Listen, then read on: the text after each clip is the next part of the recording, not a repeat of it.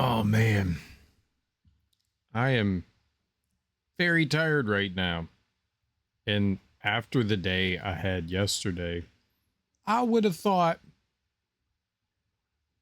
I would have slept great. Everything would be fine. No, no, no, no, no. Laugh. I'm tired. I'm tired. Ha ha ha. Hello, Darby. How are you? How are you? Very sleepy. Very, very sleepy. It's okay. I had an exhausting day yesterday. That was fun. That was fun. Um,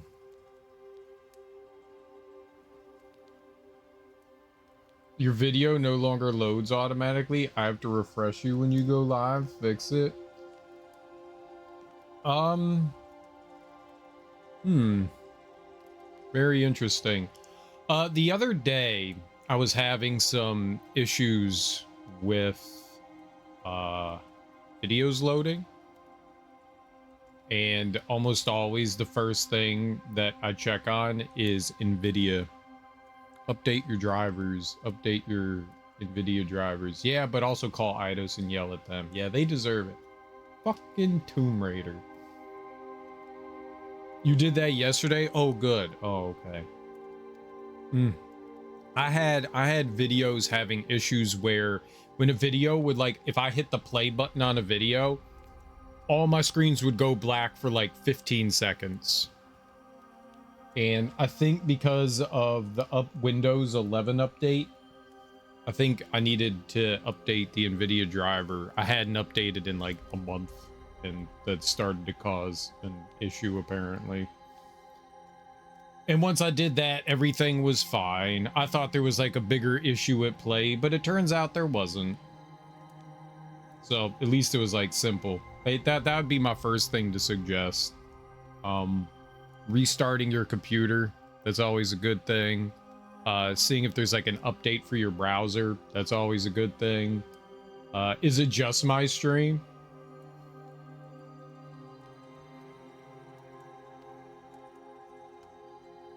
Good morning, Ebony. How are you? How are you? Welcome on in.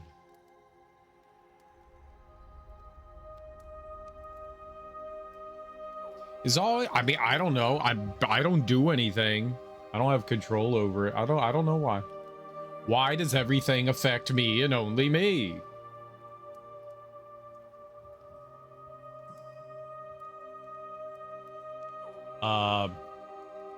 Fix it. Yeah, I wish I could. I wish I could. Remaster for 1 through 3 on Tomb Raider is free. Return it and get your money back. Yeah, grab it. Check it out. Free is too much. I think it's worth trying. Who knows? Like, I always say, just because I dislike something or like hate something doesn't mean someone else can get enjoyment out of it. I hate 90s punk grunge with a fucking passion. Is like nail on a chalkboard, but people love it, you know? It's just purely a subjective thing. It's Friday! It is Friday. I have played way worse games than Tomb Raider. Tomb Raider is not fun nowadays, though. Grunge music? Yeah, grunge. Grunge. If you ever heard any, like, Nirvana or Pearl Jam or Creed, that type of, I don't know, neo-punk, that's grunge. You like Nirvana? Then you probably like some grunge music. I'm personally attacked and will leave this stream. You ain't got PS. I do not have PS Plus, but I already do own the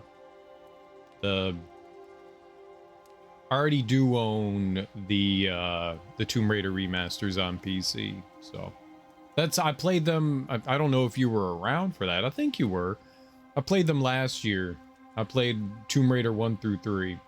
And some point this year we're gonna play through 4, 5, and 6. Is Nickelback grunge? No, Nickelback isn't grunge. Grunge was kind of on the way out. Nickelback is like punk pop rock. Pop rock? Only like one song though, because I only know one song. Well, they have they have like 2 albums. It's not punk. They're pop rock. I'm very tired this morning, so I'm gonna be stumbling over things. I think Nirvana has 3 albums. One of them is a live version. I think they have 2 studio albums and then Nirvana Unplugged. I think that's it.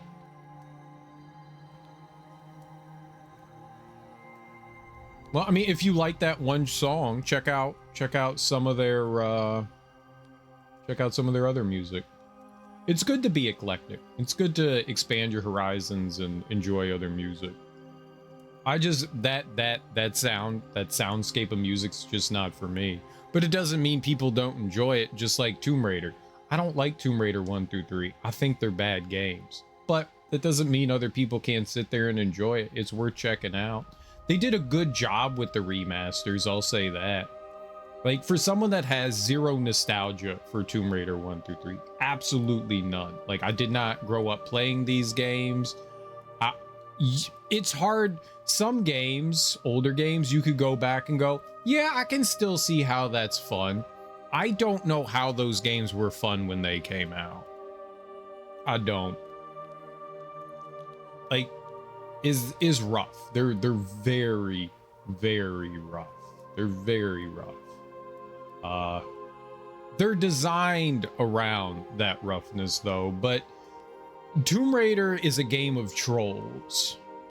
And it's difficult. It's really difficult. It's sometimes really hard to find your way through levels because level design back then was still kind of up and coming. Level design wasn't even perfected in 2D games, let alone 3D, and Tomb Raider are some of the first 3D games, so people were still learning how to like properly lay out levels, what would be fun, how mechanics in 3D should be fun. There weren't a lot of action adventure games like Tomb Raider either, but Tomb Raider largely is a troll game. It really comes down to what shitty ways can the developers kill you, so when you get back to that point the next time, you know to avoid said thing. The problem with that is there's a lot of levels that have a lot of insta-death. A lot of insta-death where it's, oh, you died, haha, so then you try something new. Oh, you died, haha, so you tried something new. One of the problems with that game design is that on console, on the PlayStation, you had checkpoints. So the game is especially brutal on home console. Fortunately on PC, you have a save anywhere option, which is kind of like a save state. And so the game doesn't feel nearly as punishing. I would imagine that if I played Tomb Raider on console, I would have snapped that disc and burned it in a giant fire. That kind of game design is just not for me. There are certain people that enjoy that kind of thing, but couple the game design with really bad controls. Like, it's already awkward for the tank controls, but the tank controls in Tomb Raider are something especially atrocious. And then you have tank controls for combat, and yes, Lara does auto-aim her gun at things, but combat is absolutely abysmal in those. It might be like as bad as the platforming and stuff is, that sort of works for the most part, and it can be frustrating. But I think, honestly, for me, the most frustrating part was combat. Combat was just awful. Awful. The first game, honestly, is probably not too bad in that regard. It sucks regardless, but it's not too bad because most of the enemies you're dealing with are just animals. So Lara can kind of like jump around and move out of the way of animals. In the next couple of games, they give the enemies guns and stuff, and it just becomes atrocious. Like, you won't even see an enemy and your health bar will just go you're like, what just killed me? Oh right, that dude had a gun and he's across on the other side of the level and murdered me. Cool, I guess we know that now. There are just some really rough bits in some of the later games. Why are we talking about Tomb Raider? You got Octodad. You know, I bought Octodad back when it was like one of those like indie buzz things, kind of like Surgeon Simulator. Back when like indie was like really making a push, like in the early 2010s. Like you could source indie games back to probably the Xbox 360, where things really started to pop off, shit like Braid.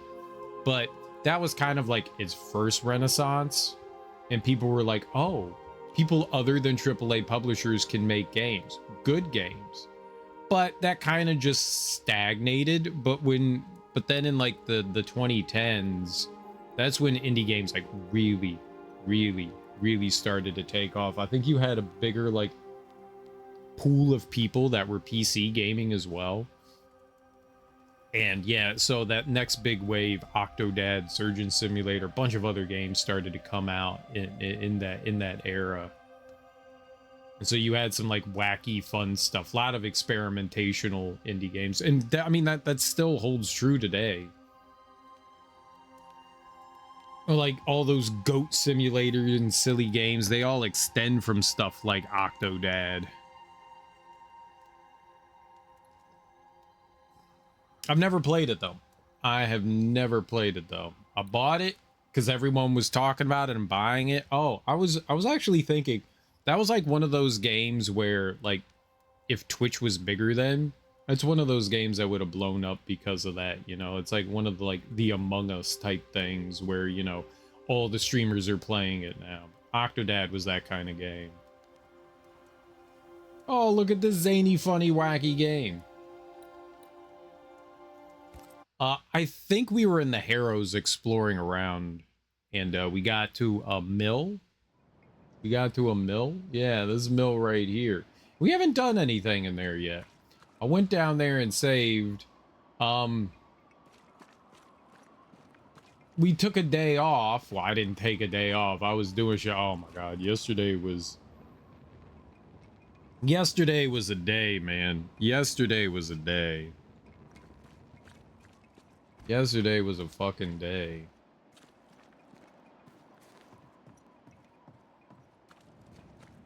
So not really I was kind of hoping that I would have been able to relax a little bit yesterday, but there really was no relaxing yesterday. No, I didn't. I did not. I did not. I did not. Light it on fire. I would like to light things on fire, yes. Relax better. So I had to drive my little sister home yesterday. We didn't have to go all the way to her place. She lives in assisted living. One of the people that I guess look over her, they have vehicles, and they came and met us halfway, which was great. I didn't have to drive 4 hours.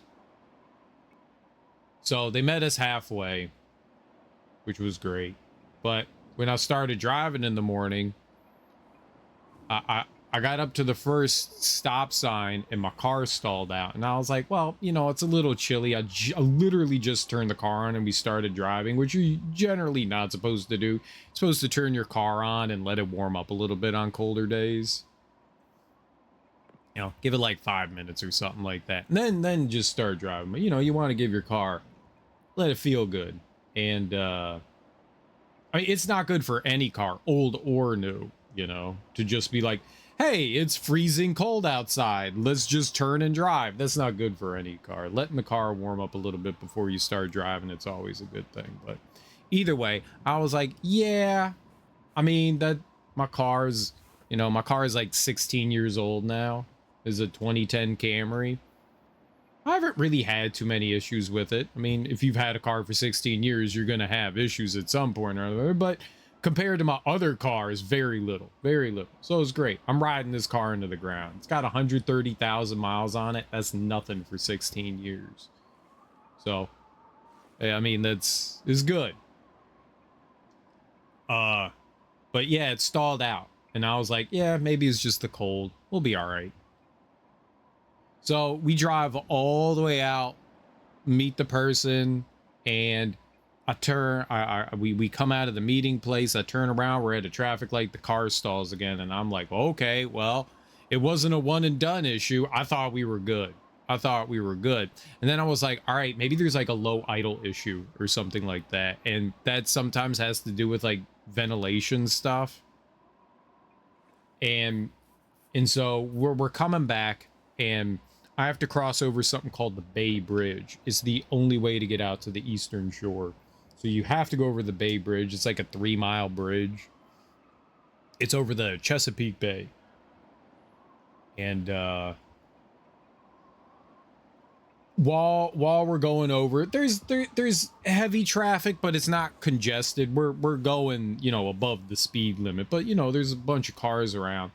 And I let my foot off the accelerator, which probably had nothing to do with it now that we know, but it stalled on the bridge. That is the scariest fucking thing, because you're going 60 miles an hour on the bridge. There is very little room. Like the lanes are stacked on next to each other. There's 18 wheelers around you. There is no shoulder on either side, so you're not pulling over on either side, and my car stalled out on it. And I was like, oh my god, if my car breaks down on the fucking bridge. If you've ever wondered why there's traffic jams, is me. I'm the one that causes traffic jams. I go to every city, every place, and if you're like, why are people stopping, and you get somewhere and you're like, there was no reason for us to like stop back there. Why were we all stopping? What was the stopping for? It was me. My car stalled out on the fucking bridge. No, I mean, I turned the car back off, turned it back on, made it all the way home. But it did stall out on the bridge. So on the way home, my mom was calling like the auto repair shop that, I normally take my vehicle to. They were like, we can't see you till Wednesday. And I was like, dude, we got to call around to somewhere else. We only have the one car. We got to get this thing running. So she called down to like a local-ish shop. And they were like, yeah, we'll take you today. And I was like, cool. I drove my car down there, and there was nobody there. Like, they were like, dude, all the bays were open and shit. Didn't matter. I walked home. It's like a mile and a half home from the auto body shop. So, I mean, it's not too far of a walk, but it's literally all uphill. So going back down there was fine, but going back home from there was not fine. It was all uphill. I was tired as hell when I got home. I was like, holy shit, that was a hell of a walk. I thought about riding my bike. Because I could fit my bike in my car. Thought about riding it, but then I was like, I'll just walk. Walking's fine. But yeah, I mean, technically it broke down, but I was able to get the car going immediately. So no, I mean, it wasn't long. And the cool thing is like I put on my hazards, and the person behind me like slowed down and put on their hazards. And I was like, wow, someone that knows how to drive and what they're doing. That's fucking great. So yeah. But I mean, like, that's like one of the worst places I could imagine you breaking down, I'm just glad that my car didn't just like stop. Yeah, so I took it down to the local shop, and they said it was the airflow sensor, which they definitely overcharged us for. But we paid the convenience fee. We paid the convenience fee to have them fix it. I looked it up afterwards. They charged me $300 for the airflow sensor, and I looked it up, and Pep Boy sells it for like $100. So they definitely overcharged me for that shit, but is the convenience fee. They definitely overcharged me for it. I've been in traffic jams in DC. It's crazy, but Raleig's worse now. Oh, the DC traffic is abysmal. Abysmal. But yeah, no, I mean, I'm not entirely sure if the car, I didn't really drive it too much. Gas is expensive. I'm not joyriding in my car unless I have some place to go. So we'll find out. My mom doesn't want to drive it, so if we have to go anywhere, I gotta drive it.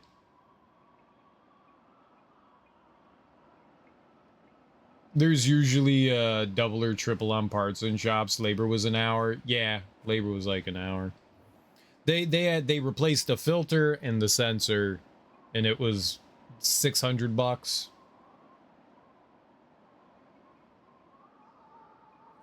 So it was like 300 for the sensor, another $30 for the filter, and then $200 for 225 or something like that for the labor. Yeah, well, I mean, I'm not a car person.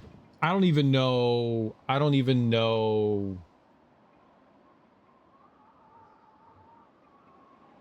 me. Alls they do. Oh, no. And it was $100 for them to hook it up to whatever their machine is, their diagnostic machine. That's what it was. That's where the extra money came in. It was $100 for them to hook it up to the diagnostic machine. It's always $100 to hook it up to the diagnostic machine. It's just a flat fee. I don't know why. I guess shops charge you $100 to hook it up to the diagnostic machine. Like, because that's like their deterrent fee. Like, you know, this is going to cost you money. We don't want to waste our time here. But $100 to hook it up to the diagnostic machine.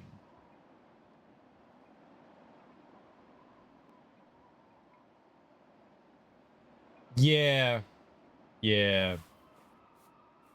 That's every shop I've been to has a charge for the diagnostic machine, and it's usually around $100.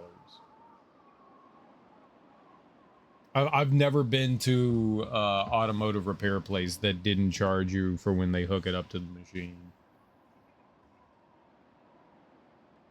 That's just like their way of doing like a basic service fee. They do free inspections. I've never been to one that didn't charge you for it. And that's just not in my state. Like, that's in a lot of different places. I've never been to an automotive shop that didn't charge you for hooking up to the diagnostic machine.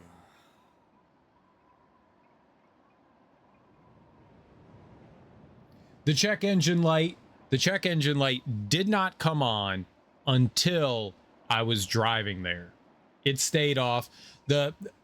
Everything, like a bunch of lights would come on when the car stalled out. Like the battery light would come on, the airbag light would come on, the check engine light would come on when it stalled out. Like a bunch of lights would come on. But when I turned the car off and turned it back on, the lights went away. So when I went to the shop, the check engine light came on, and the your car is skidding light came on. Like the traction thing.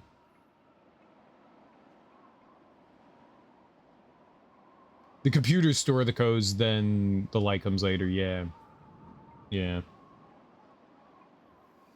So on the way to the shop, the light came on, and I was just like, God damn it.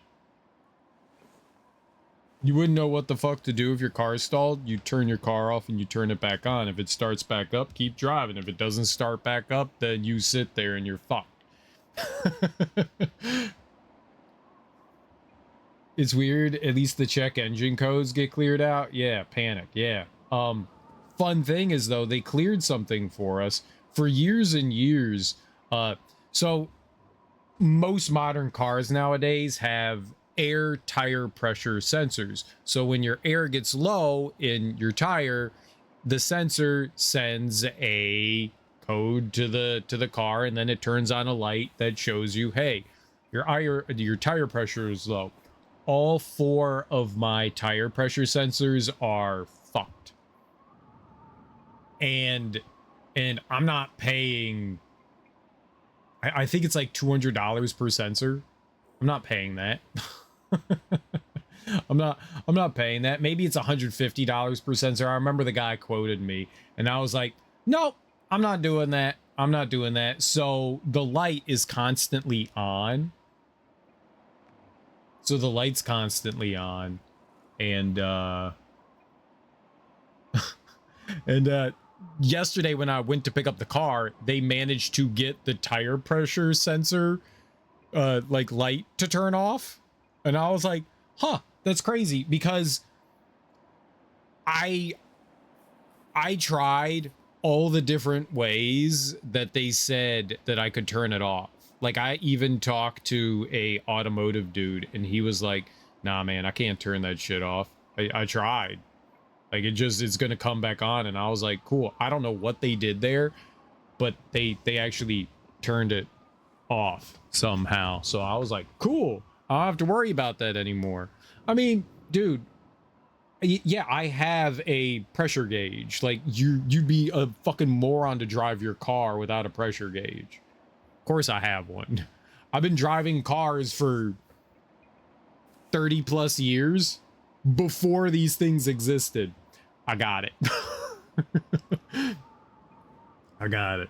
I got a tire pressure gauge. My wife's Civic has the Toms out. They want $400. Toms? My neighbor's tire pressure is fucked up. His tire was completely flat. Yeah, that's the wrong kind of fucked up. Tell him get some air in them tires. Air's cheap. Sometimes the shit is just bad wiring, and if you flick it, it works for a while. I keep my gauge in the glove box. Exactly. Like the little thing with the thing that goes on the tire and had the gauge with the numbers. Yeah, so you can know the pressure. Yeah, the tire pressure. That's what the gauge number is. In every vehicle, depending on what kind of vehicle you have, if you have like a 4-door sedan, a 2-door sedan, depending on make and model, each tire has different pounds per square inch, and you're usually somewhere around like the 35-pound mark. But the nice thing is on the driver's side, literally every car lists the tire pressure gauge, and they usually tell you normal driving and winter driving gauge on them as well. So if you just look down on the driver's side, there's a little sticker right inside on the door panel, like right next to the driver's seat inside the door frame, and it will tell you, it actually tells you a bunch of information, but it does tell you the tire pressure that you need for your car. Darby was too scientific. She tends to be. He thinks someone slashed it, but they're doing construction by our apartments. They're building new apartments by us. Think he hit a nail? Yeah, it could be any number of things.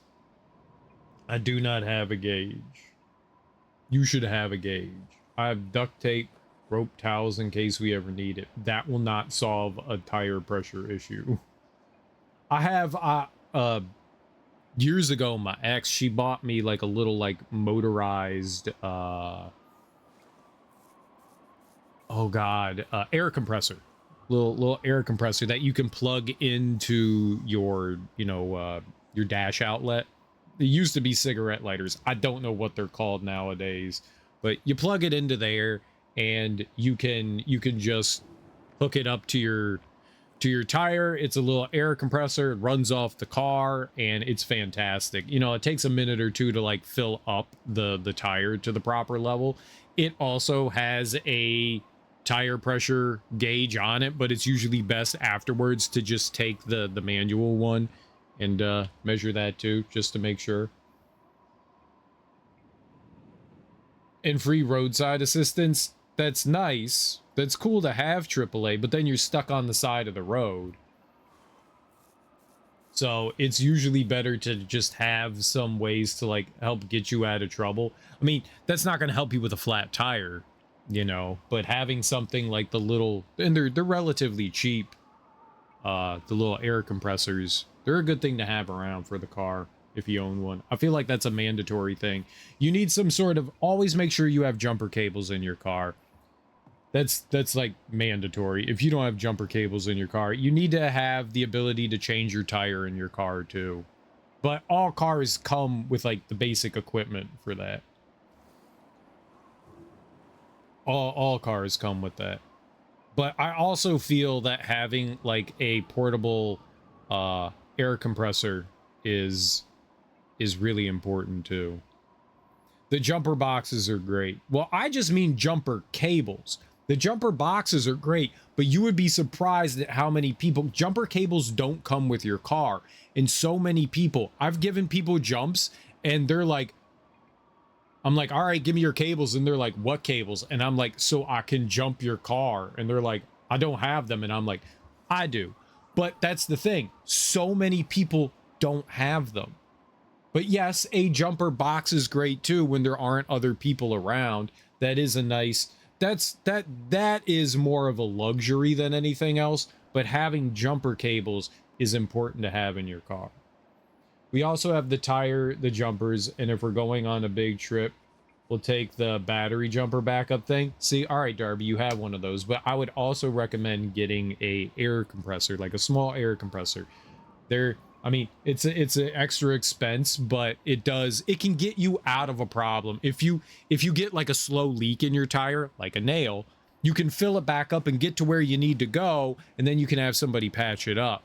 And it could get you out of a jam rather than being stuck on the side of the road with no way to change your tire. I can jump a car and change a tire, so I got different skills. Oh, you can. I thought you were saying you couldn't change a tire. Well, it's good that you know how to change a tire. That's also something wildly surprising. There aren't a lot of things that you should know. There's a lot of things you should know when you learn to drive a car, but one of the biggest things is how to change a tire. There's so many people that have no idea how to change a tire. Anyone can change a tire. Anyone can change a tire. I've seen tiny people change tires. Anyone can do it. It's difficult, but anyone can do it, and everyone should at least know how to do it. You may never have to change a tire on a car. You may never have to. I have changed multiple tires. I usually try my portable jumper box before getting the cables. Yeah. The technology of the portable tire filler things have got good. I mean, they've been good for a very long time. I can in most cases. I know the rough idea. Same with the things that need to be topped up under the hood. Bonnet, stomp on tool if too tight. You do have to be careful about that because you don't want to rock the car too much, because one of the problems, they usually tell you not to stomp on it, and for a good reason, because if you rock the car too much, you have the jack that goes up, and usually the jack, a lot of people don't get it in the most secure place. Most cars have a specific place that you can feel right behind the wheel where you're supposed to jack the car up. Most places do. It's either in the front of the back wheel or behind the front wheel. But they're usually not the most secure things. And if you stomp that, you risking the car. You risk rocking the car. Rocking the car will loosen the jack, and the jack will come crashing down. That could, especially if you've already taken some of the bolts off, could cause issues with the tire. So you could potentially make it. Stomping on it is really bad. There are some instances where it might be beneficial to try to do it, but it's really dangerous to stomp on it. It's really dangerous too. Break the bolt loose. Some first, then raise it and finish.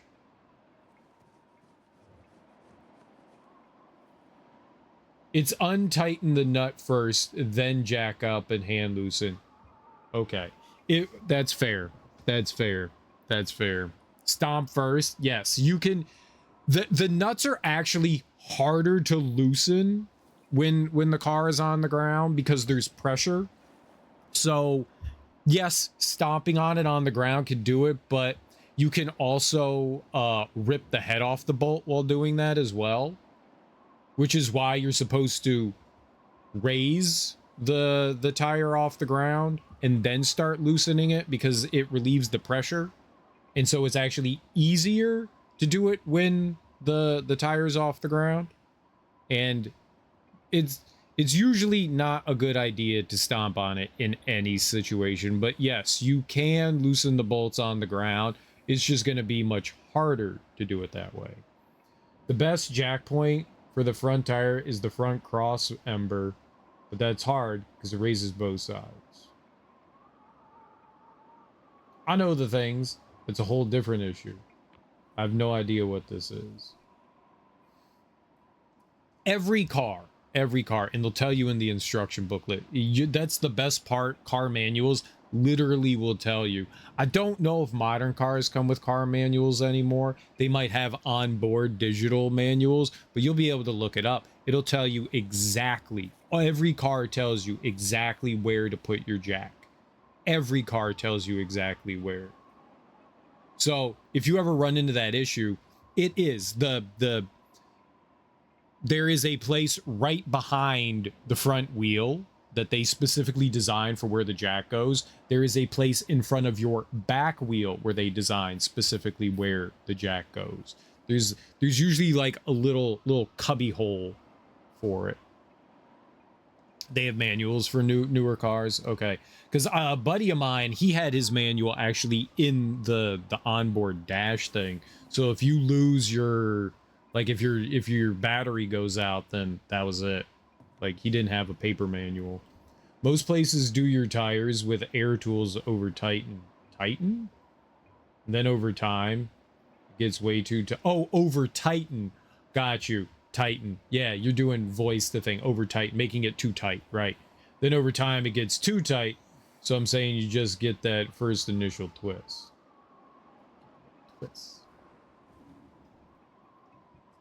Knowing if you drive a car, there are just a handful of basic things that you should absolutely know. And one of them is definitely changing a tire. And I mean, knowing how to charge your battery or give a jump. Get a jump. It doesn't happen often. And that's easily stuff that's forgettable. The great part nowadays is that we walk around with computers in our pockets. So hopefully you're in a place where you can have, cell service that you can look basic stuff up. Mom can't do a lot of this, so I learned. Yeah, no, I totally understand. Yes, and that's why having like car service like AAA is helpful too. I asked a woman who was into cars to teach me too, so she did. Nice. Well, I'm glad you know. It's important to know those things when you be driving around in your automobiles. Is good to know.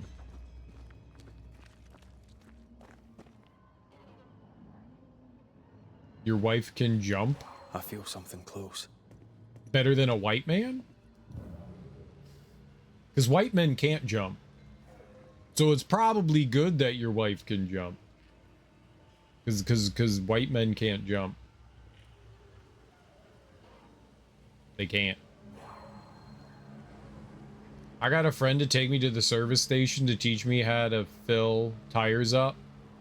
How to program the PC to the right pressure. I don't even know what that means. A PC?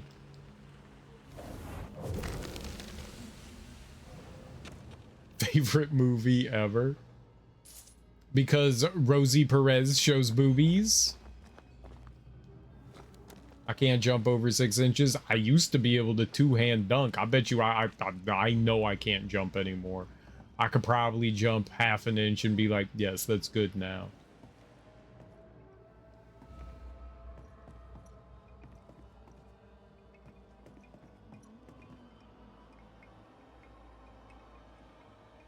The air computer thing? I don't know what an air computer thing is. There's no like air programming thing. You just, if you go and get, there's one of two ways to get air. You have your own little compressor, or you go to like a gas station and they have a compressor, but there's no computer. It's just you put, you know, a couple quarters into a machine and it just starts pumping out air. You're not programming anything. Y'all got fancy shit. Get out of here with your fancy shit. Yup. You pay for it. The card just tells you how much pressure. They have free air at the petrol stations. There's a DPI. Some of the air pumps at gas places have a setting for PSI. Ours is free. Well, you know, there were probably places that used to have it for free, but people take advantage of that stuff, and it's why we can't have nice things. No place around here is free. Everything charges you now. Out here in Texas and South have free air, but most want your cash. It's usually not much. It's usually like 50 cents or something like that. But yes, there's no place around here. Maybe like rural areas, I could see that, but yeah, most places around here, no, you're not giving out free air.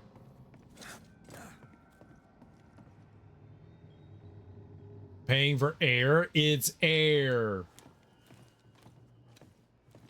Yeah, I don't know what to tell you. This Aussie is shocked. QT is like, oh. I don't know QT. And shit, the ones that take your credit card is like $1.50. Yeah, I have not used a air pressure pump thing at a gas station. Other than like, hey, like I'm getting my tires changed or rotated or whatever. I haven't paid for air at a gas station in a very, very, very, very long time. So I don't know what it is. You know, when I was younger, it was like 25, 50 cents, depending. Nowadays, it could be $1.50. It could be. I have no idea. I have my own portable air compressor, so I have zero need to like go and use that. So I've literally no idea what they charge, and I'm not gonna go wander over and be like, I wonder what they charge for air. I don't care.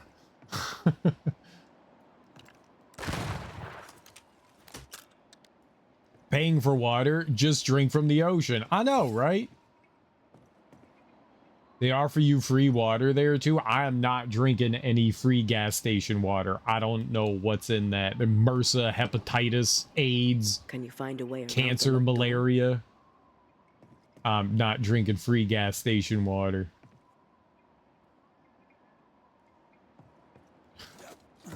That's how you die.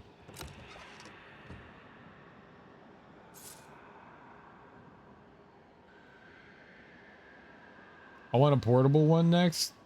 I can understand why you would buy your own. I do stop it. Well, it's not just the fact that you would have to pay for it at the gas station. You don't really, you're not filling your car up that often with air, so that wouldn't bother me so much. It's the fact that you could be out on the road and get like a flat tire or something and need air. I've had that happen.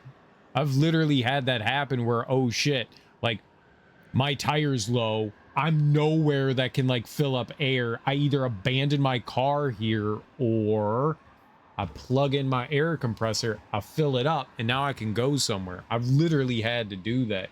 It's gotten me out of some, I wouldn't want to call it dangerous situations, but I would have been abandoned in the middle of nowhere for a good long while if I didn't have that. So yeah, like it's I don't want to say it's a lifesaver, but it's definitely come in extremely handy and helped me out of some sticky situations, you know. I do stop and help people. I've done that a couple times. I'm not stopping on the highway to help people, though. I'm not doing that. It's too dangerous. It's got that worm from Futurama episode where Fry gets buff. Because driving on a flat's extremely stupid. Fill it up every few miles. Exactly. Yeah. Oh my god, you can get cancer from water. That's why I got cancer. See, Darby, I told you water is bad. No, water is good. but also terrible for you. Don't die.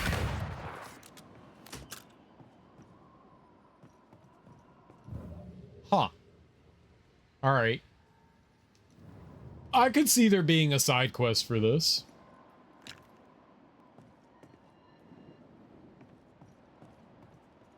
Or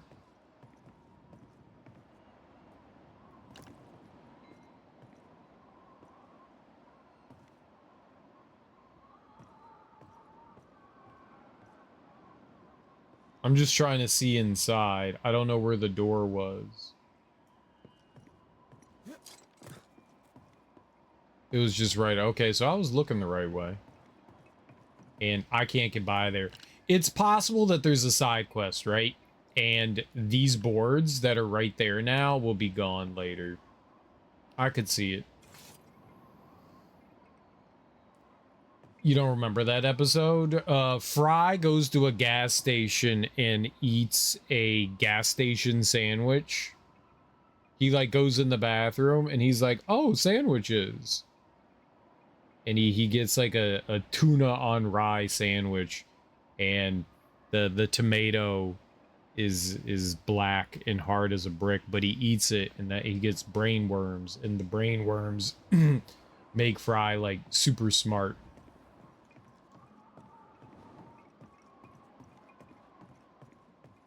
Just like RFK Jr.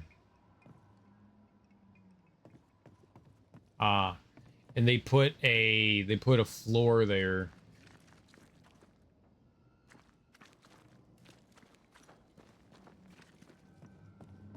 You remember that one now? This is a good episode. They massage his muscles, right? His muscles. Wink. Something's concealed. Wiener bone.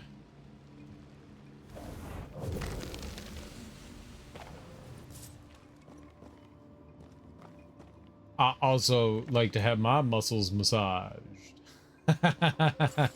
No, it actually feels good to get massages. They're nice. Especially those deep tissue ones. Shiatsu. That's good stuff. That's good stuff.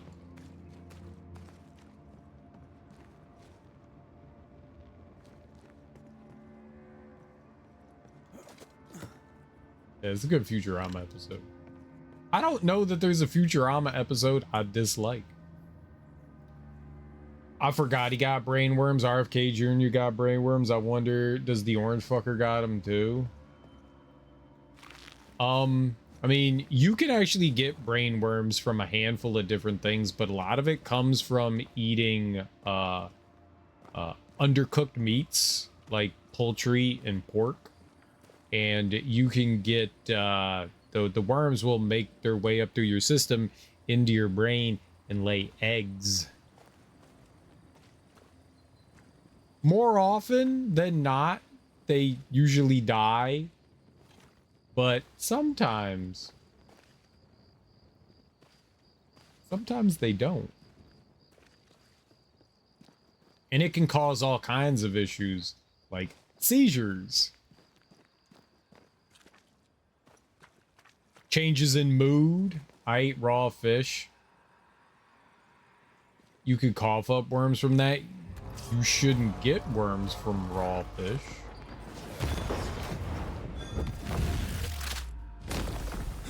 Try this on.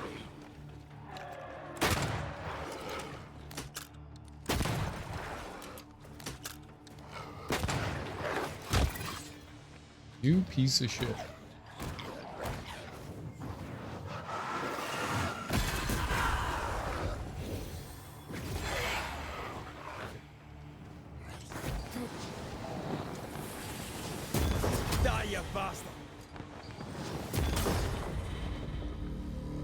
Those poop heads. Pork can also spawn some kind of living thing in your brain. Yeah, that's a parasite.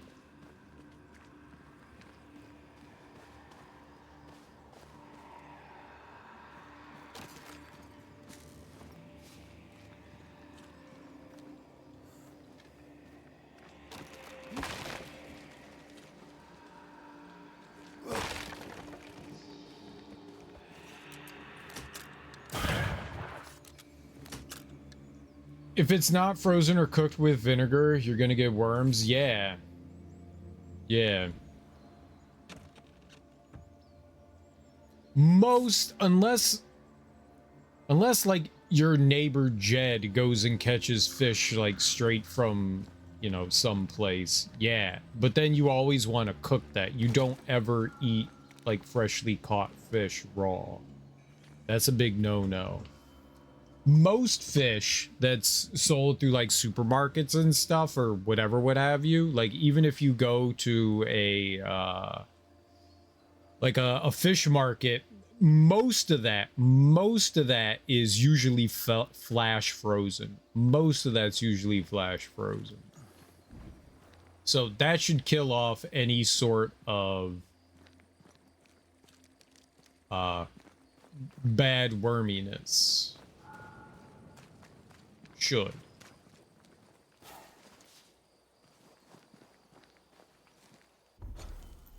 But yeah, if it's not flash frozen, then you definitely run the risk of I'm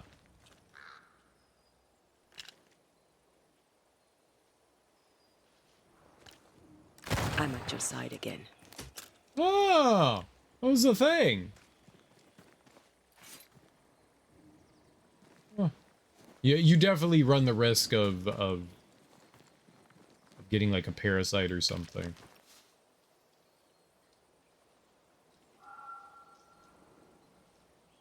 Not our fish market. USDA actually does require freezing fish before selling. Yeah. Yeah. I mean, maybe not every market is like well regulated in any way, but the ones around here are.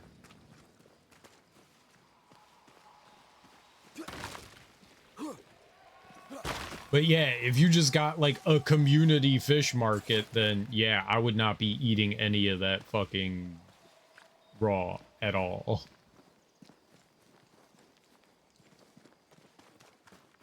That would be bad. That would be very, very, very bad.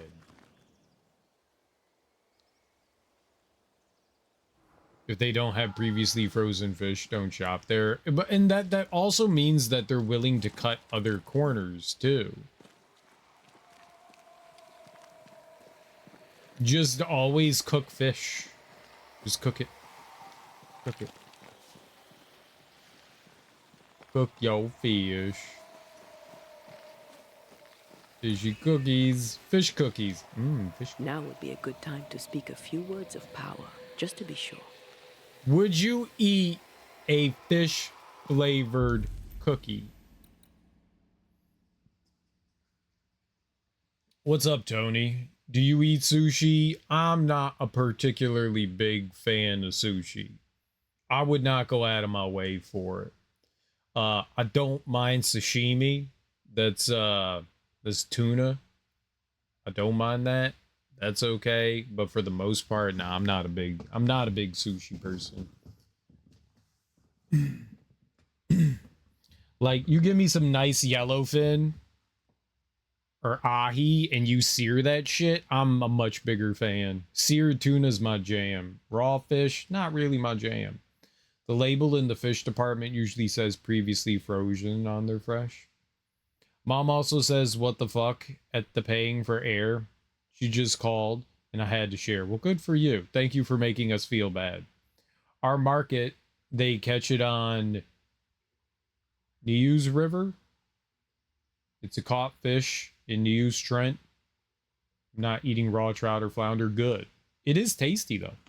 I don't mean raw. I mean, like, fresh fish is very tasty. Who's paying for the air compressor and parts, then? Some nice dude. Sushi's generally frozen, but some of them aren't cooked. Well, I mean, that's the idea behind sushi. Sushi's not cooked. It's not that some of them, no sushi's cooked. The whole thing of sushi is that it's raw fish. Raw sea creature is not just fish. They have lots of different raw varieties of animal that they serve.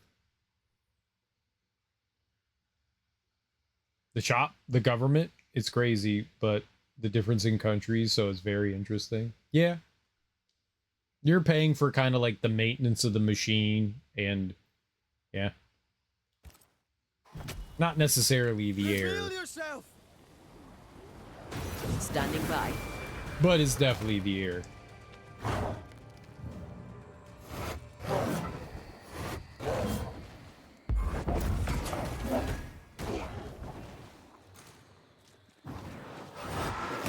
Think you could take on a ghost?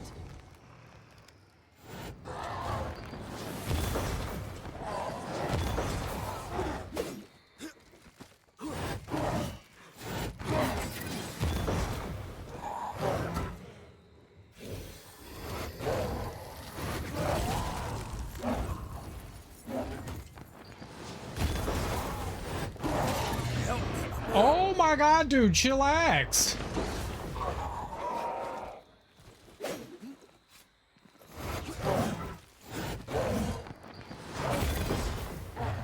The drowned boatswain is being very mean. Fuck! He had no chill. Another one of those things that aren't talked about or compared because in your IRL bubble, all you know. Fish market here got caught selling fish you got in an aquarium? What aquarium? Why are they, what? Carp? Carp? Present yourself. Koi? I'm right here, you know.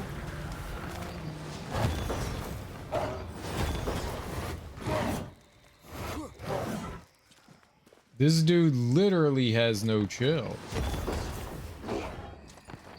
I'm gonna build up the gauge here.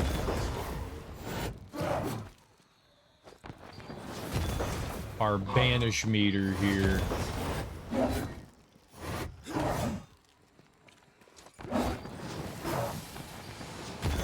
Holy crap, like I can get in like no attacks. They never learn, do they?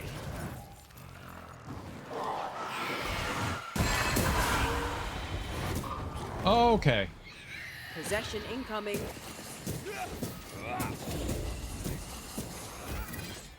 I can...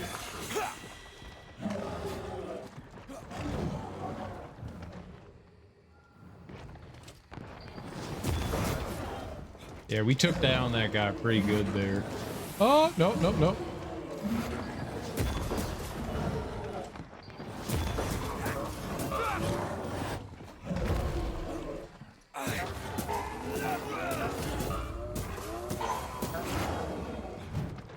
Okay.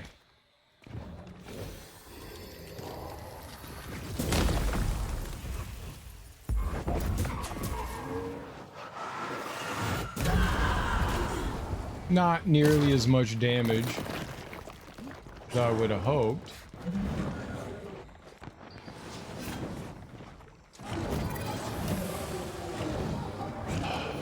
No, no!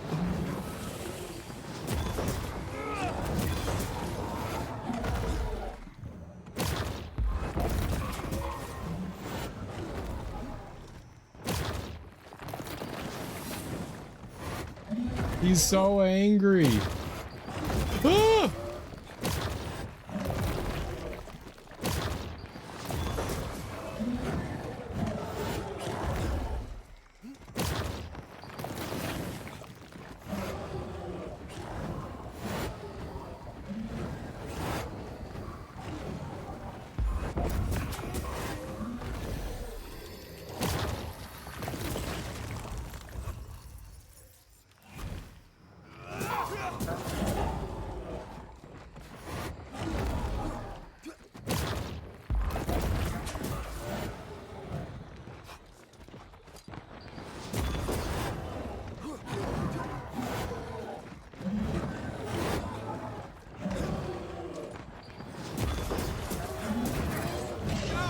No, no! Holy fuck, man. Drink!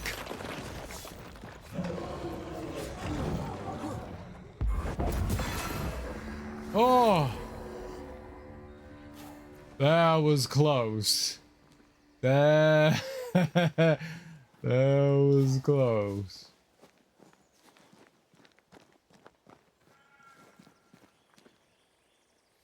There's purple and yellow fish. Magikarp. If it's a variation of goldfish, I think they're carp. They come in different colors. Like he was selling fish he was supposed to put in a fish bowl or home aquarium. They got caught by the North Carolina game warden. Shit had to close for like a month. You can't eat, like most fish are like that big. Like goldfish are very tiny. They can grow to be pretty big. Goldfish can actually grow to be pretty sizable. Sizable for what they are when they're young. But you ain't eating that shit. FDA, not USDA, about the fish freezing law. That makes more sense. 31 for 15 hours. Is that negative 31 or just 31 degrees? That's below freezing.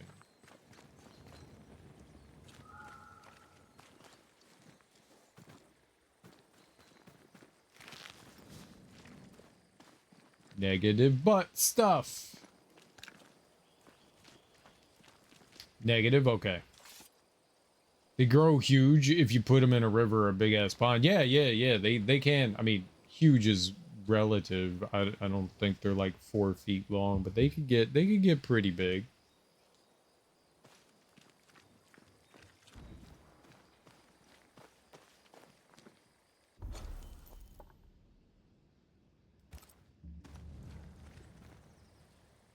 Goldfish can do well in koi ponds since they can handle colder water better than koi. Plecos. Plecos. I know the name pleco, but I couldn't tell you what the fish is. And it's definitely like fish store fish. Betas and plecos and... Watch out. Spectre possession. Have some of this. Okay, thank you.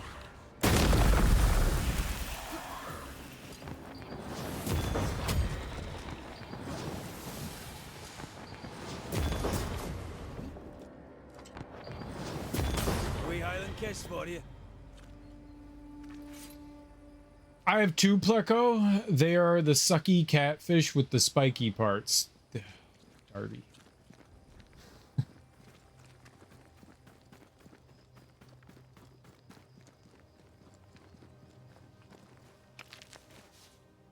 Pleco or plecky. I had a cute one, but it ate the gravel and died one day. Well, what they do, that they're bottom feeders, so they like filter and clean it off. I don't think the gravel killed it.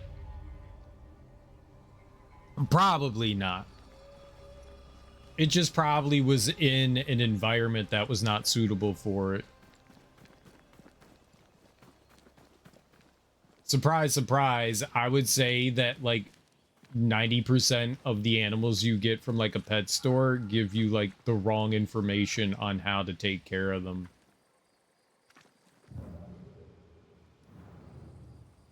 I saw footprints.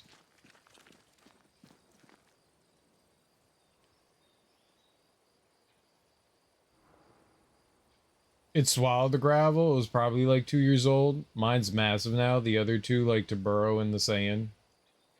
He was big too.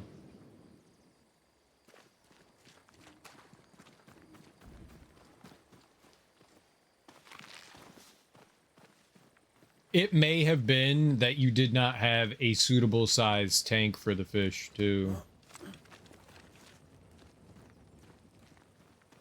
If the tank is too small for the fish, they will die.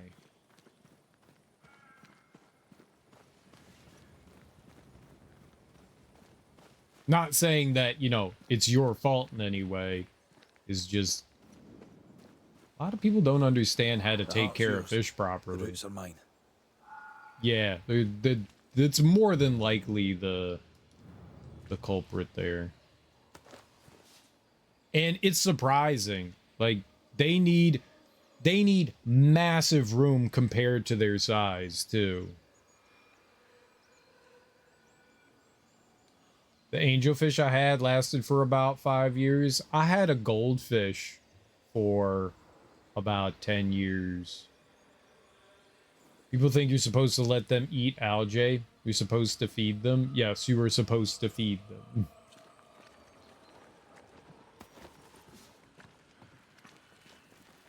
You're not supposed to let algae grow in your tank. That's unhealthy for the fish. That means that the water isn't getting cleaned, and that means that there is a lack of oxygen. You're not supposed to let it grow algae. You have to keep the tank clean. The fish will literally drown. I had one for 3 years, and the ghost knife ripped its mouth off. They can eat the algae, but also provide food. I have this.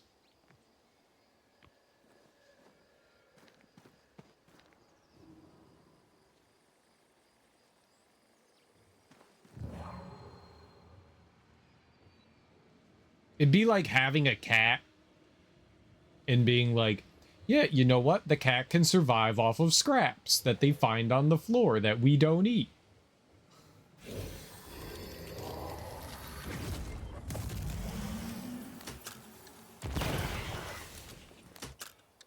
Roll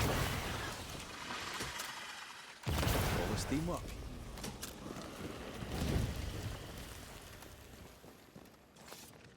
It'll be fine.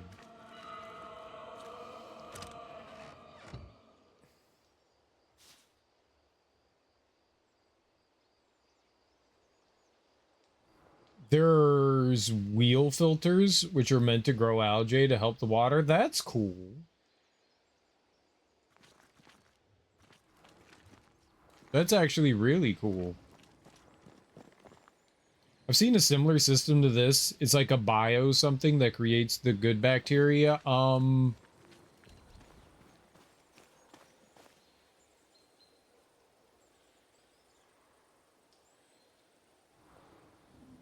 I was thinking terrarium, but that's not it. But yes, if you're able to like somehow simulate the environment, there's a term for that. Simulating an environment. I can't think of that. I think terrarium is something like it, but that's not it. But yeah, that's cool. You rebuild the rocks and coal instead of just buying the filter things. Interesting. Very interesting.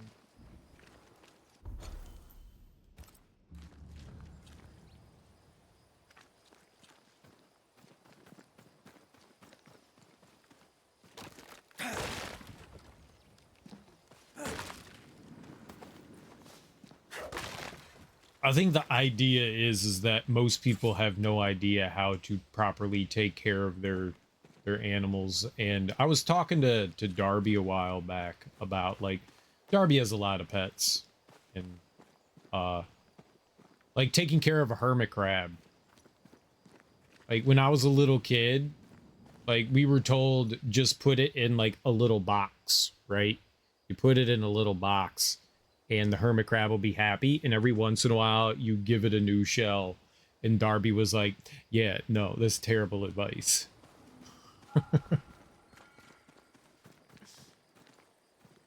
Like hermit crabs, surprise, surprise, need very specific environments to thrive properly. And no wonder the hermit crabs only last, you know, like a year or so. And people think of the wheel isn't spinning fast, it needs to be clean. But I guess it just needs to rotate a little at a time. That's fair. I feed a lot of my wildlife in my yard. They're not my pets, though. Right. They need heat and humidity and room to climb and move and dig and a variety of food and safe water. Safe with marine salt and deep pools to dunk in salt water. There you go. Yeah. All those things. Those words.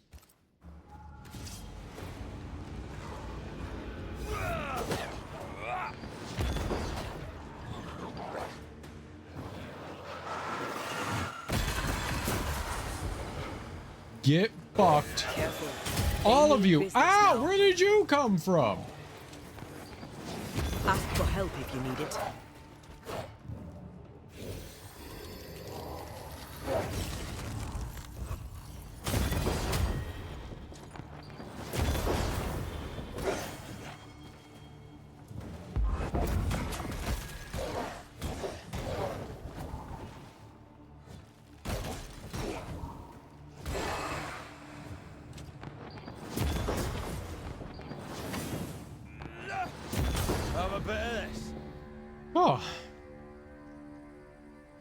Don't hermit crabs cover a lot of distance? I don't know. They're not a beginner or easy or cheap pet yet, and so you get them a hamster wheel. They don't get bored. I have the UFO style wheel that's freestanding and they love it.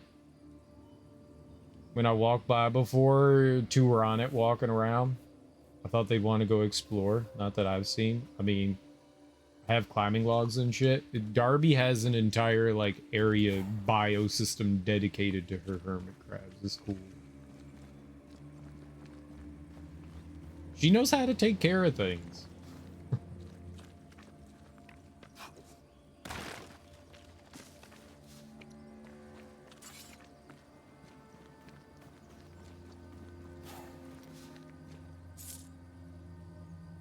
They like to lift up shells and look under. What are they looking for?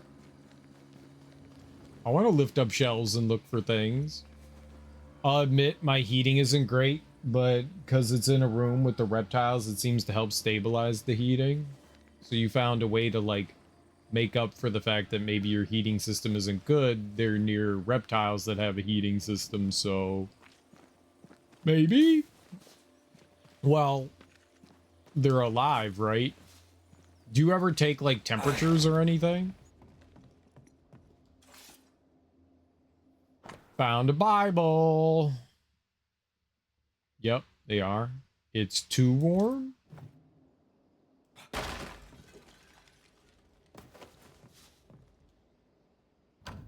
I did have a... oh, that's locked. This requires a key. I did have a gauge in the beginning, but it stopped. A fan to cool the water?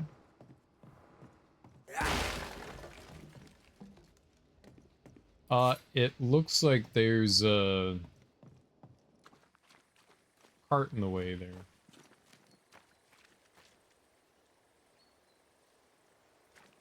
You would have to push it from the other side. I cannot get to the other... I can get to the other side through the power of magic. Now, why would I move this? Where would I move this? This way? Okay. And what fur? Did that... like, what purpose did that serve?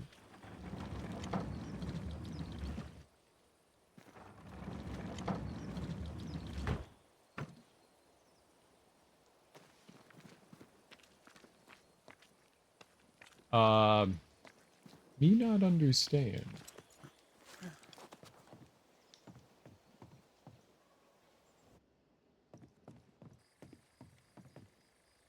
Me very not understand.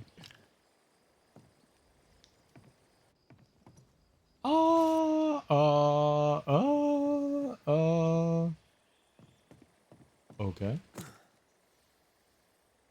They got those cool aquarium stickers that are a thermometer. That probably wouldn't work on air. Only glass with water behind it. Yeah.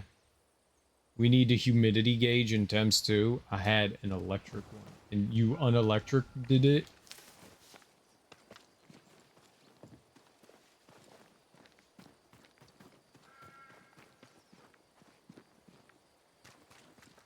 You removed the electricity? Did that pop up on the map? It did. But for whatever reason, we're still shrouded in fog here. Foggy land. Fog town. Fogville.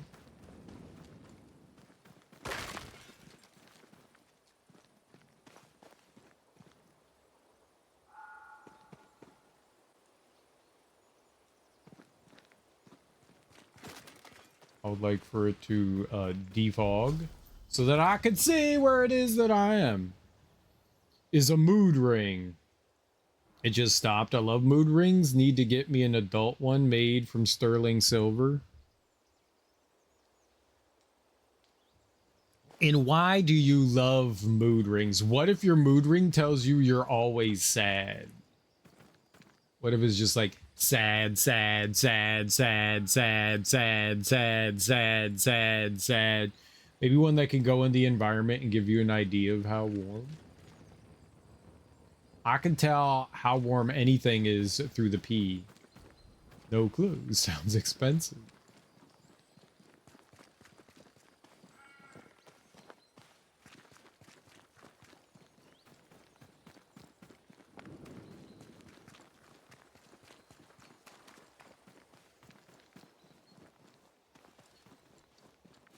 Like, my mood ring's broken, and then they put it, then somebody else puts it on, and it changes to happy, and then you put it back on, and it changes to sad. Now, those things are just based on temperature, yes? That's how a mood ring works. Have I been over here?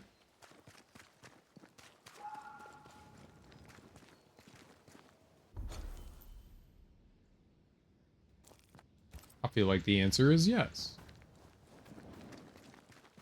So I climbed up that. That's the thing that I just looked down from. I climbed up. Okay. Ward. Watch out. Oh, no. Spectre possession. No, bad.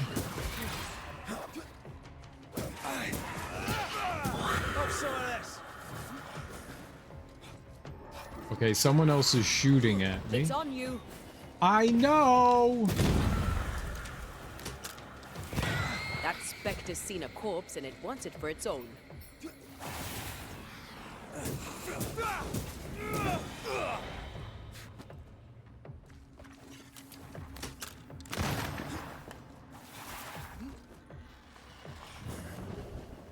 Okay.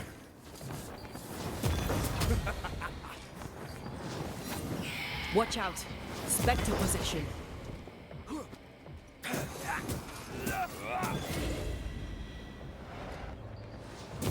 Away with you. Okay.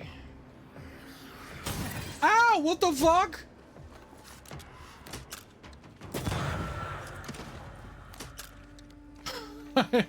I didn't know there was another one. God damn it. Yeah, it's temps, but it's magic. They make liquid crystal liquid. Liquid crystal you can paint on things now. I was gonna get some for your walls. Oh, that changes like with temperature. Wall paint that changes. That's kind of cool. Nails. Why are you yelling nails at me? Oh, you mean for like fingernail paint? I read walls, not nails. Yes, I see that now. I'm tired. Don't be mean. Don't pick on me. I'm tired. Very tired. Nails is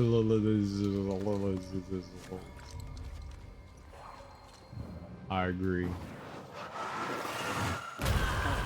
Still impressive. Very tired today. I will be mean and you will like it. Fine. But just don't be too mean. I'm tired. Very sleepy.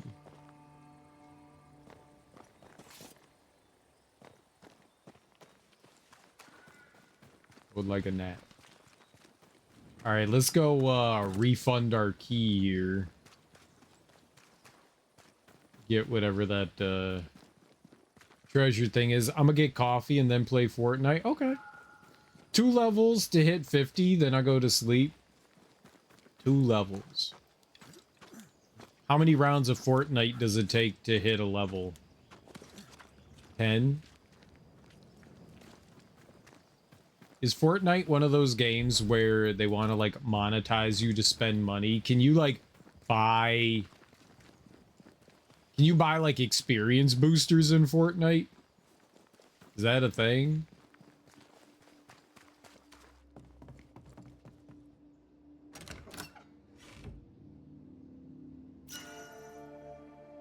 True love not. This thing? Damage dealt by Ante is increased by 50%, but damage taken by red is increased by 25. Maybe. That's pretty good. Damage dealt by red is increased by up to 40% to lower the spirit gauge. No, I'm not giving that up. That's good. At least for now. You can buy your way through the battle pass, but not buy to win. So there really are ways that, like, you can. How much is it to buy? How does that work? There is a cute moth pet I want. You want a moth?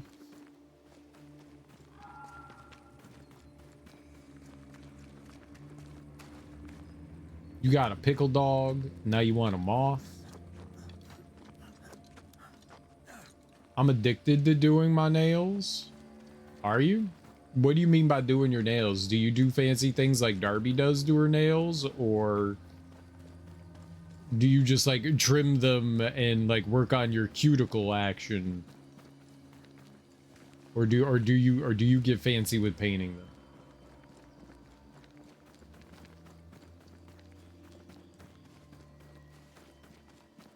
So you spend money on the battle pass, but then you can spend money on quickening the battle pass. That's definitely a way to monetize things for sure.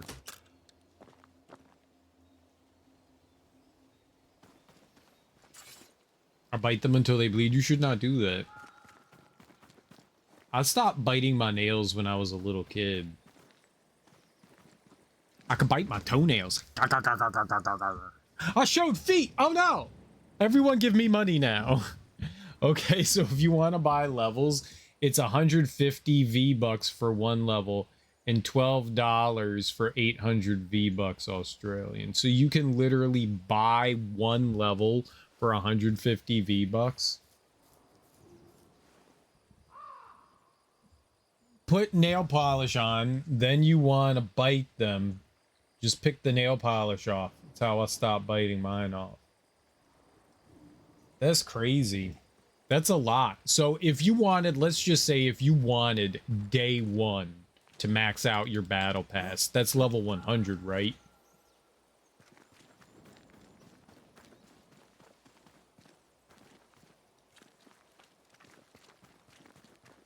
So that would cost another.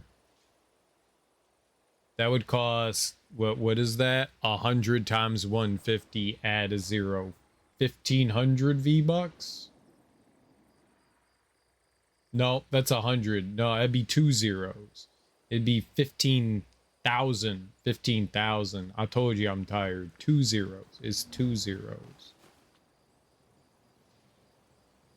Yeah, it'd be 15,000 V-Bucks.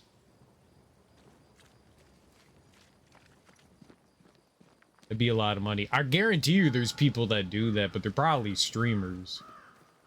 But if they're that big, Epic probably just gives them everything anyways, right? 100 levels is 13,060 V-Bucks. They give you a discount if you buy 25 levels. Fuck me.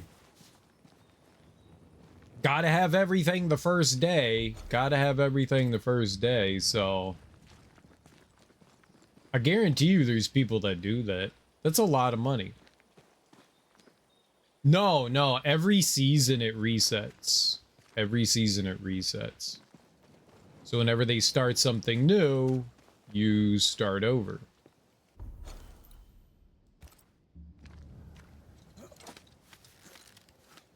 So yeah, it's just a temporary thing. You're just buying it to cut down on the time you have to spend unlocking things.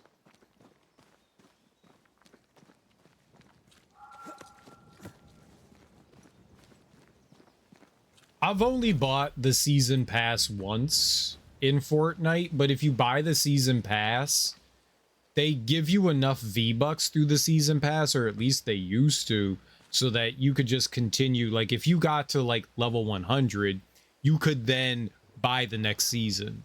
So you would only need to spend, I don't know, like 10 or 12 bucks or something like that, and then you could infinitely buy over and over and over the season.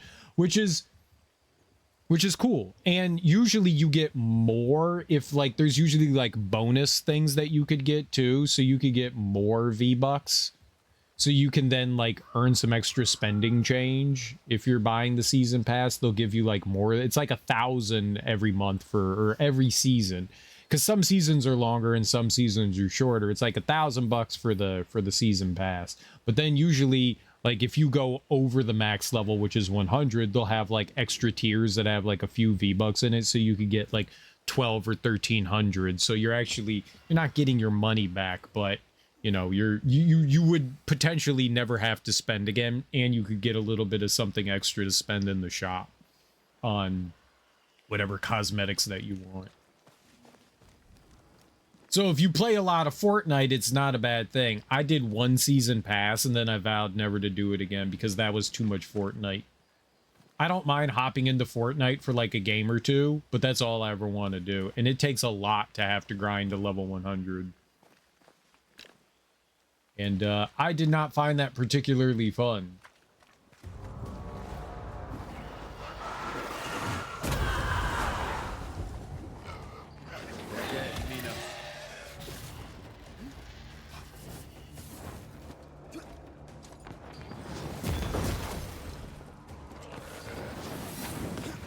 Well, that was bad.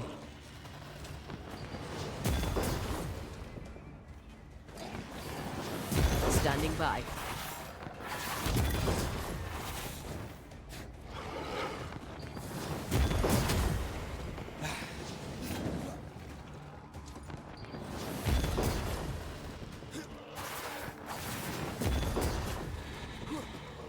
Okay.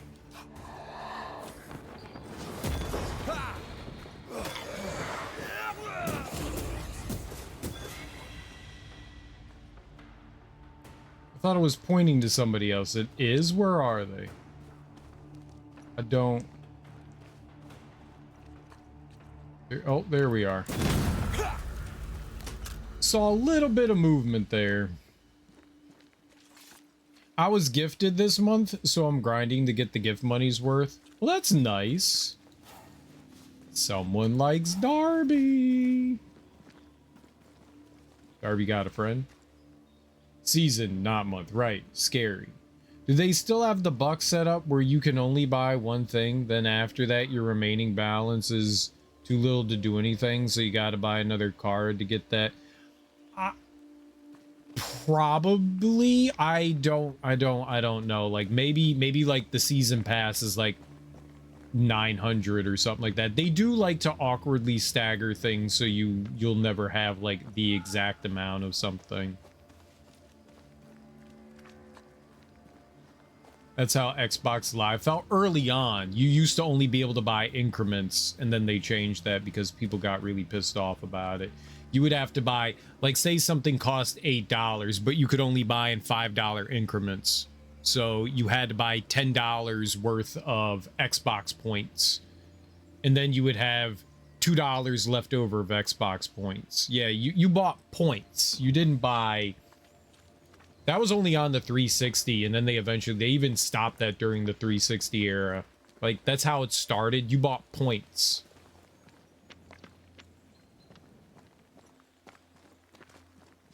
I remember doing that for not Fortnite, for Mass Effect and Fallout 3. I remember doing that for getting the DLCs for Mass Effect and Fallout 3. You had to buy like points, and then yeah. I'm sure they have something similar on Fortnite. It's meant to take advantage of you, so I'm sure that there is something like that on there. Someone's left us a fire camp to use.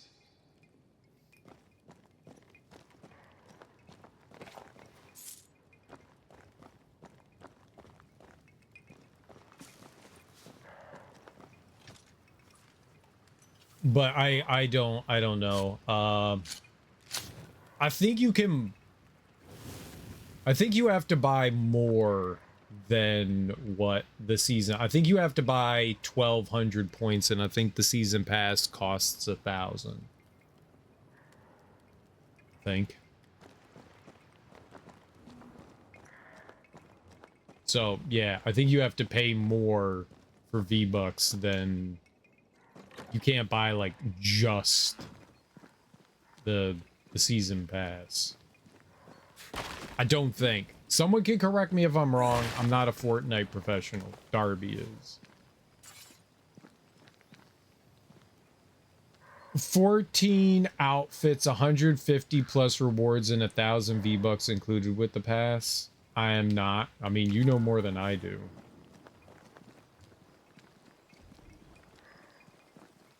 So, comparatively, you're the professional.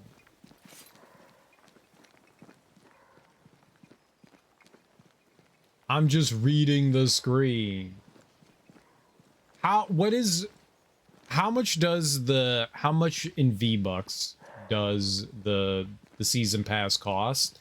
And what are the increments in which you can buy V-Bucks?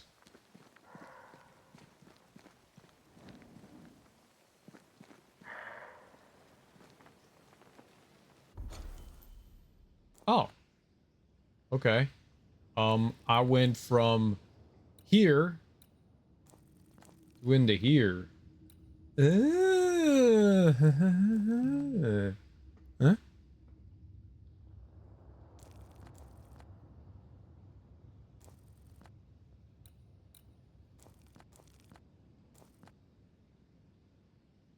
This will all connect into there.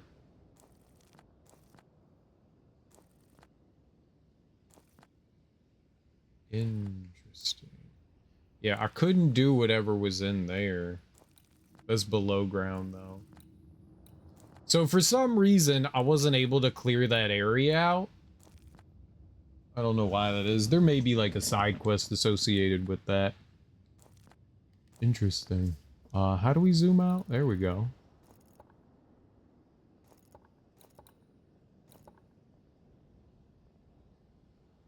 There's definitely something up there and over there. So this whole area could have shit in it.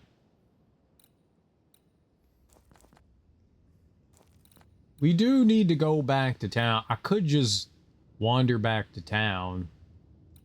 We could come back here in a little bit. Might not be a bad idea to do that. Yeah, I didn't want to know Australian money. I just was curious. Because that doesn't help me. It's $12 for 800. $30.35 for 1,400. How much? I can't tell other ways. That's all I'm seeing. I would that's why I guess I did say how much does it cost for a V-Buck? How many V-Bucks is it? I just wanted to know the increments in which you could buy V-Bucks, not like the prices associated with it. How many V-Bucks is the season pass?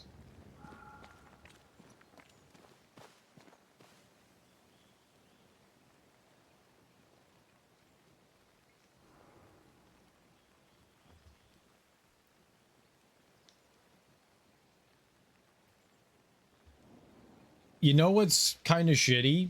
That 350 isn't a bonus. Look at that. So it's $12 for 800 V-Bucks, right?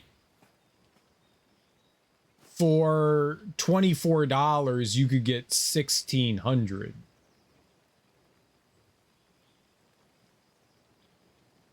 It's 800? Oh, okay.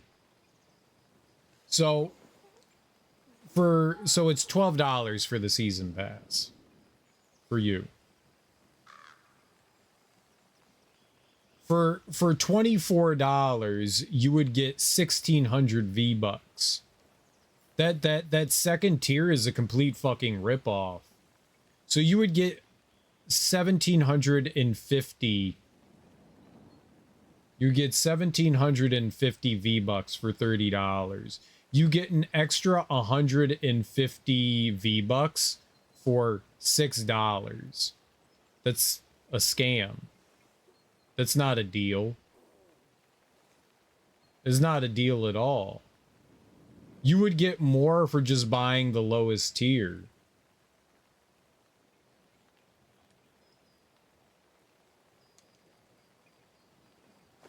That the 4500 plus 1250, that's 5750. That one actually seems better.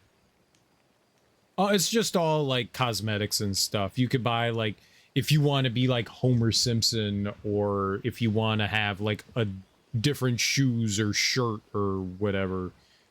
It's all cosmetics. You don't get any advantages. Apparently you could buy levels, but yeah. 800 divided by 12. Oops.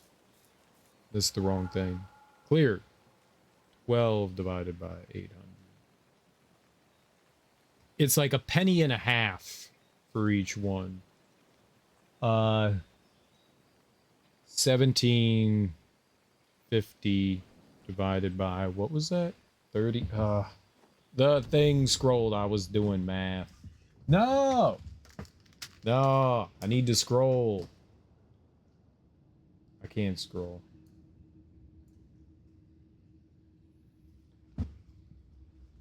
Divided by 30, 35.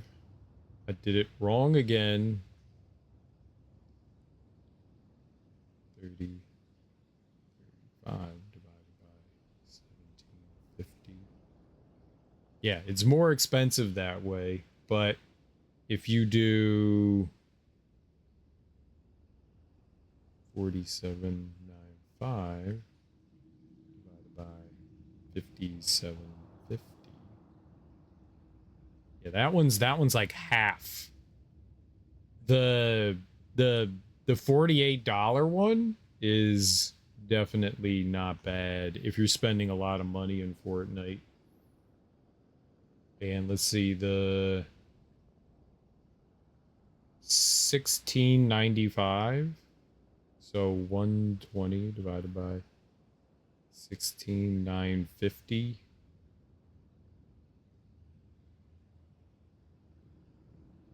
That's definitely the cheapest way to do it. You buy $120 worth of V-Bucks. I mean, if you're spending money in Fortnite, that is definitely the cheapest one. That second tier is a complete ripoff, though, if that's really right. That second tier is more expensive. You'd be better off buying the 800 tier multiple times before you buy that second tier. That's not good. That's not good at all.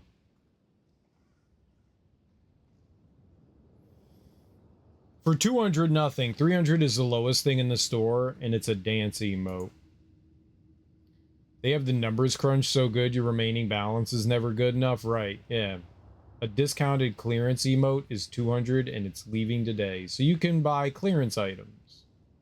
Only certain clearance items that were a set price either way. Yeah. There's not much you can get with just like 1 or 200 V-Bucks. Obviously, the whole system is to try to encourage you to spend money.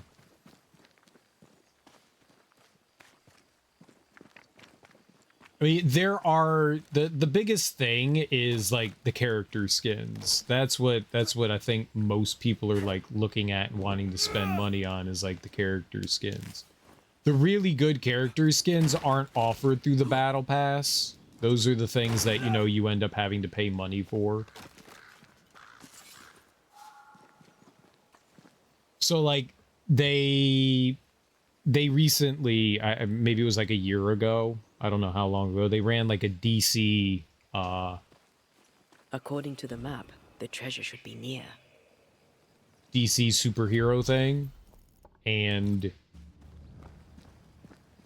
they had like a handful of characters. Like you could get Robin and Superman, but Batman and the Joker and like the cooler characters, you had to actually go into the store, so they weren't offered through the battle pass. So you could get other DC superheroes like Wonder Woman and shit, but those were like the real money. They weren't offered through the battle pass. So they like do things in ways to try to like monetize and get you to like spend money on the stuff.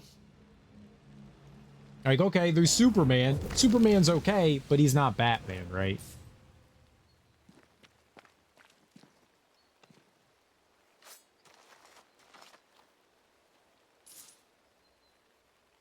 There's a lot of money. Wonder which one that was.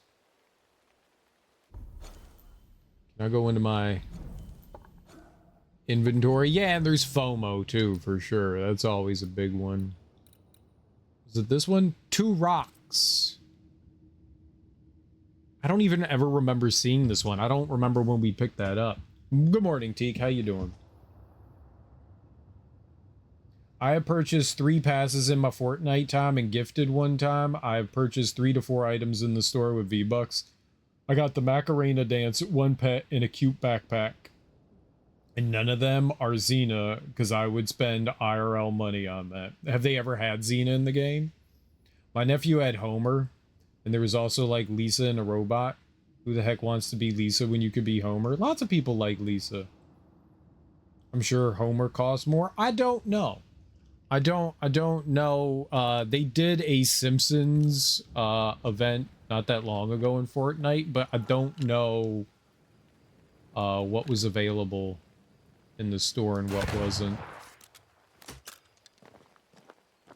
So I'm not sure if like Homer was part of the season pass. Darby, did you ever see?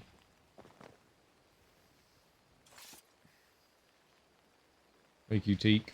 What about Xena? In the style of The Simpsons? That'd be cool. They've already done that. I mean, Xena was on The Simpsons. Sort of?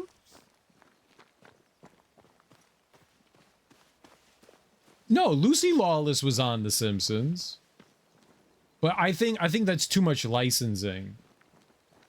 I think that's too much licensing there. Not only would you have to, like, license Xena and Lucy Lawless, but then you would also have to do it through The Simpsons. I think that would be way too crazy, but yeah, Xena was on the Simpsons, right? Oh, okay, I'm going the wrong way. It wasn't Xena, it was Lucy dressed as Xena. Xena can't, that's right, Xena flew. She flew away. The end of the episode, Lucy Lawless just like took off like Superman. That's right. The Simpsons. Good times. Good times. Oh, you wouldn't have been able to go this way. No, you could. I climbed. Whatever.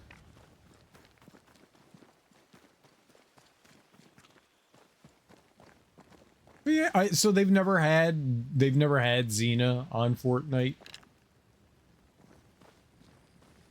I know Xena's got a bit of like a cult following. I don't know how popular she actually is with pop culture anymore. Xena hasn't been around in 20 plus years, so I can't imagine that there's a...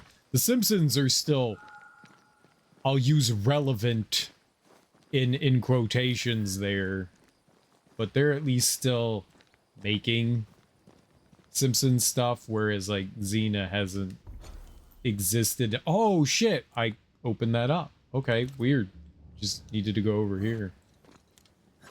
I know the Nintendo 64 Xena game is great. Darby made me play the PlayStation Xena game.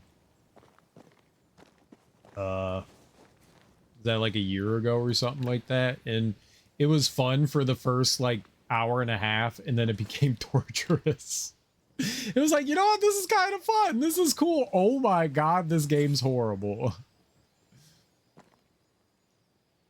I have PS1 and PS2 copies, which I think are the same thing. I did not. I only suggest... No, you forced me to play it.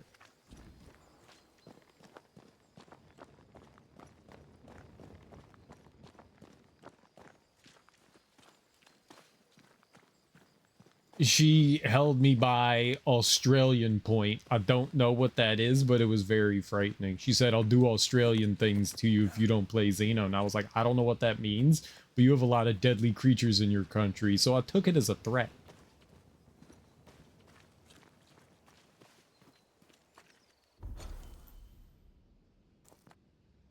I'll do Australian things to you. You won't like it.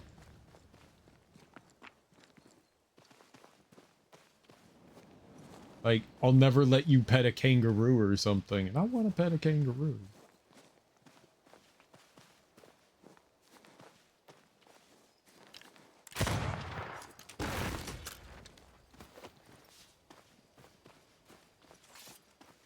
Who doesn't want to pet a kangaroo?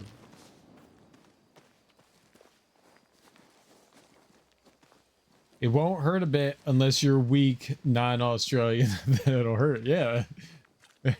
Yeah. You don't want that. You don't want that at all. Break. No? Okay, don't break.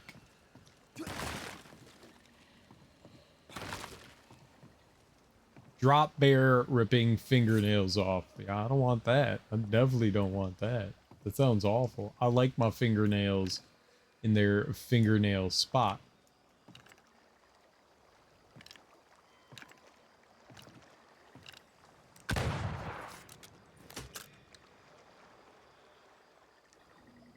He seemed to target something out there. Maybe there was nothing, but he seemed to. So I figured shooting the water was the right thing to do. I hate that water.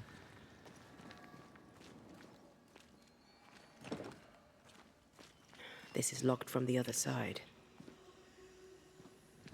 Well, there is a window.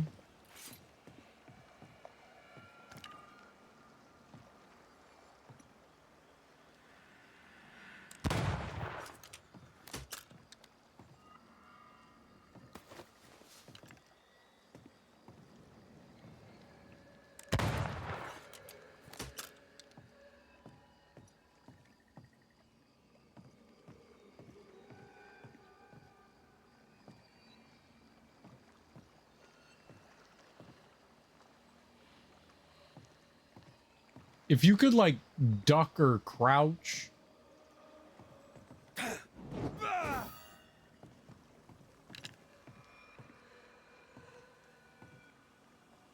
Throw a grenade.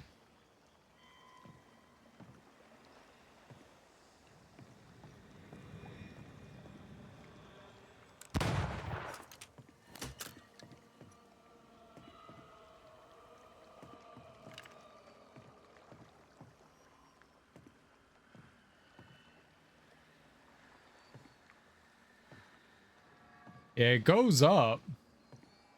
Is there another spot I can...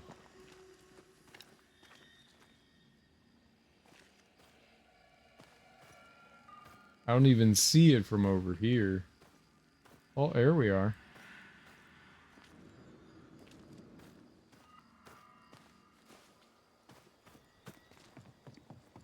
Can I shoot through the window there? No.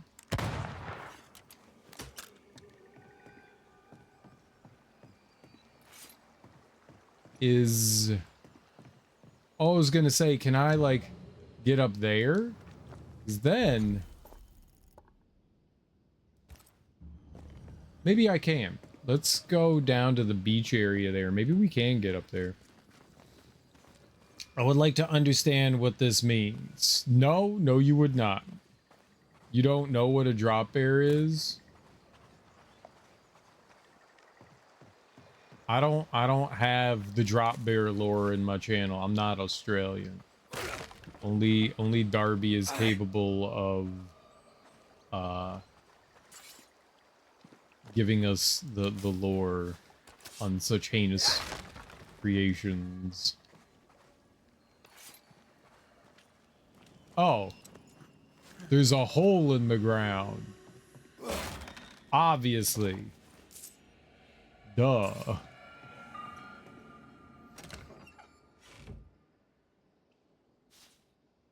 That's too much to type. There's too much to type, apparently, on Drop Bear lore. Care Bear. I'm about to start a match. Bear Cat. That drops from the trees and murders you. Okay, she'll have to get back to you when she has more time to type.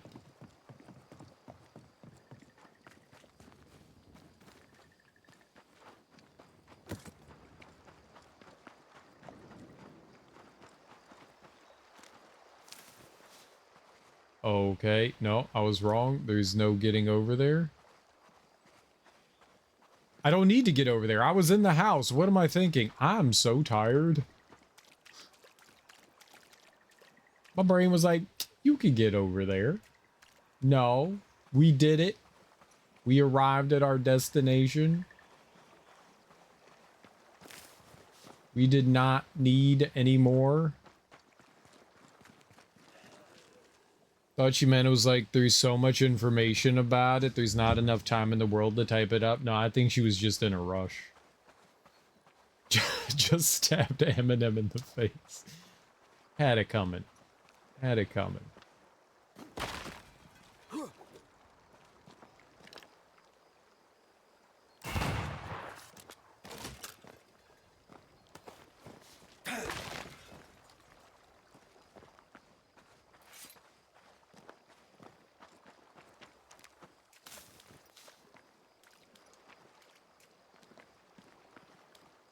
Which color? The green M&M. That's the sexy one.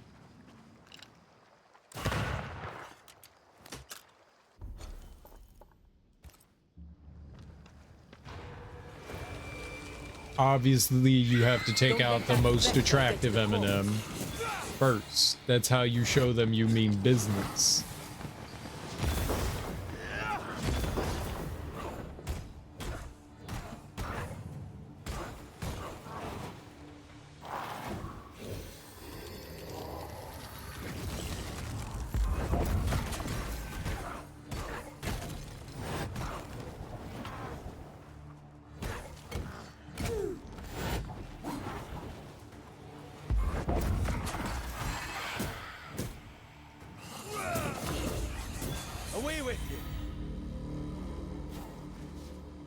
Green is peanut butter and it's a girl?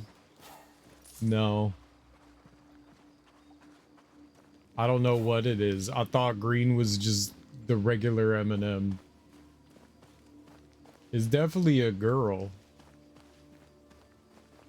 The green M&M is like Lola Bunny. Everyone's horny for her. I don't know why, but they're horny for the green M&M. There's a lot of Rule 34 green M&M lore. For some reason. People like their green M&M. I thought blue was crispy. Oh man, I forgot that crispy M&Ms existed. I don't think they make them anymore. They were disgusting.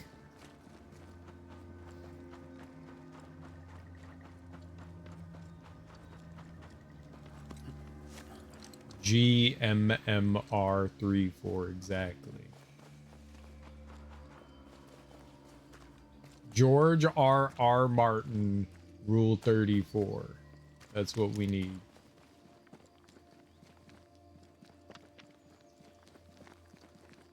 Someone's done it.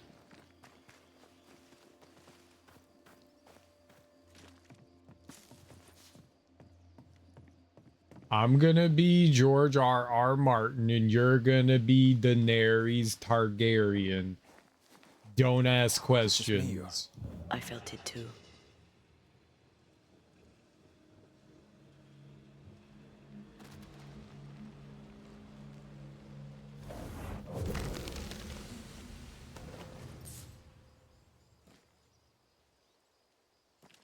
R34 is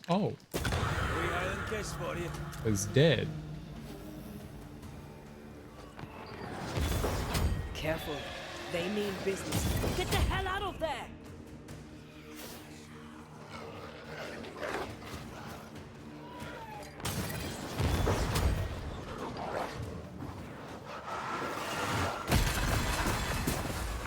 Holy shit. I don't know what just happened there, but that was amazing.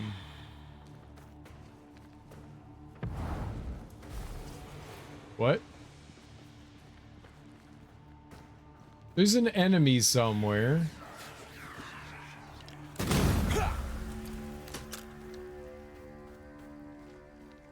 That was weird. The blue dude just kind of like disappeared, but whatever. Oh god damn it, now I need to Google that. by all means, Google away.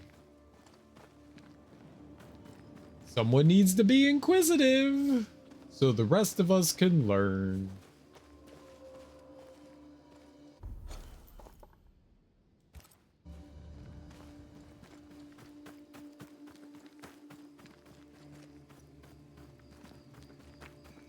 Yeah, okay, so there is something up there that's above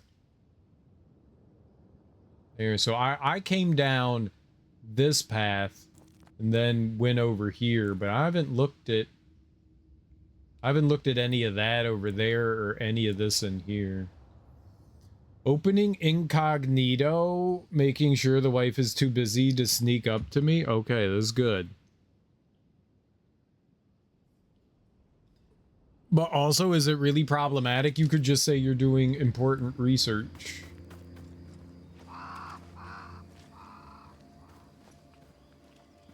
Very, very important research for later.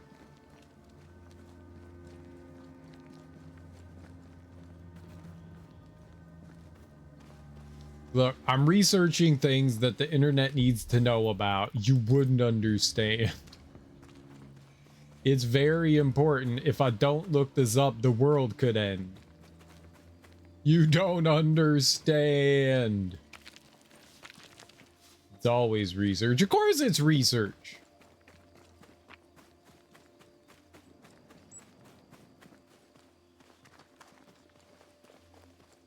It's not for usage, it's research.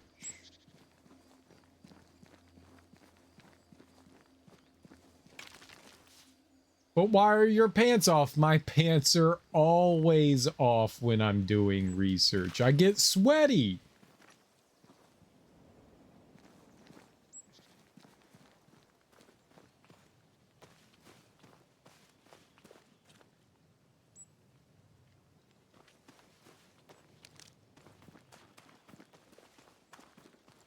Very sweaty. Who's that? Yes, something's here. Gotta air out. Something has me. Wards. Air out a bit.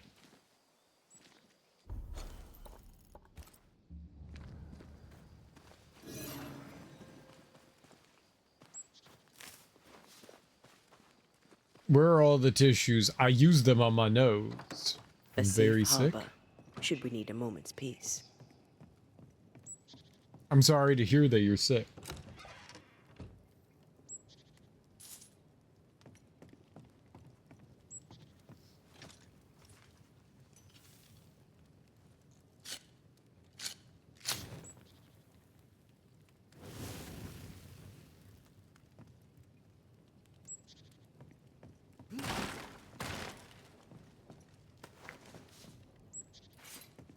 Okay.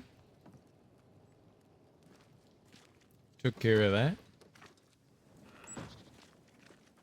Now so there we go.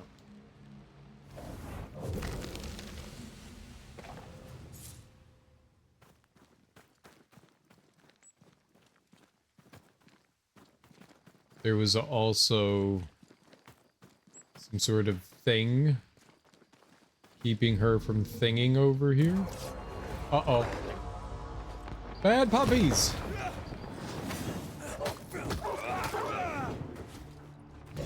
Enough!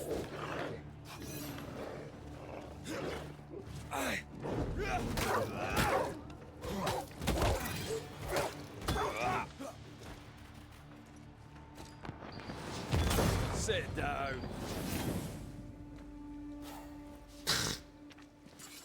This trash talking is funny. I don't know why, but his trash talking just seems very awkward. Bad? What was bad?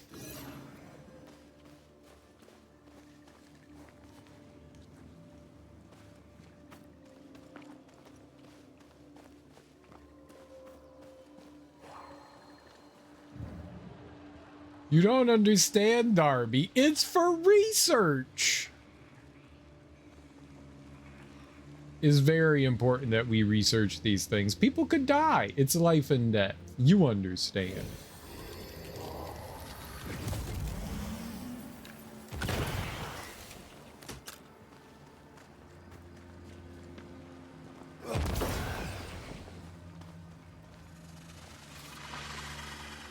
There's another.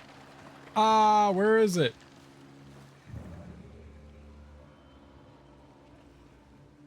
That one came down here, but there's apparently... Oh, behind me. Got it.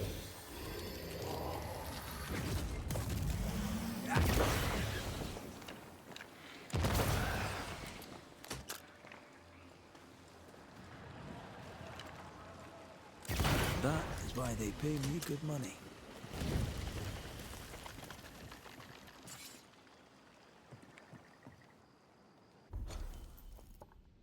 Oh, but that connects up there. I don't think I want to go up there quite yet.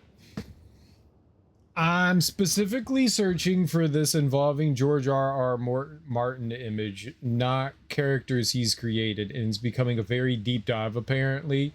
There's not a lot of people that seem to want to see him in this fashion. Lies!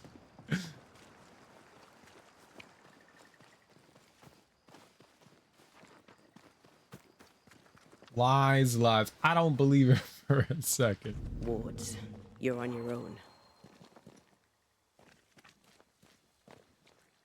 I don't believe it for 1 second.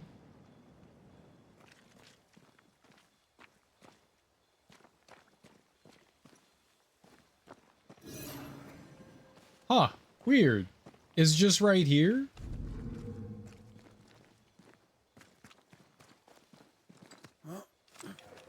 And then it ends. I don't see any, it's just a little bubble. Where's the ward? I can't help you. Yeah. Oh, is that it? There we are. It was hidden in the tree. Away from me and my prying eye. I pry with my little eye. A nipple.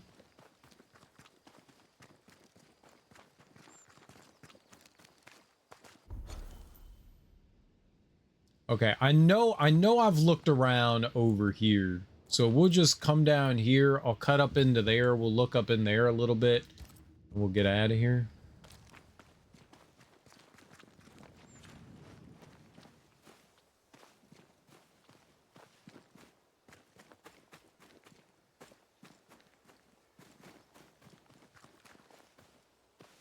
They growing any cabbages?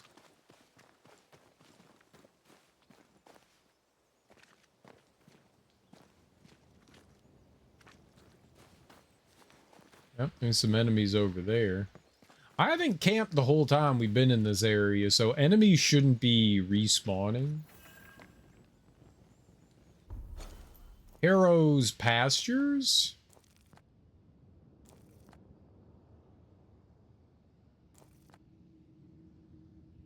Okay, that's the wrong way, though. That's how we'll go back. That's how we'll run back to town.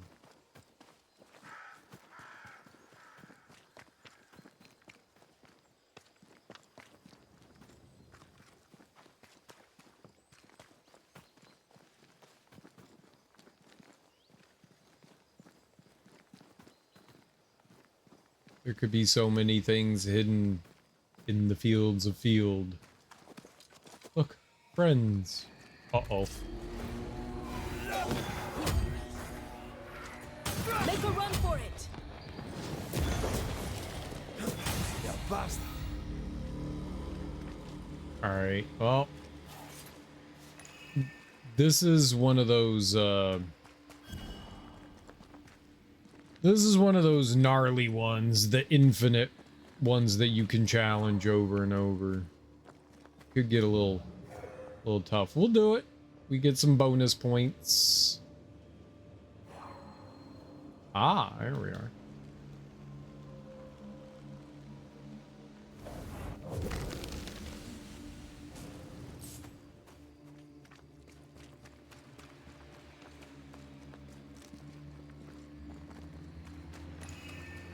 Okay, I did hear it clink, but that's for the challenge there.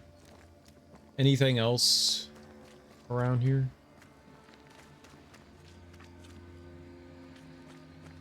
All right, let's give it a shot. It's like this spectral nest is just waiting for my intervention.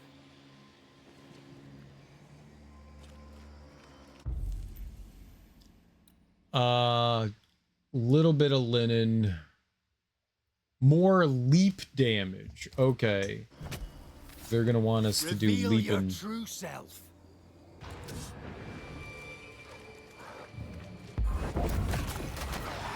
Great, more fun.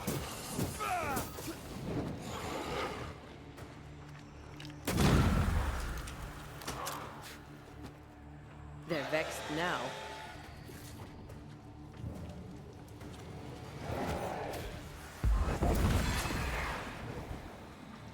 Move, Red. Oh, I was inside the bad juice.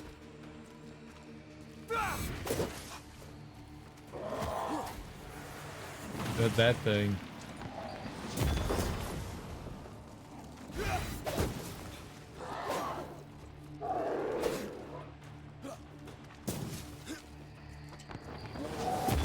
Try this on for size.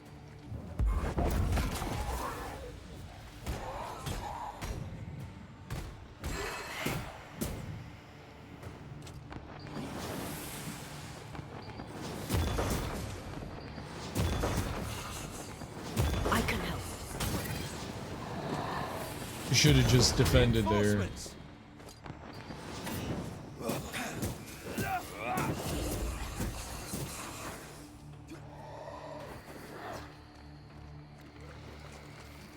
A wee island kiss for you.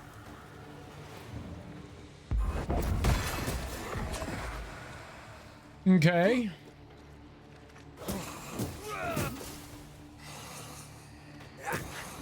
I have another in sight.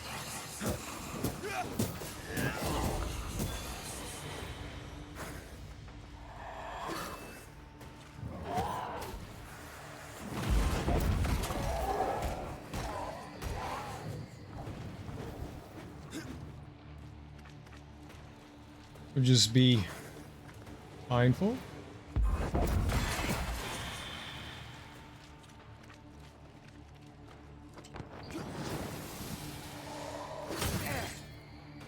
Sure. They never learn, do they?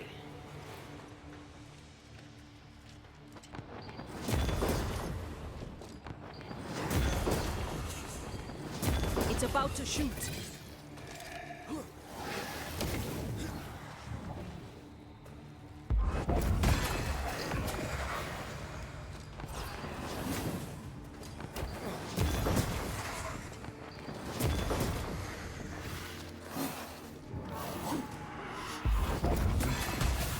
Why did it do that?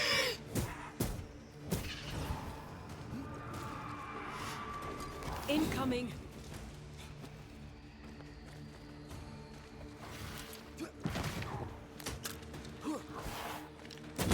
Reinforcements. Heads up.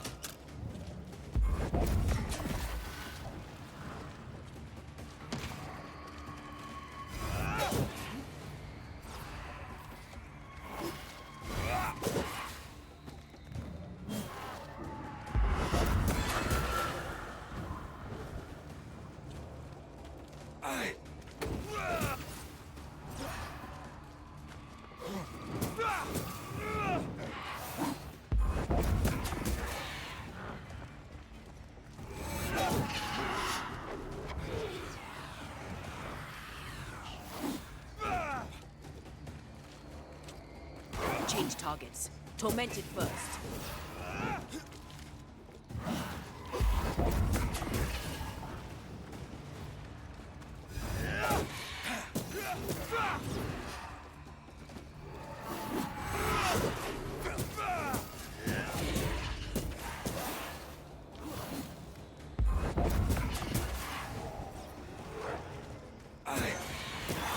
Lost, won't you?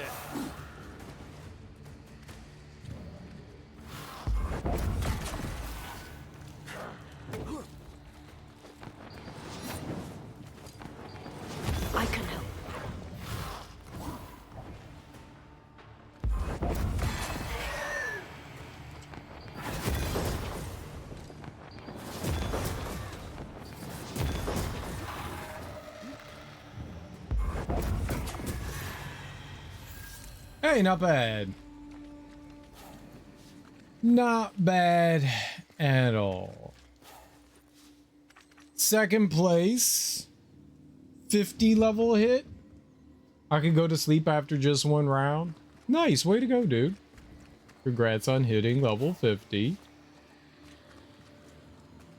Second place is not first though, so you know. You know. We only like first place finishers, not the first person to lose. 10 kills? Dude. So you almost won. I got second and the storm got me because I couldn't climb the hill. Oh, the storm got you? That's always disappointing. That never feels like a good way to go out, you know. If you're gonna go out, you want to at least get got by somebody. Have a fighting chance.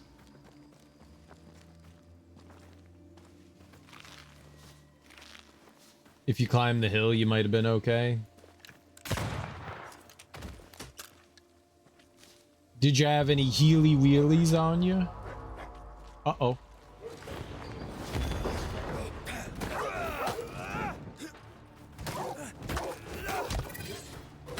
Sit down.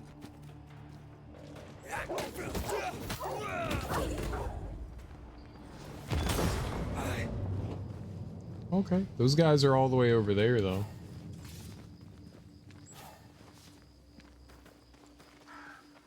Let's go fight them.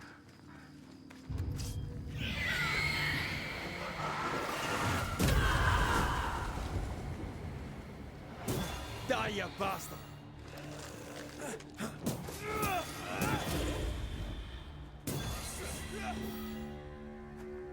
Yeah, not bad.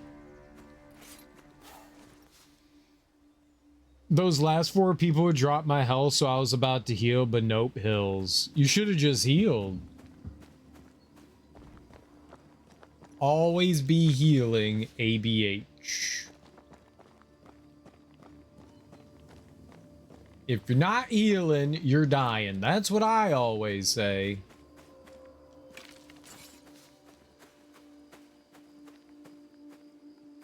No, I got you. You were trying to get to safety before you healed. I totally get it.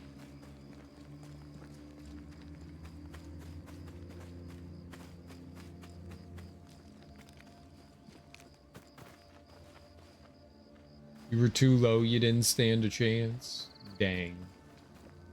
Dang. Ghost wards cannot manifest.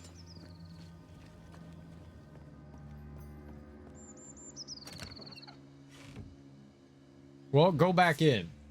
Only winners give up. I mean, losers give up. Go win.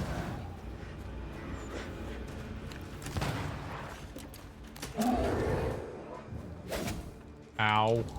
That was a lot of health.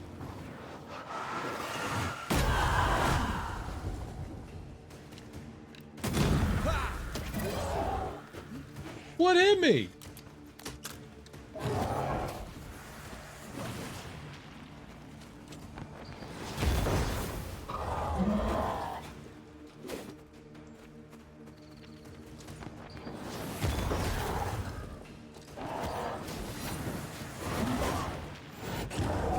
If the camera turned better. A wee Highland kiss for you.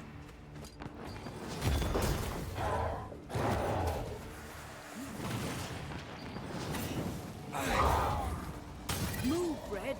Fuck.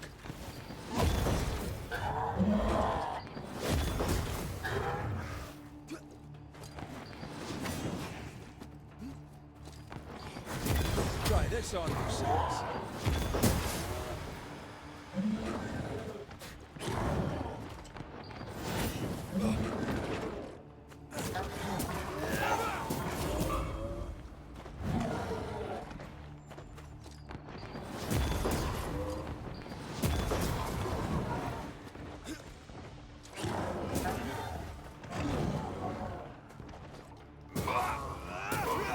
Think we pushed it.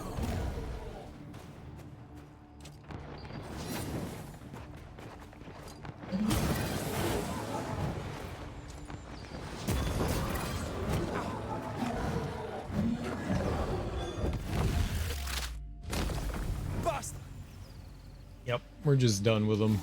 Just get rid of them. Just get rid of him. He's a bully. The duck mom just showed up. Are all your ducks in a row today? She has 4 babies again, so only 2 missing instead of 3. Maybe she took the other duck on on an adventure.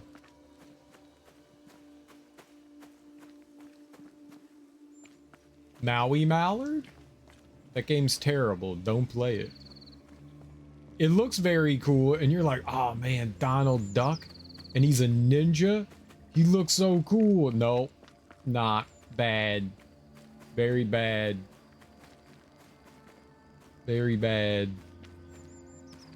Very, very bad. Awful. Horrible game.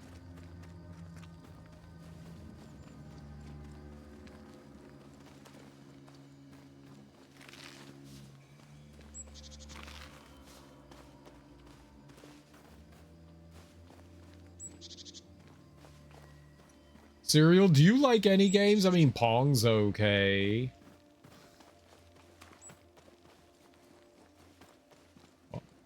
Pong's okay. They've made a surprisingly amount of bad video games over the past 50 years. A lot of bad games out there.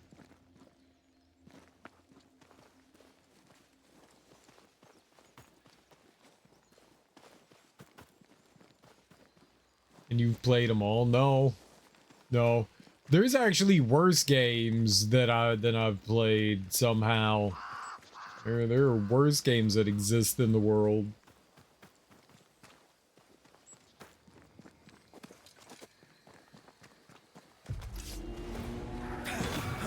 What the?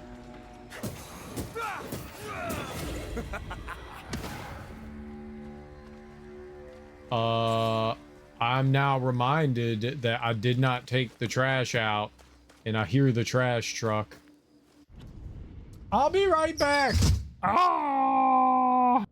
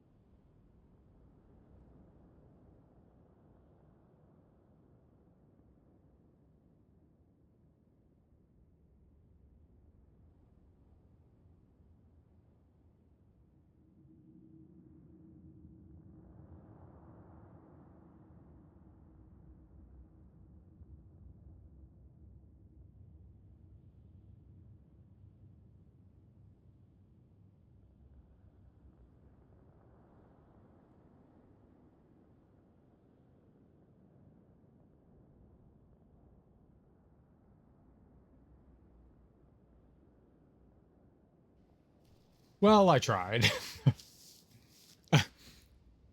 They just passed. I mean, they didn't just pass my house. They were up the street. Oh well. I wasn't gonna go run after them and be like, "Excuse me, sirs and ma'ams. I put the trash out. It's good." It smelled so bad. We've got like chicken bones and stuff left over from I was gonna call it Thanksgiving, Easter. It's gonna smell so bad. It's gonna be warm out today. Not warm, but you know, warm.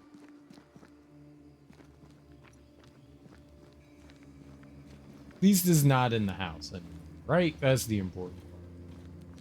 Running down the street yelling, "Stop," with bags in your hands, waving them about. Yeah, I'm not doing that. They'll come again. They can collect it then.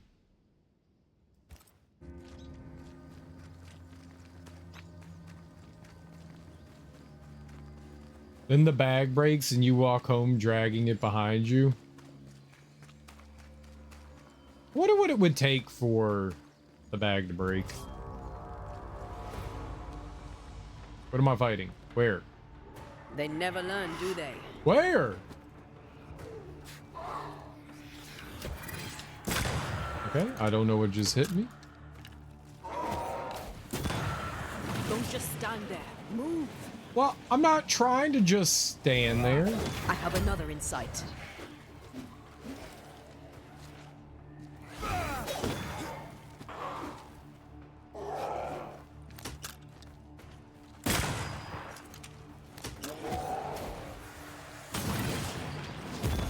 Piss off!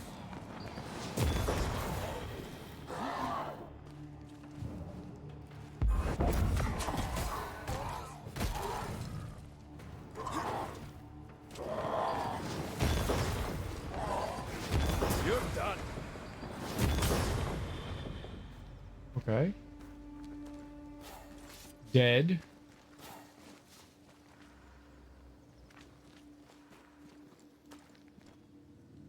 Should have got your razor scooter. I don't have a razor scooter. I'm not that cool, okay? Yeah, we've done everything around here. We're just working our way back to here. So that we can turn in our quest.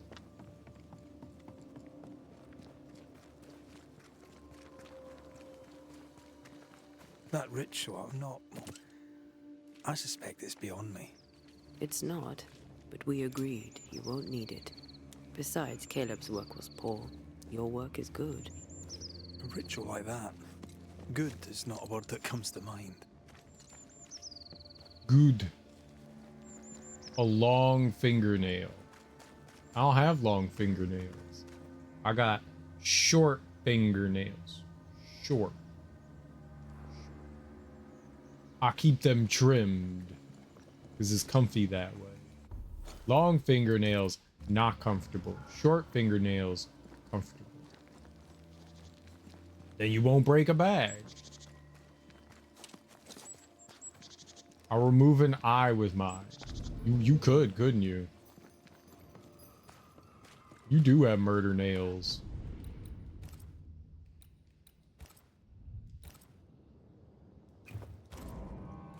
Alright, let's go talk to the cobbler.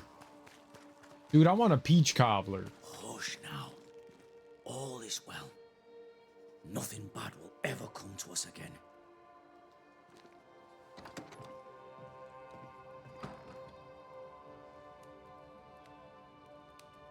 They are longer and I need to redo them. You always need to redo them, like every week. Shite off. We've been to God's Acre. Quite a tale it told us. You're not Caleb, are you? Or at least not entirely. Ah. Can't fog you. Alexander Watson. Long tale short, Caleb tried to bring his dead wife back. And I live here now. So many questions. Where to even start?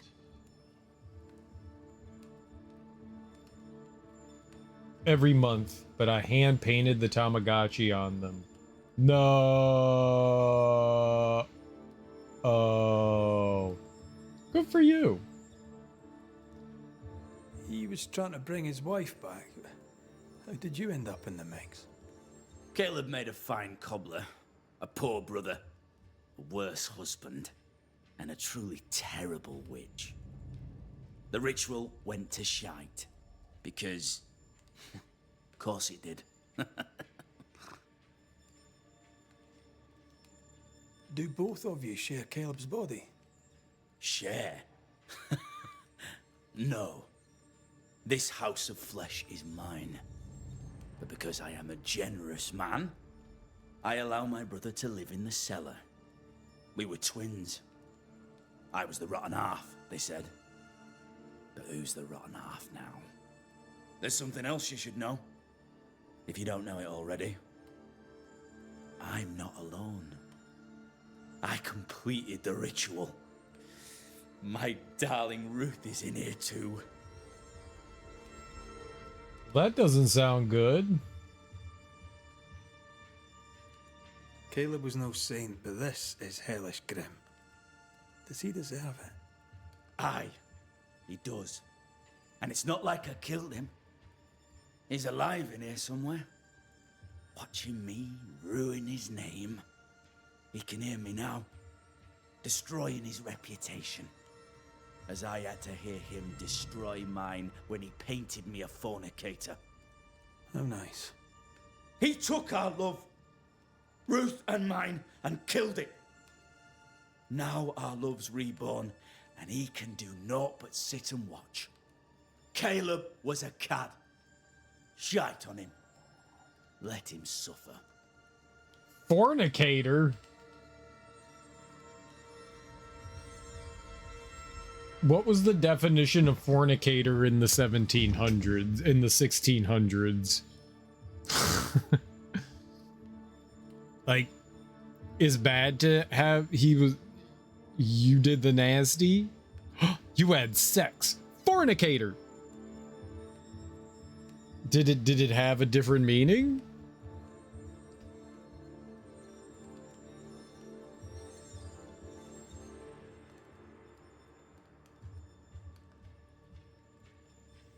Fornicator.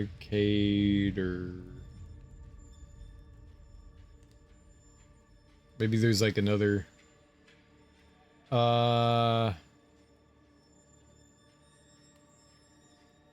go to the Cambridge Dictionary. A person who has sex with someone who they are not married to. Oh, I thought it was just like sex.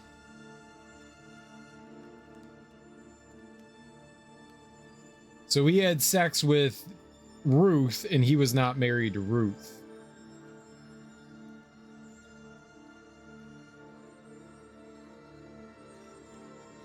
So it's just another word for like adulterer, right? Fornicator, adulterer.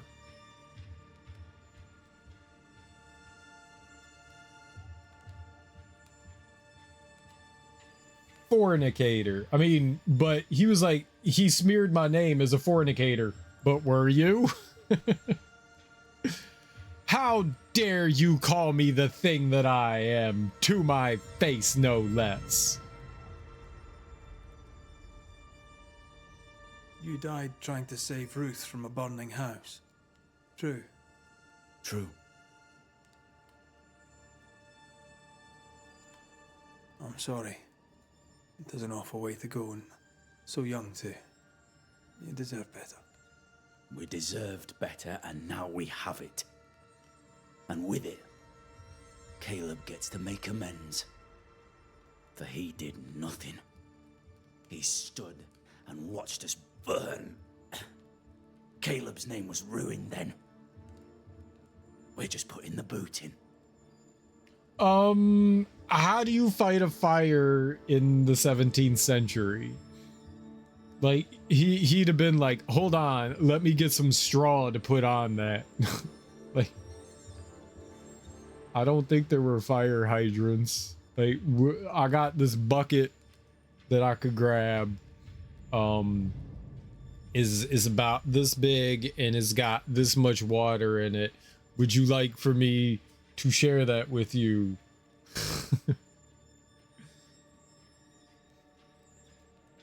You used the ritual to bring Ruth's spirit into Caleb's body. Why? Love moves a soul to strange endeavors. We deserve a better life. I set myself to claiming it. I understand your anger, more so your desire. But what of Ruth's? Did you consider what she wanted? Caleb stole a life from me, but he also stole Ruth's voice. She shrank beneath him. Of course she wanted a second chance at life. I'd like to hear this from Ruth. May I please speak with her? No! We've carved ourselves out a little happiness at last. I'll not have you break it. Please, leave us alone. Give us this. We need to speak to her, one way or another. If he won't tell us anything, perhaps the house Ruth died in will. You're well placed to see what goes on around here. Help me out. Have you seen anything noteworthy? I've made a point of keeping people away, but I seek things. And I take note. Lammy Haskell. Any thoughts about him? The Haskell boy? What about him? He's weird. Talked with Caleb about nonsense. Both of them were full of shite. What's your take on the governor? My brother gave him the Glad Hand Act, and the governor lapped it up. Haskell's opinion of himself is far too high. To win his favour, you need only prop him up. He dragged my name through the dirt. Shite on him, and his so-called eloquence. What use is a silver tongue when your heart is yellow? Tell me about folk here. Who stands out for you? What think you of them? What think I of they who shunned me? Gulled by my black-mouthed brother? What think I of malicious fools for whom I had to die to be redeemed? I'd say a curse upon them. But 'tis too late. The curse has already come. How goes the settlement, would you say? It's going to hell in a shitting handcart. Not that I care, mind. But there's sport in guessing who shall live and who shall die. Hope they find that witch, though. Can't have witches about the place doing the devil's work. Okay. I'll be leaving you alone for now. Alone? Not really. Hush now. All is well. Nothing bad will ever come to us again. So we have to Ruth go. and Alexander are having an affair in her husband's body. I mean, it's fucked up. I can't find an angle with that, isn't it just plain wrong? Something feels wrong. Something about Ruth. If we find the ghost tie, we can talk to her. So the house that burned down, was that not up this way? This one? Yeah? The house that burned down. The roof fell in with them inside. There's a lot of debris. All right, let's see if we can find our way in. Ghost wards cannot manifest. No shit.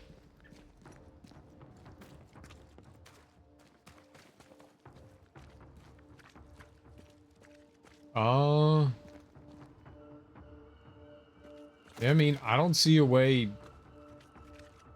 inside the house.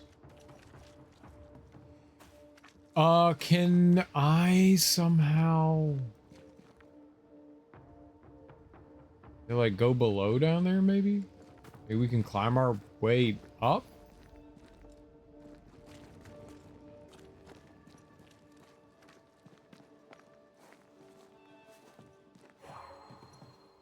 Sorry, not this time. Aw.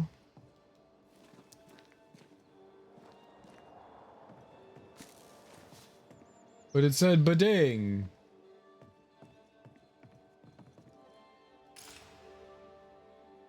The ghost wards feel far away from here. Just one keeps me from manifesting. Fancy knocking it down? Thank you. Anytime. No one would have heard that.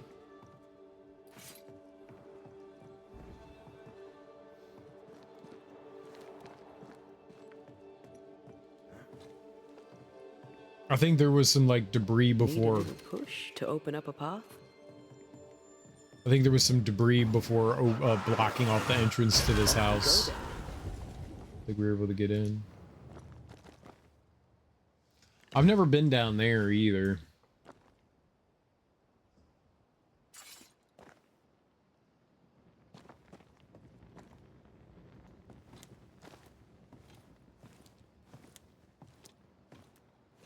Maybe we'll find our way down there.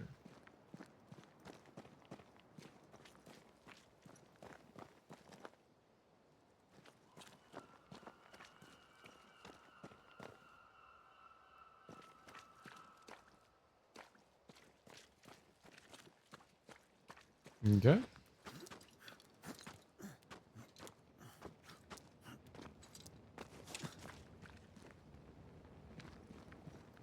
Birdcage. Oh. Tweety Tweety. There's no bird in there though.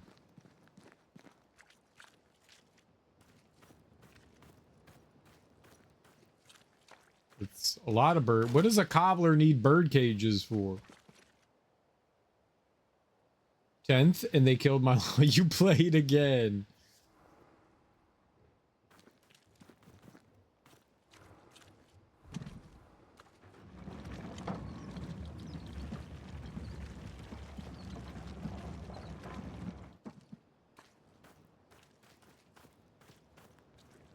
They were so mean. Yeah, sometimes people are good at the game.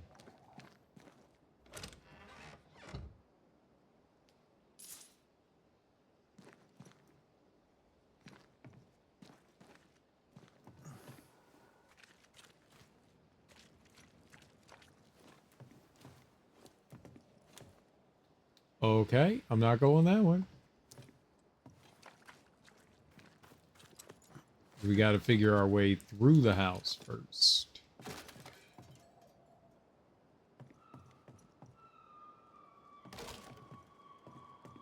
What?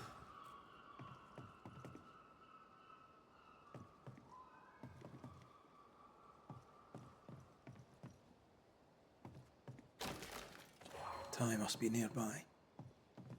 Smash. Take. Linen. Okay. Good.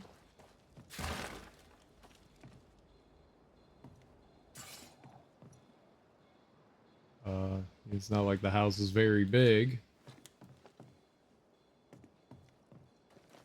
Smash.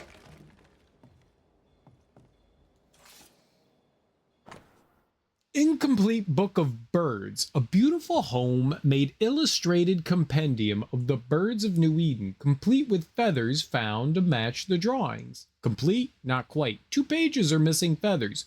Bonebreaker crow and herring gull. How did this survive a fire? This work shows real sensitivity. Caleb? Maybe. Not Alexander. I suspect we've just learned a little about Ruth. I think so too.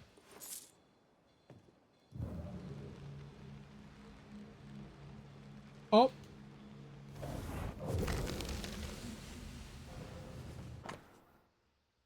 Ruth Watson's heart. Oh my God. A withered human heart. It once belonged to Ruth Watson. What the fuck?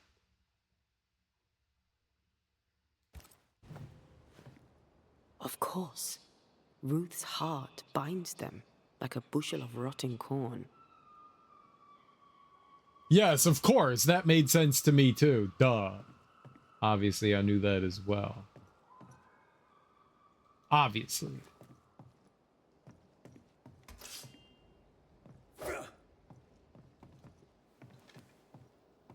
Eat it?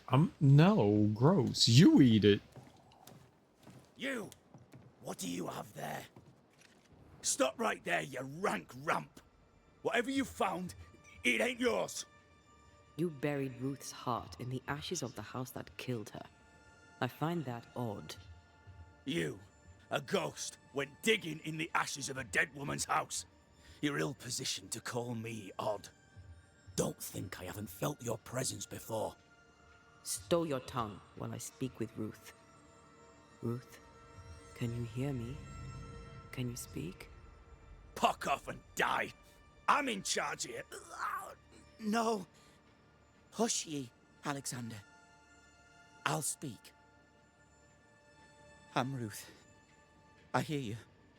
I'm Antea Duarte. We're here to help. I'm glad. Please, end this nightmare. Help me. Go to hell in a bag of shite. We're fine, and you have not the right, you hear? You've not the right. Oh, okay. We're just gonna like do a little schmerble burble.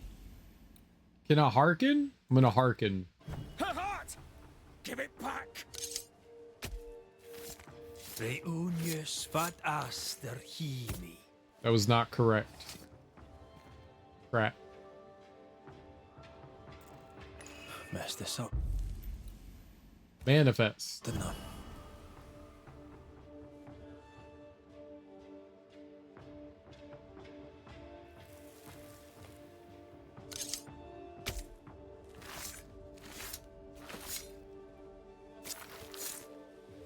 Have you falach tu?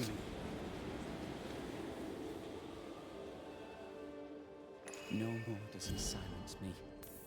We may speak. Aha!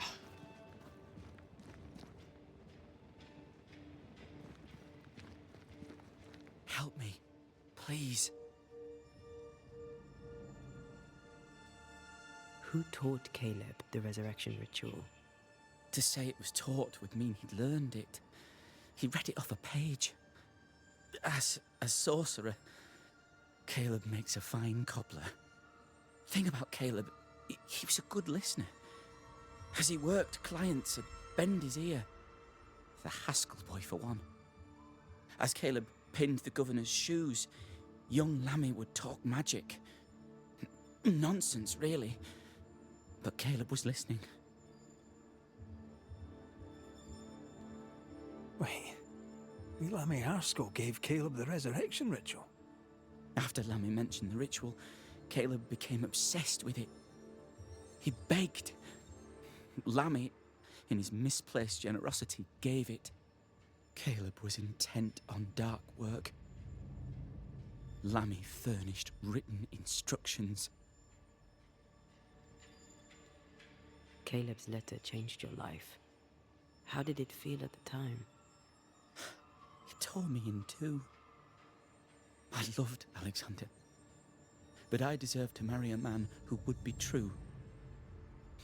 Caleb seemed decent. I believed he loved me. I thought I married the better brother, but I'd married a liar. A liar and a devil. And yet, not even he deserves this. No one deserves this. So what did Caleb do?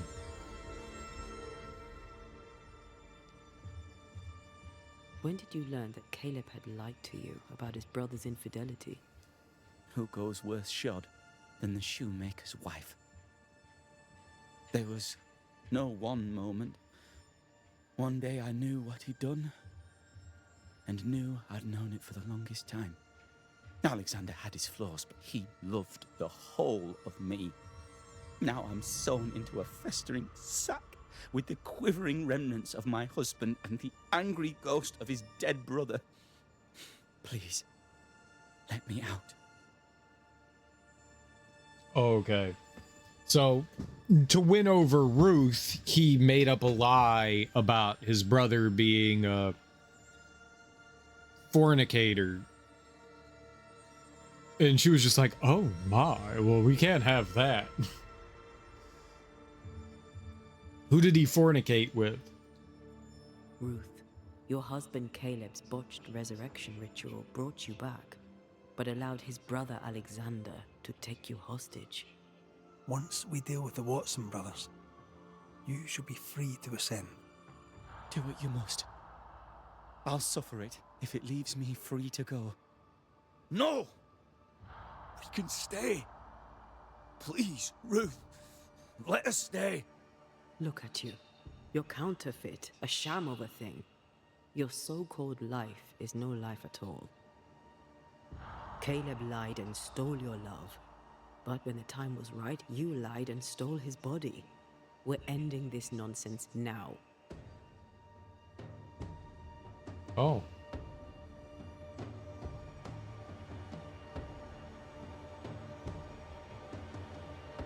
Well, let's ascend Alexander. I mean, Alexander's kind of a douchebag, but I don't think he deserved everything that he got. Let's just get him out of here. Alexander, you were wronged, but Ruth owes you naught. Not her life, nor her death. I'm not my brother. I am the man who runs into the burning house. Ruth owes us nothing. But my love is true, and his is not. Your love is not measured by what you win. It's measured by what you're willing to let go. I'm sorry, Ruth. You deserved better. Better than him. Better than me. Send me away, Banisher. Let the devil stoke the flames of hell for me, and we'll see if I burn. Take your head out your arse, you're not that important. Right, hold still, both of you. Let me pry you all apart. You have been here.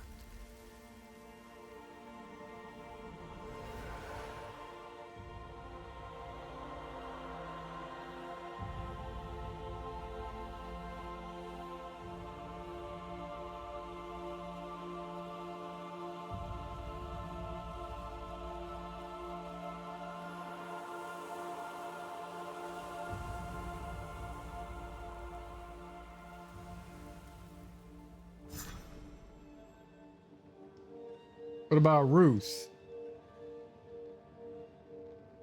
Are they gone? Am I speaking with the cobbler, Caleb Watson? That you, Caleb? I think... yes, that's me. Or it was me, once. For my bastard brother was my hollow keeper. You're not entirely innocent, though. If you'll permit the unfortunate expression, there was more than one of you in it. Aye. You were in it too. He ruined my name, ruined my flesh, ruined my wife. You gave him a pat on the cheek of his arse and sent him on his way. I am an imperfect man. My brother was a bastard and sly, and he tricked you onto his side. What does that make you? I too am an imperfect man. I have mercy and patience in limited supply. Let's not test those limits further, eh? Okay, so he's not happy that we did that. I mean, we've seen some horrors, but that... This is the work. You're right. There's nothing I'd rather be doing. That was something. Don't take it to heart. Their choices are not your business. Nope. Our choices are my business. And their consequences too. Don't waver. We could win a battle, but we can't win the war. Nobody should conquer death. And we don't want to pay the price of trying. Aye. I hear you. Good. Now, let's see what Lammy Haskell has to say about raising spirits from the dead. Yeah. There's a quest here, though. Let's go check that out. She was audibly busy today. Wait. Spectral stains. Haunted house. What's up, Ari? How you doing?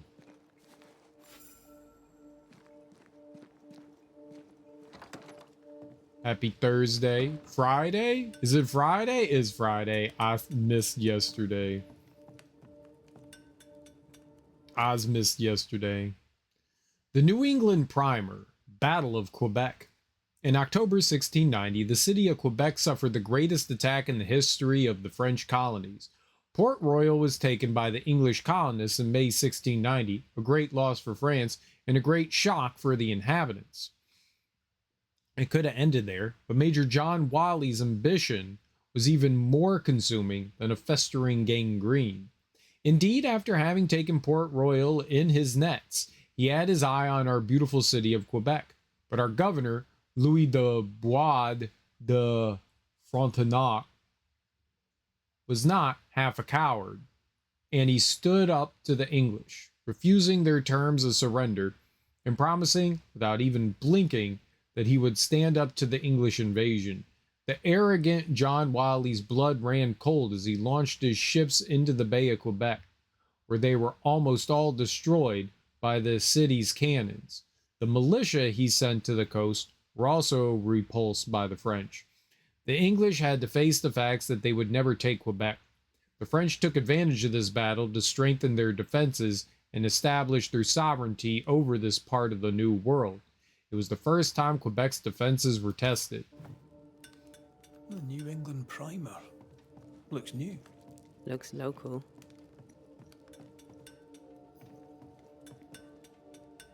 You're still on this game? It's a long game. Apparently, it's a really long game.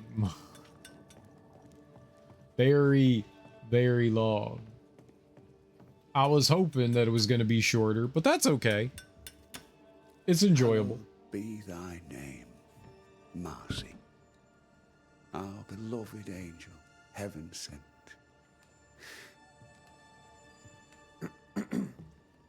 I'm busy. What do you want? What happened to your hands, Hugh? An angel came down from heaven and gave me the mark of the Lord Jesus. We may talk about his good word, if you wish to hear it. Stigmata? That's surprisingly Catholic.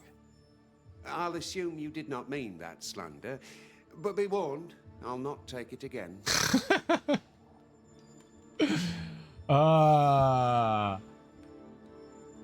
Protestants don't like to be called Catholic, What news around and about? On what subject in particular should I deign to answer? Tell me about the governor. A fervent believer. Puritans. A good-hearted man. A strong man. And yet, he's an exorcist. He calls upon evil spirits. What if one day he calls them, and they come? Puritans. Protestants, Puritans. There's too many Christian denominations. They're all the same. Tell me about Lamentation Haskell. Get him to tell you himself, if you can get him to talk. He's quaint, that one. And by that I mean he's strange. I'll not call him an unbeliever, sir. I just question what he believes in. How's life in the Harrows, then? Life is test upon trial, upon tribulation, upon ordeal, leading inexorably to a place in paradise at God's right hand.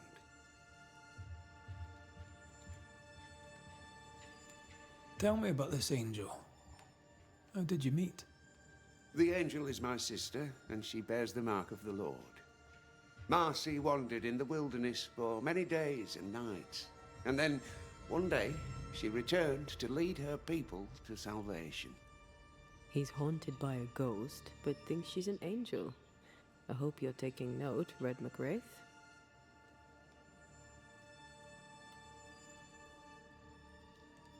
Speaking from personal experience, she's likely not an angel. She's probably a ghost. Oh, thou of little faith. I have not yet met God, but I do not question his existence. Perhaps I should envy her certainty.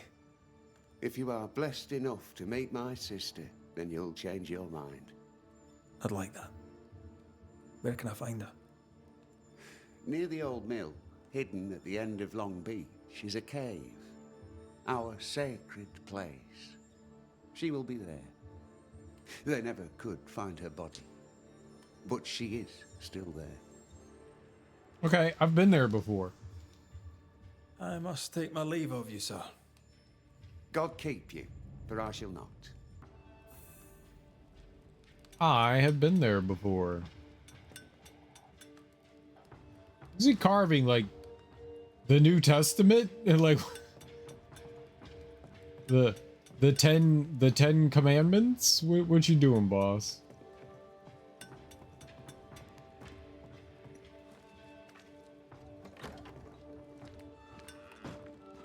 If Oops. Hugh puts his faith in his sister's ghost, he's a fool.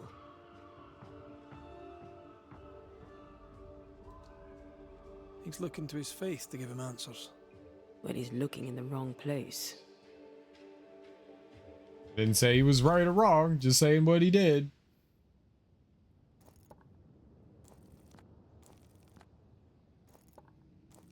Oh man, that is really far away, huh? I was just over there. This is where we started. This is where we started. Oh, I've got all three. We could go do that. Damn it!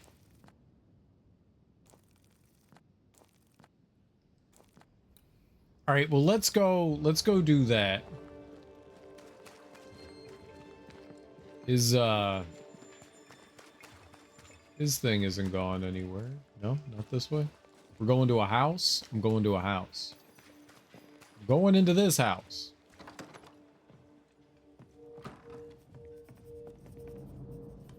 I'm gonna find this guy. Governor. May I help you, Mr. McCraith? I have to admit, this is an unusual case. Yes, but have you solved it? I believe so. But the culprit was not responsible for the plague. At least not directly. Have you found the witch or have you not? Someone here has been dabbling in some dark magic. I have the name. So, what are you waiting for?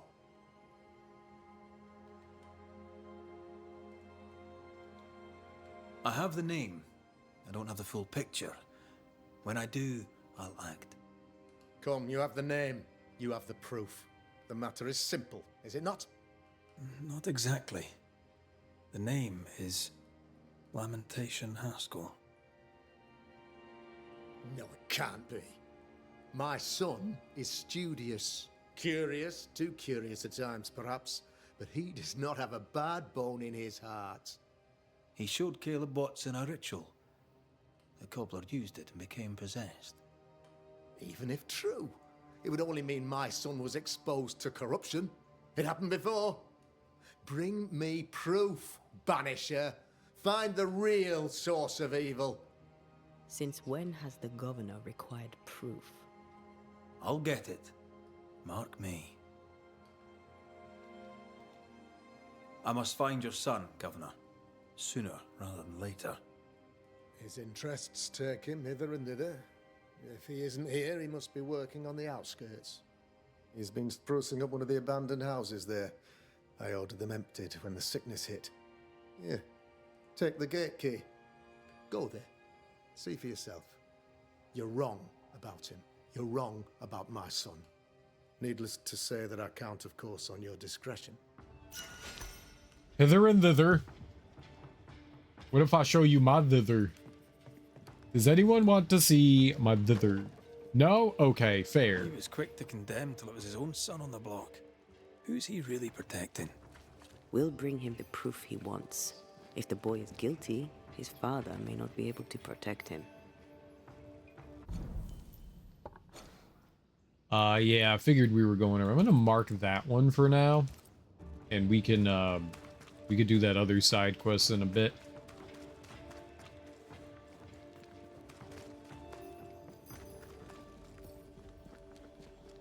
Oh, Not that way. This way. Yep, this makes sense. Totally.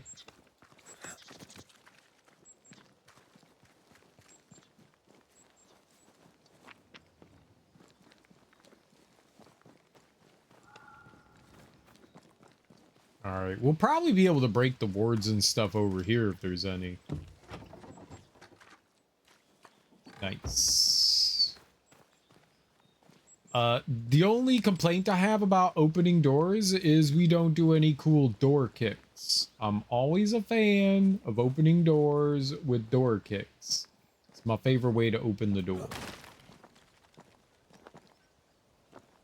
Slamming your foot into a door and it flying open, that's cool.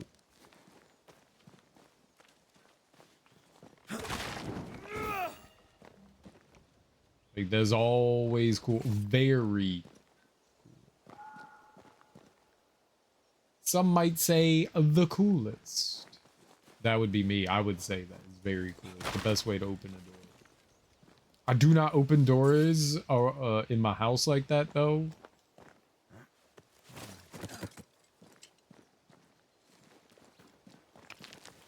Maybe one day. Maybe I'll have door kick doors.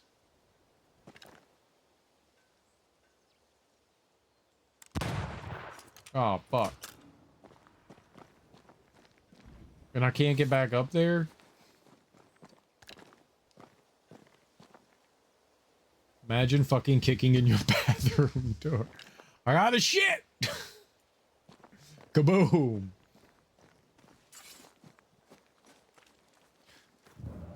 Hell's balls. What happened here? Something's emanating from under there. No wonder this place is off limits.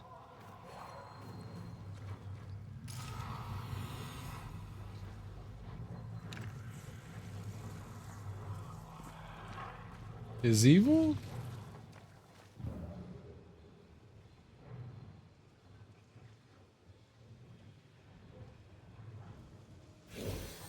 No, no, no, no. Do something over there, though.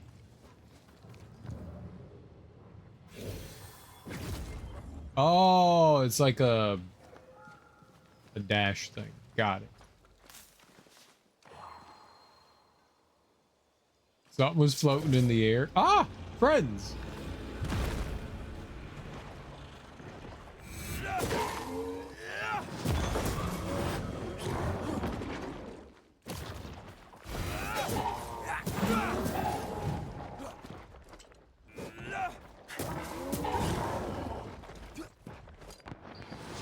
Reinforcements.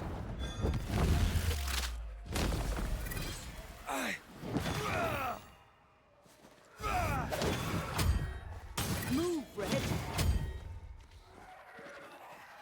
Oh, there's more.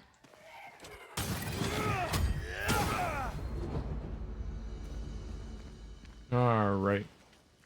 Easy peasy.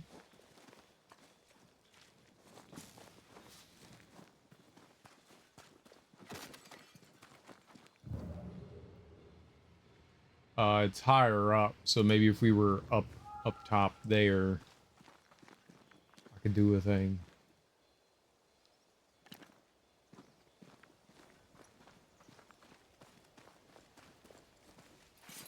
Uh-huh.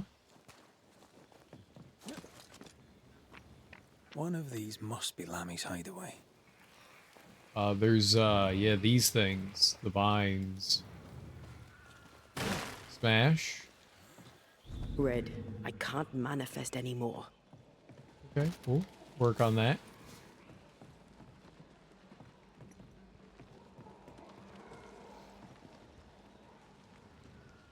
Oh, man. Always problems.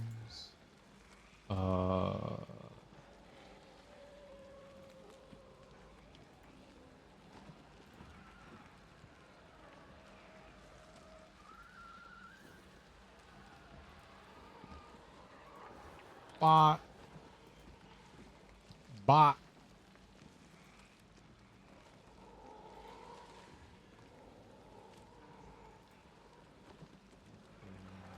Boom. So I've been going to PT for my neck and posture.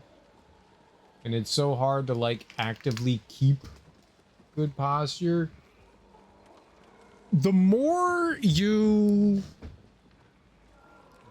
sit with good posture, the more what you're looking to do, and I'm sure you know, is forming habit, right? So you have to break your old habit and then form your new habit, right? So the more you do it, the more you get used to, like, sitting in a certain way. Where is it? I saw it. That doesn't make sense. Where did I see it?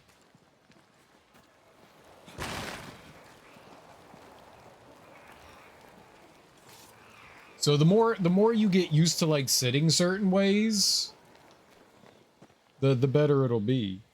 But yeah, no, I totally get it. Like, breaking the old habit of just, like, slouching and doing stuff, yeah, it's a hard thing to do. Good luck. I'm off to sleep. Have a good stream. All right, Darby. Thank you for hanging out.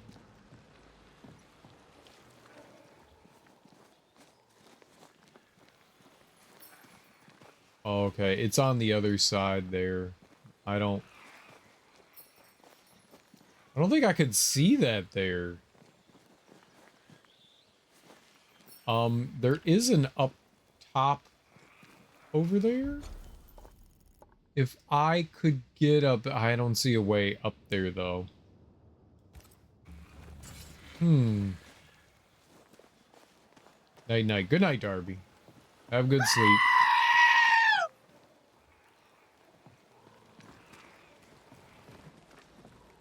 Alright, well, we might be able to take care of it out here.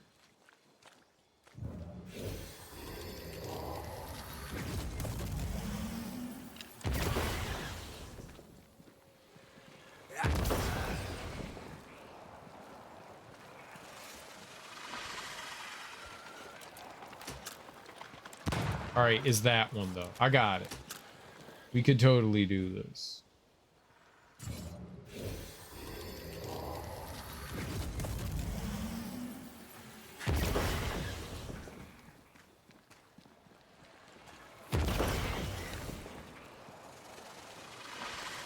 Did I ever mention how good we are together? There we are. Yeah. It's always good to hear. There we are. That's what we needed. Now I can open the door for no particular reason other than opening the door.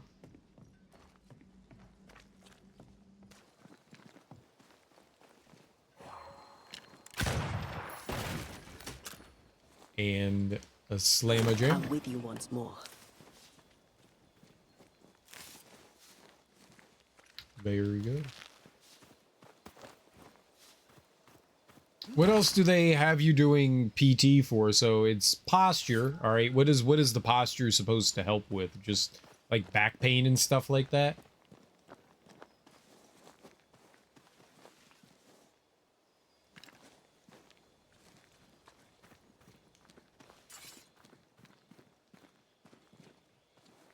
Neck issues, I could see all kinds of things. Shoulder problems.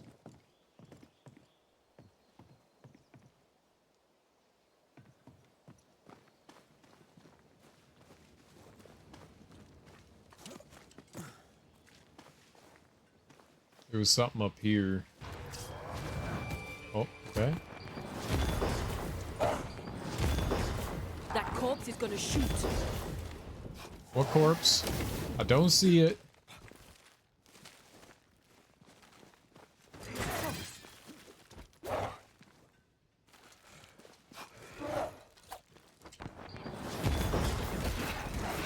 You're in its sights, Red.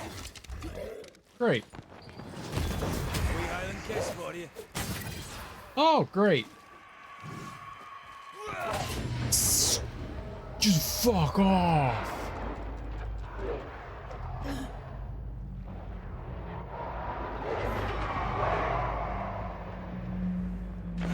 Hey, more fun.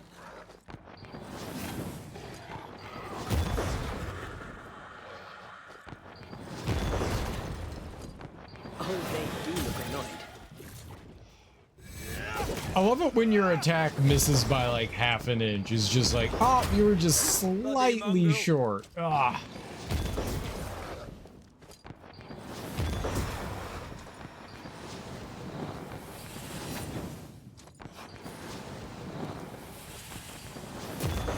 Bastard. All right. Almost dead, but then full health again. So, nice. I'm having tingling sensation up my neck and back of my head, so they gave me PT to address it. Oh, okay. That sounds scary. What did they say that it could be? Just like tension? I'm also having some hip lower back pain since the baby. Okay, yeah. This PT seems to think he can give my disabled ham some more functionality, which is ambitious, but you'll try. I mean, it doesn't hurt, right? I mean, okay, it might physically hurt a little bit, but it could help to improve things, right? And even like a little bit of an improvement is nice, right?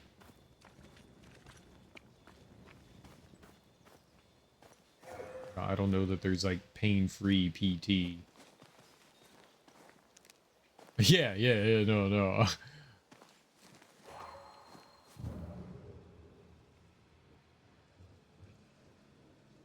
I realized what I was saying as I was saying it, and I was like, yeah, that's got double meaning.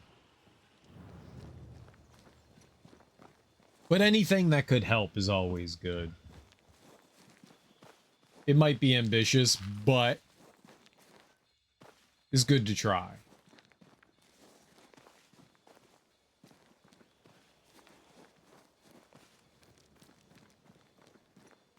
It's good to try.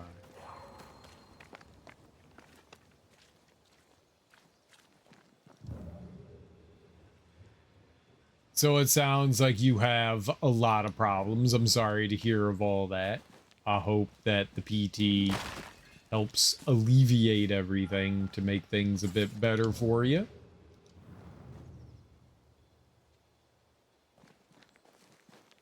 We need to do this together.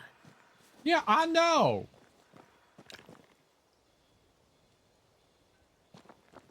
I'm figuring things. They gave me some diagnosis for the neck. Apparently it's common, and it's just that my poor posture has bent my nerves in a weird way, and it's treatable. So treatable as in just with like the physical therapy, or treatable as in you do some physical therapy and then maybe there's like some mild procedures that they could do to help?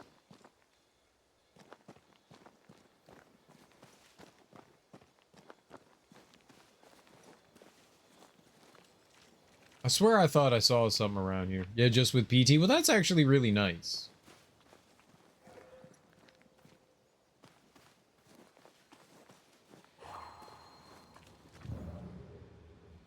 I think it's just the thing over there, though. I don't think there's something hidden around here. Could be, though. Did you feel that? It's close. Okay, so no, there is something around.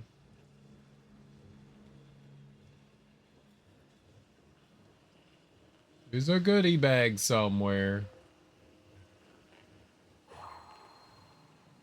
I'm hopeful. I would be too. I would be too.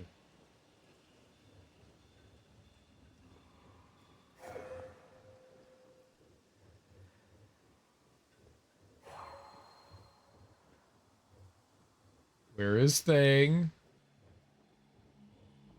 Oh. Must have ran by 5 times.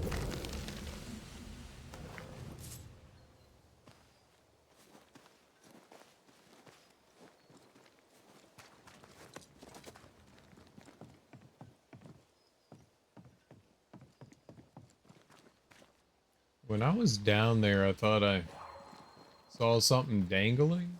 Maybe I didn't. Maybe it was somewhere else.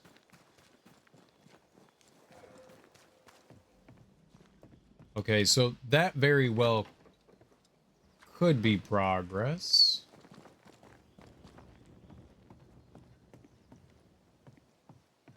Looking for all sorts of stuff around here.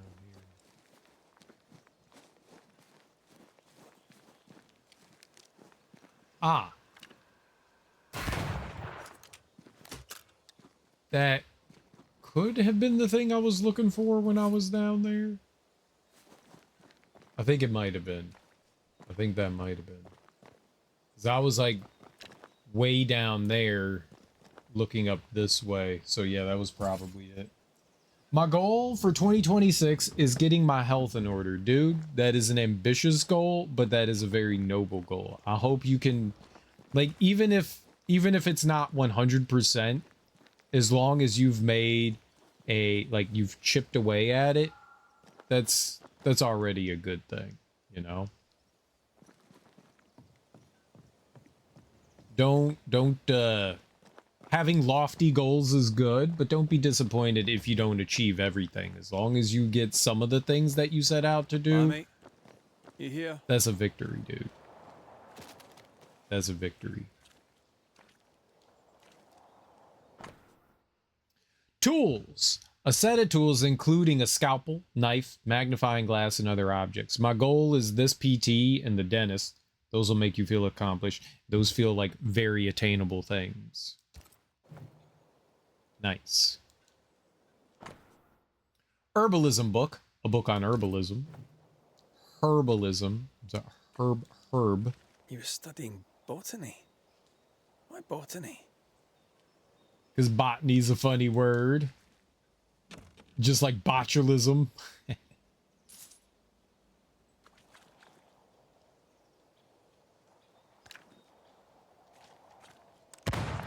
I see my gyno TMI yearly, and that just started with a new family doctor who's been great, so that's nice. The doctor I have been seeing since I was a kid, maybe not a kid, but young adult, he's gotten pretty up there in years, and he's cutting back in hours and stuff like that, and I'm gonna have to find another doctor, and man, that fucking sucks. Cause him and his nurse practitioners have always just been on point and great people. He's done a great job of like keeping good people around him, and I'm kind of sad that I mean, it makes sense. He's getting up there in age. I mean, I think he's like late 70s now. He could even be in his early 80s. Finding a new doctor is always just stress, man. I think I can do it. I'm in general good health other than the obesity and hyperthyroidism. That's good. That's good. And those are all things that can be, you know, worked on and managed. That sucks. Good docs are so hard to come by. They are. They really are. And a lot of doctors are like cutting down on taking new patients and stuff like that. So it's like, oh yeah, someone recommends you their doctor and they're like, oh yeah, they're great. And then you go and you call and they're like, yeah, we're not taking on any new patients right now. Dang. Crud. Oops. Fauna and flora. Corvus corax or common raven. Omnivorous and opportunistic by place and season, carrion, insects, food waste, grain, berries, fruit, eggs, and small animals. It's like me. Except I also eat big animals. Yeah, the thyroid thing is just taking your meds and getting a yearly ultrasound, so that's easy. Yeah. That's not too bad at all. That's a fox.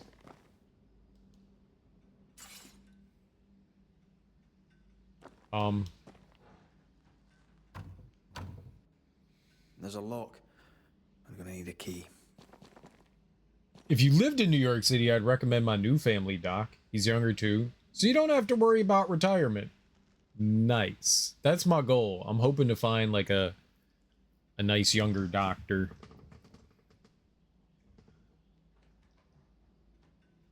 Someone who will be alive when I'm dead. That's the goal. My age, slightly younger, even slightly older, but maybe somewhere in my general age range would be cool.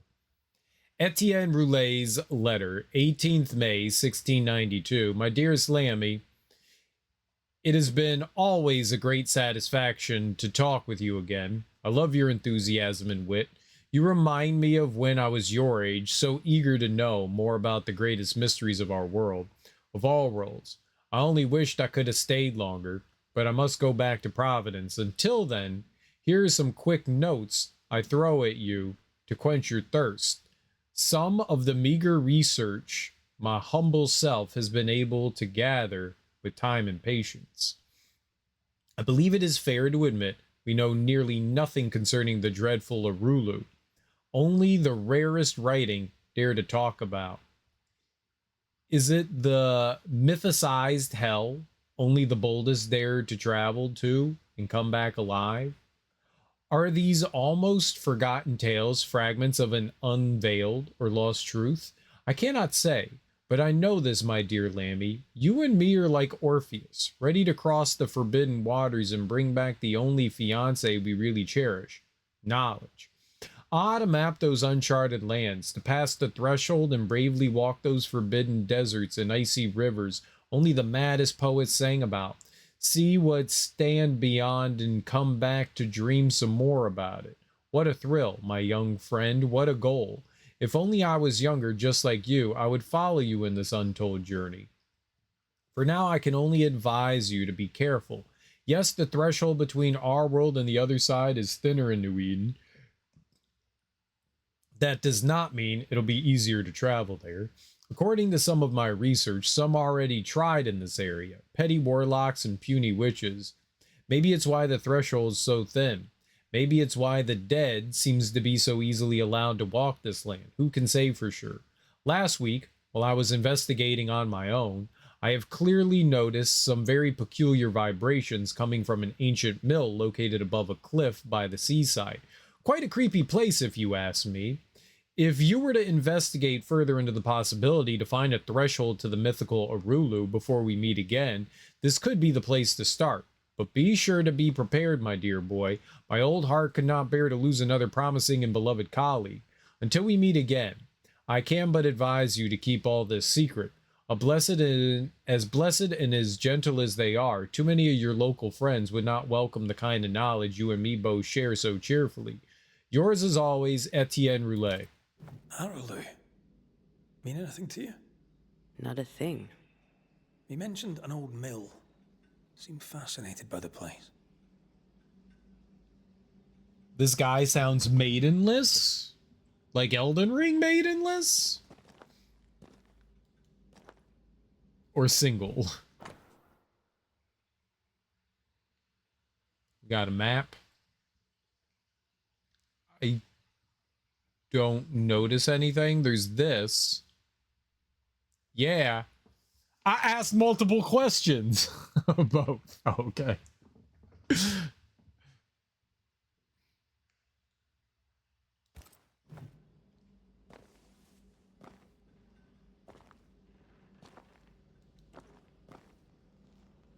The incisions are clean. The precision of an expert. There's magic here, though faint.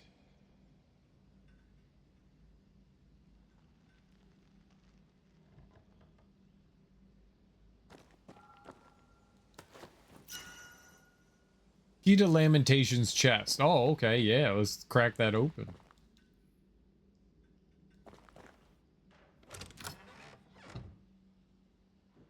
Nothing incriminating. Yet. Lammy's note. This place is even more fascinating than I imagined. So many unanswered questions waiting to be answered. Monsieur Roulet was right. I am sure the tragic history of the old mill has much to do with it. I shall go there. I shall do my work there, unmolested by suspicious and unscientific neighbors. There is so much to do. Remember what we found at Caleb Watson's? Maybe we're not looking in the right place. If I had something to hide, I might hide it in an abandoned mill. Funny. I would also hide things in an abandoned mill. Wow. We're like twins.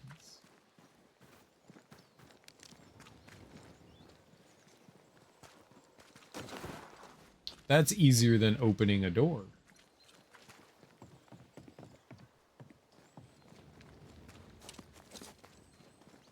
And it looks cooler.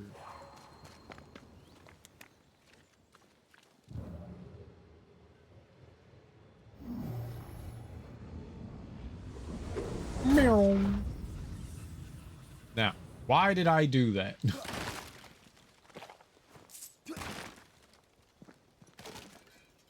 There's always a reason, but is it a good one?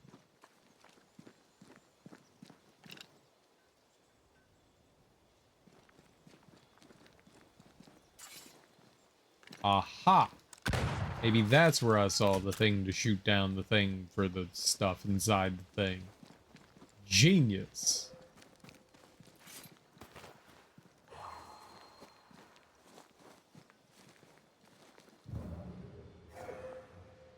Sometimes it's hard to tell. When you get close by, your rings glow. And sometimes it's hard to tell whether it's a like secret item that you could pick up that only Antea can see, or whether it's, you know, like an interactable thing like that. Usually your people comment on it, but not always. But not always.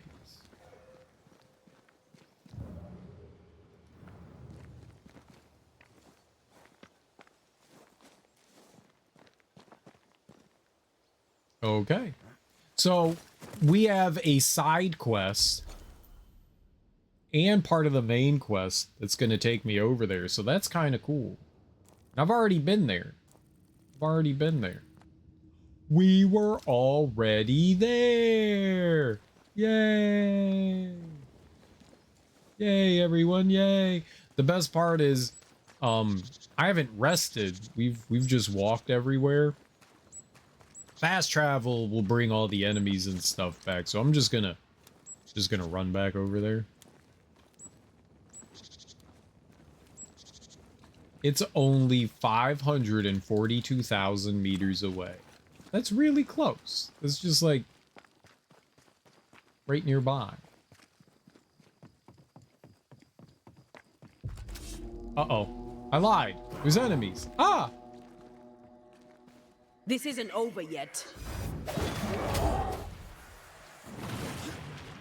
I don't like the sound of what happened there. Can I join in too? Yes. Just give me a second.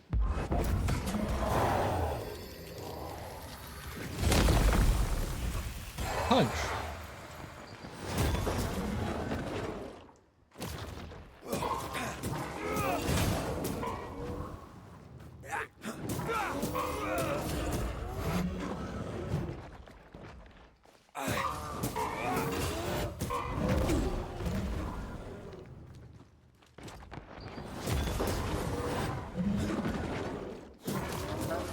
I can help.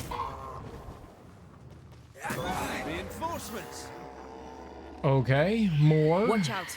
Spectre possession.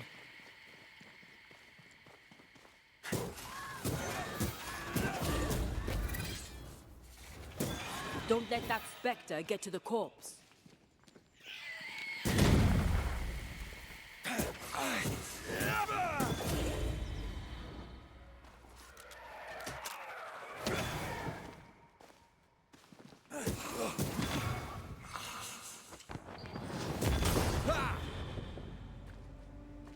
All right, it was everyone. Away from the village. Perfect for his research. Perfect to hide secrets. He's not out here for pleasure, that's for sure. All right. We came here before we had like story stuff that dragged us over here. So it's possible that these are like story oriented enemies versus anything else, you know? Which is fine. I don't mind a little tussling on our way over. What's that, Timmy? He's stuck in the old mill? It does say old mill this way. Even though the map is telling me, the guide compass is telling me to go the other way. We could take this way. I mean, I think the reason why they're telling me this way is because I probably wouldn't have technically opened up the shortcut yet.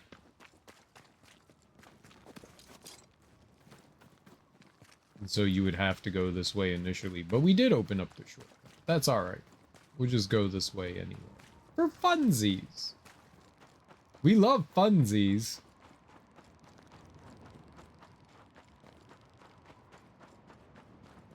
plus, on the off chance there's any like extra dialogue or anything we can do, I want it. I want it. Look, friends.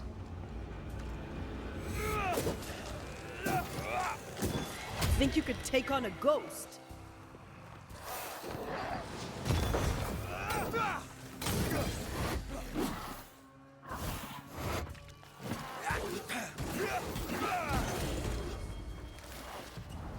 Bye-bye. Devil take it!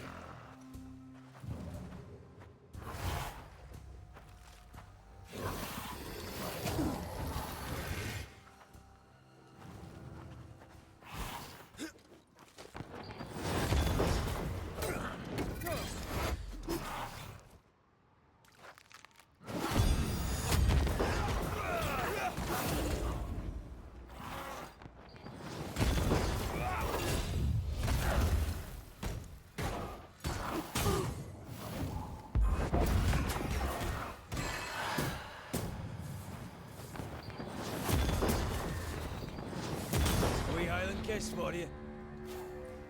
Nice.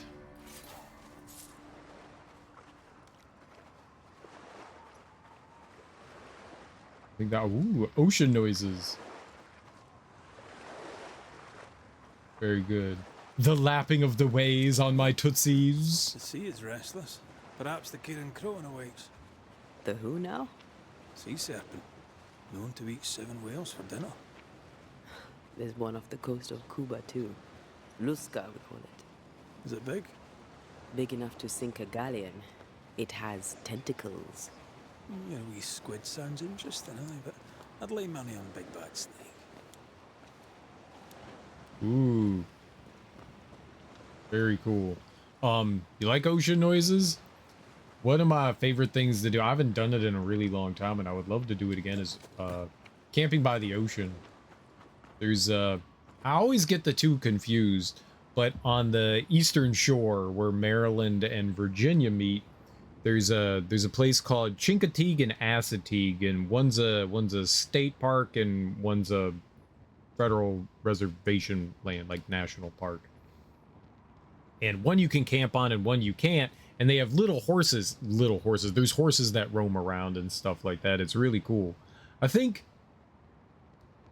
Assateague is where you camp and Chincoteague is like the federal land, I think. Doesn't matter.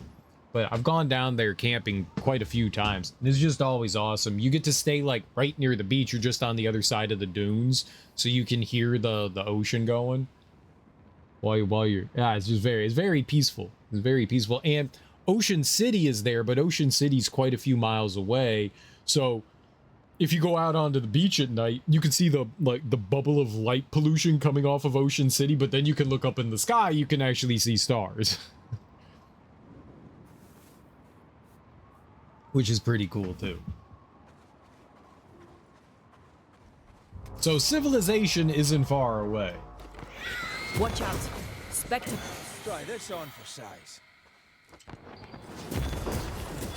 But it's nice to be able to like set up a little campfire, drink some beers, hear the ocean, you know, it's really cool. You're done. What should we expect up there? A gateway to the mythical Aralu, whatever that is. Otherwise, terrible tragedy, dark doings, sick secrets, at a wild guess. One time when I was down there,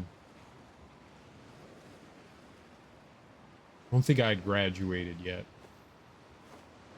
I was down with like a couple of friends. It was a buddy and he invited his cousin along. So initially it was just him and me, and then he was like, mind if my cousin comes on? I was like, hell no, the more the merrier. It's always fun having a group of people. So it was the three of us, and woke up one morning and I heard some noises in the tent, and I just assumed that it was one of them. We had like a huge tent. You could have fit like a family of 10 in there. Massive tent. And I couldn't stand up in there, but it was really high. It was cool. and I heard some rustling in the tent, and I was just like, this is just one of the dudes like probably like messing around in their bag or something like that. But it kept happening, so I was just like, well, I'm gonna see what it is. And I looked up, and I was like half asleep, and I just saw this shadowy giant image, and I was just like, what the fuck? So I started kicking with my foot, and it was a horse, and I kicked it right in the face.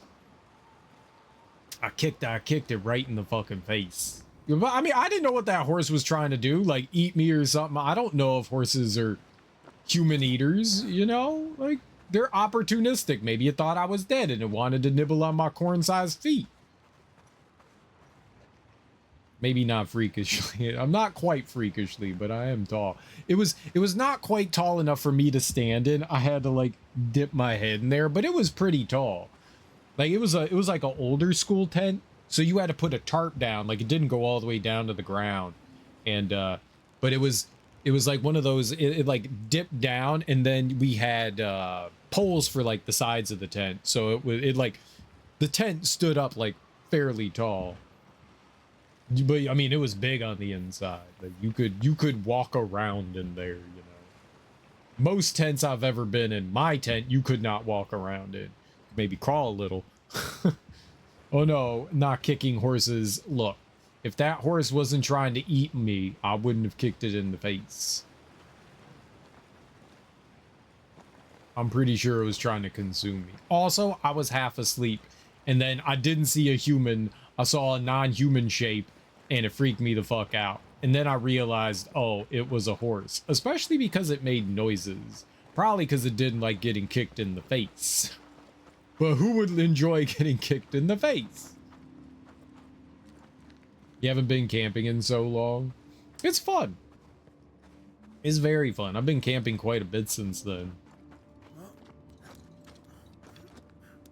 It's a fun time. Well, now that you got a little peanut, you can take them camping and show them the funs of going around camping and having fun, you know?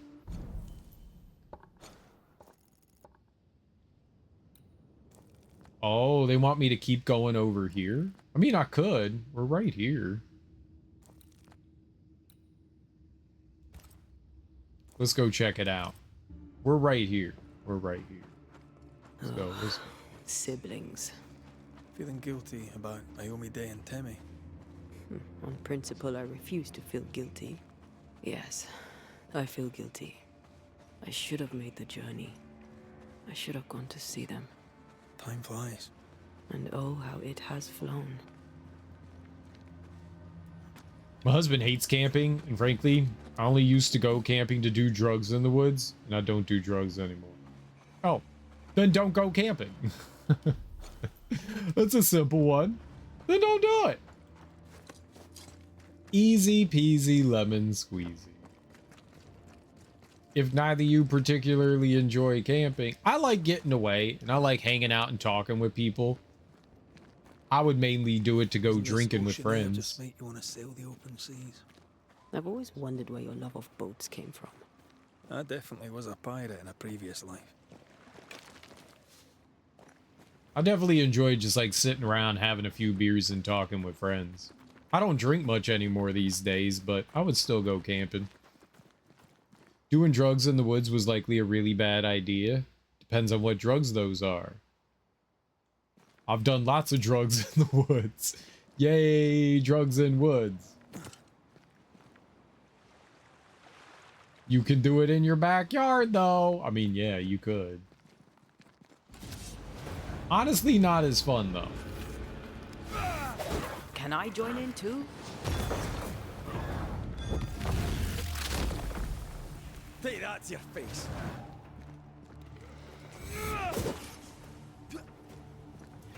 That specter's seen a corpse and it wants it for its own. There's definitely something more This isn't fun over about yet. going into like the middle of nowhere and being away from everything. Specter There's position. something special about that.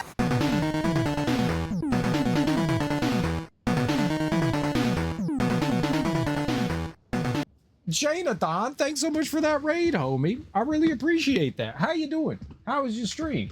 What were you playing? What were you getting into? I'm not sure that we have a mod around here, so I will give you a shout out.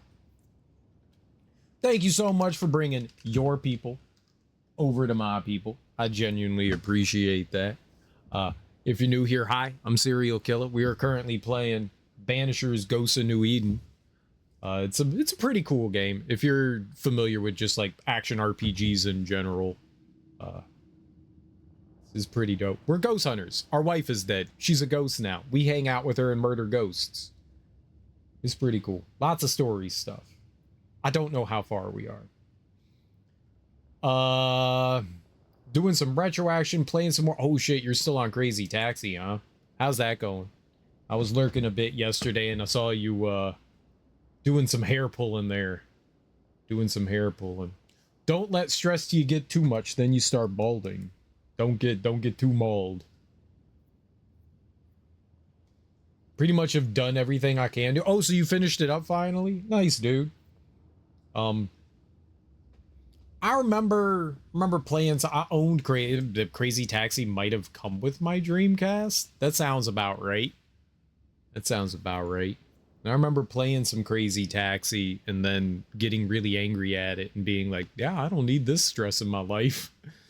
That's a fun game. It's a fun game. It's definitely fun. I don't know if I could sit down for like 7 hours and play it continuously, but it's definitely cool arcade action.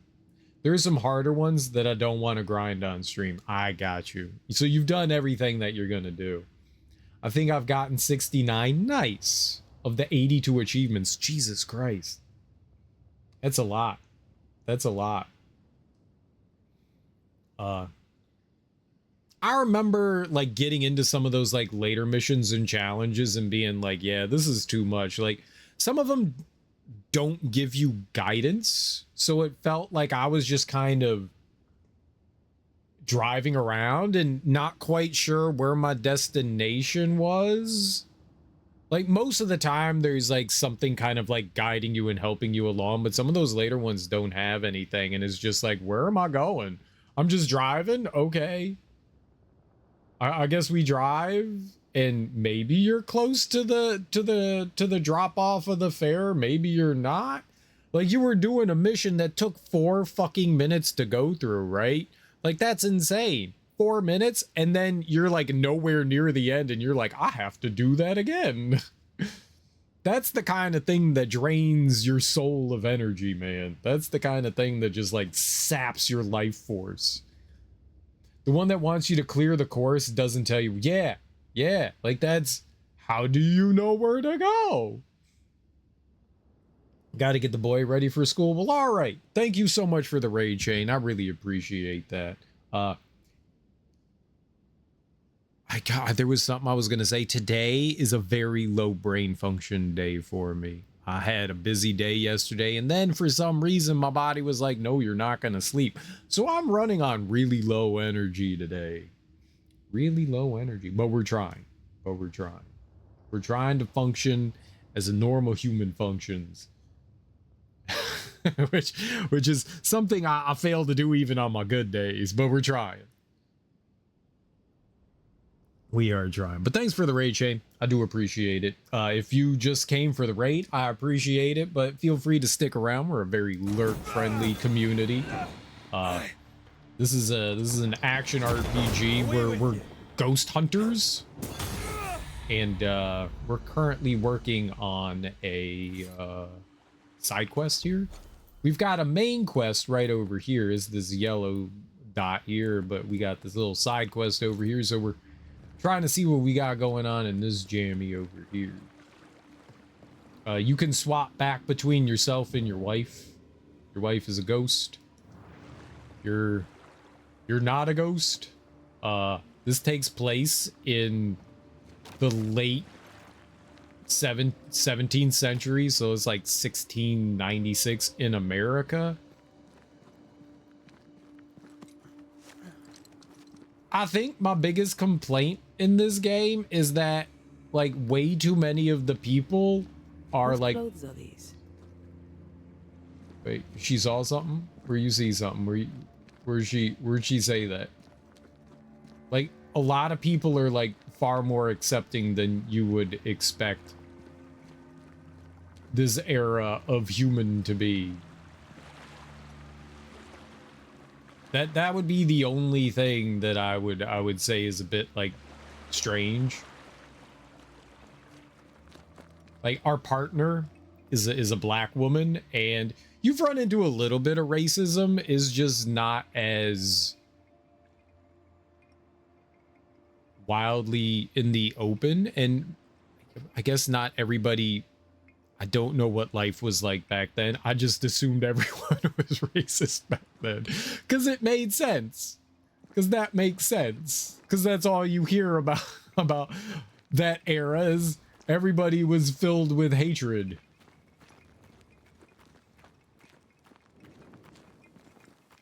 So I'm just kind of surprised about how like accepting some people are. We're in the New England era. There have the big thing that we're like working on right now is like the main story mission at the beginning of the game. A ghost, an evil ghost called a Nightmare, killed our wife. And so we are working our way back to where that ghost is. That ghost is all the way over here. In actual New Eden town. We're just over here in the Hallows. The bridge that connects New Eden town is collapsed. So we woke up at the beginning of the game over here, and we've slowly made our way to the Harrows over here. We've done like big chunks of. There's more side quests. Oh no. There's a lot going on in this game. This game's a lot bigger than I thought it would be. But our wife died at the beginning of the game. And we were brought to town to like hunt a big ghost, and they murdered her.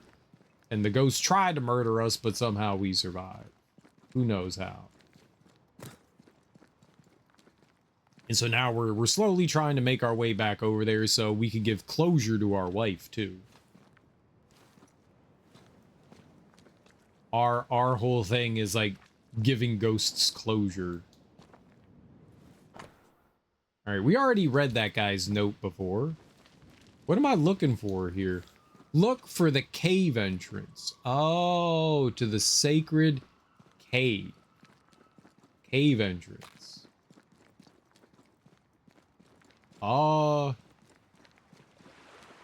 Maybe up there. That's right. I do remember. I remember going into the cave and finding something about the Bachelors, and that's what this dude is. This is Hugh Bachelor. We're looking into his sister. Here is as thin as in the cave where you found me. The same lonely feeling presses down. Yeah. All right, yeah, we came in here before. Something's written here. I believe it's from Marcy. Okay. I will wait for you. I'll wait for you. I don't know if these are comforting or terrifying. I go with creepy. Don't leave me. I can read cursive. She sounds restless. How long has it been since Hugh's return?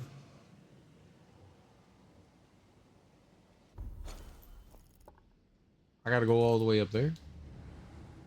I remember being in here and discovering a journal of hers. Is this just a dead end?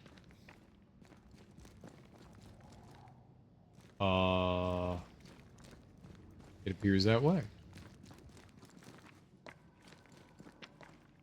Uh-oh, I'm trapped. How did I get in here?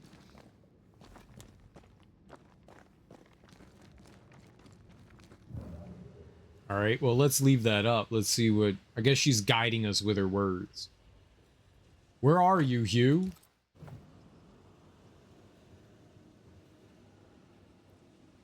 Please return to me.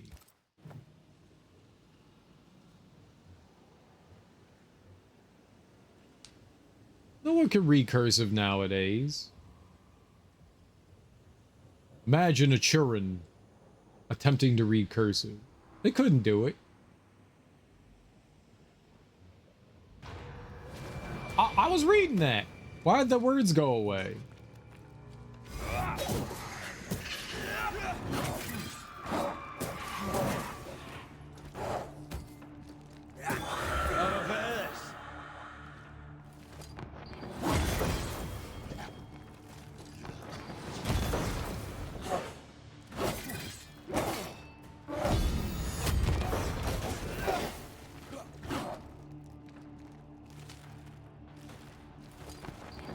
Well, I was waiting for him to attack there. I did not parry anything until the third one there. That was not good for me. I got punched in the face a lot. That hurt. I'll pray for mercy, for your mercy. Hugh, don't lose hope. God will pardon us. Oh, what did they do?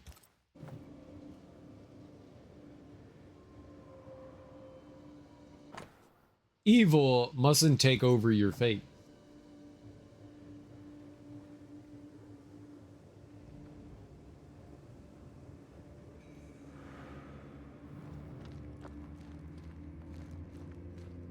Arise into thy resting place. We don't have the same definition of a resting place. All right, I read this before. I think I need to read that again. I remember seeing this here. Maybe we'll be able to... It looks like there's a path back there. I don't know, but it looks like there's one. Ghostly voices stay in this place. I've brought stew. 'Tis your favourite. Bread and water, too. Oh, it smells so very good. Thank you. I'm sad to disappoint, but I am fasting. As did our Lord Jesus Christ himself.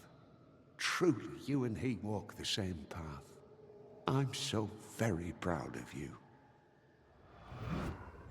Hugh Batchelor let his sister starve herself. He's convinced that she was chosen by God. Does she believe it too? Let's look for Marcy. She can't have gone far. And this is her journal, right? Yeah, we read this as well. So there were the two.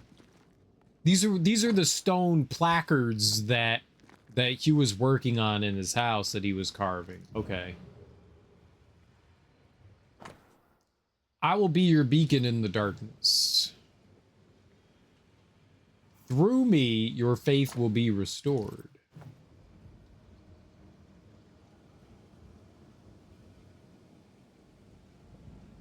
I will always be with you. Oh God, no. Is that a threat?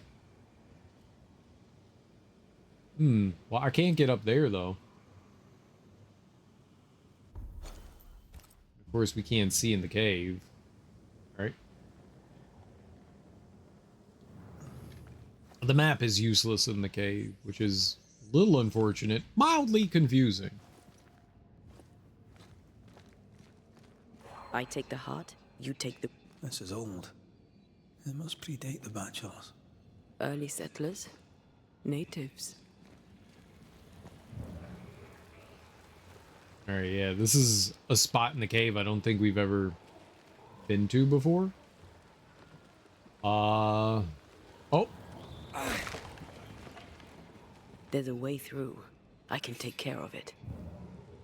Yeah, but I can't quite. So there's that.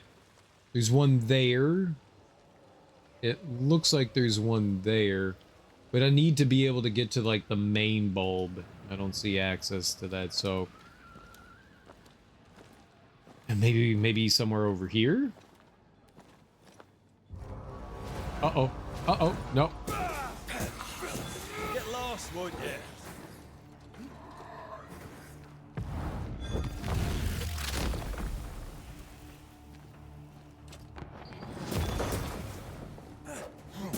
A wee Highland kiss for you. Alright. So now... Nope. Can't do our... We gotta jump down. This is not great as far as...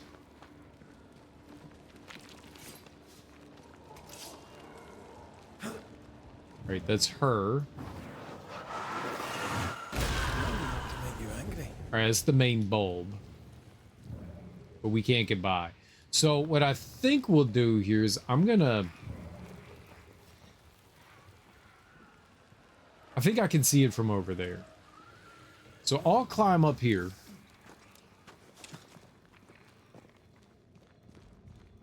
There was treasure here. Mine. I found it. It's mine, mine, mine.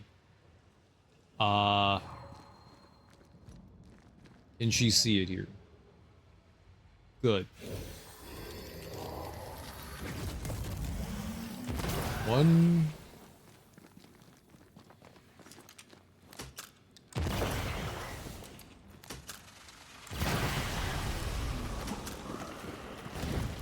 Alright. Looks like we took care of it. Nice. I'm glad I was able to see the other two nodules from over here.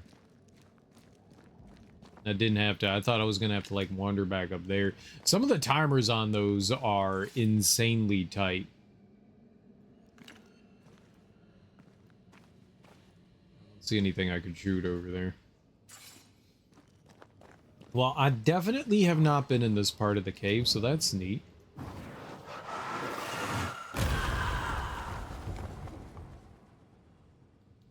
Oh, there were still rocks in the way. I was like, oh, can I get in there? They were pretend friend rocks. Nothing.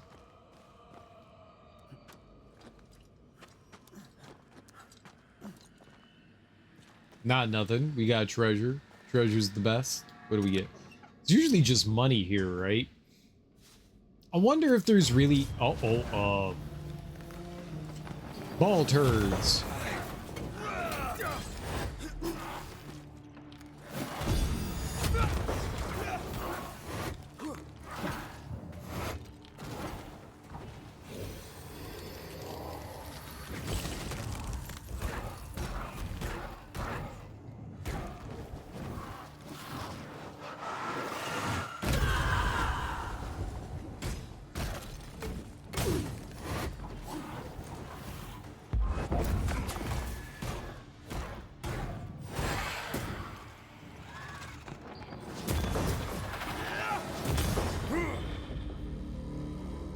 Okay, not too bad. Yeah, it's just some money and stuff.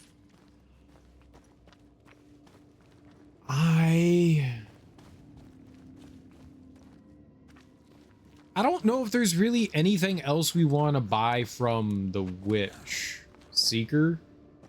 She has a shop, but I don't think that there's much of anything else that she has that we really need to pick up.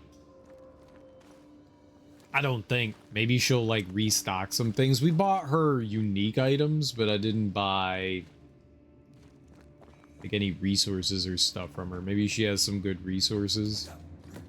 Maybe I will need to buy stuff. She has resources that can help us upgrade things. So maybe if I run out of items that I can use to upgrade that we, like, collect from in the world, I guess we could just go buy shit from her. The only place I get money for her store is from those blue chests, though. Purple, blue, blurple. I think they're blue. Those are the only places we get, like, witch money from. I do find it amusing that there's multiple currencies.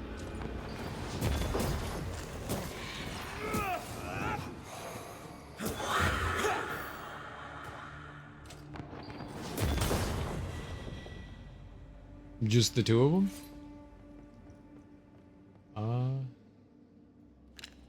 That's the thing we just fought. Vagina face. Good old vagina face. Why do you call him vagina face? Because his face is shaped like vagina.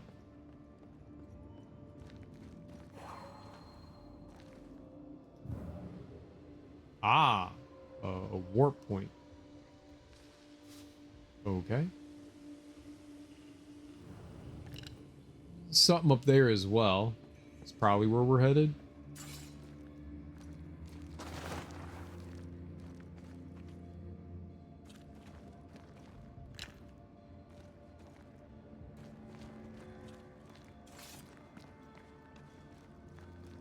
We're doing great. We're doing great. We need to look for somewhere to cross. Yeah, I know. I figured it out. I knew what I was doing, game. You didn't have to tell me. All right, so anything else in here we couldn't see before? No? Nothing? Word.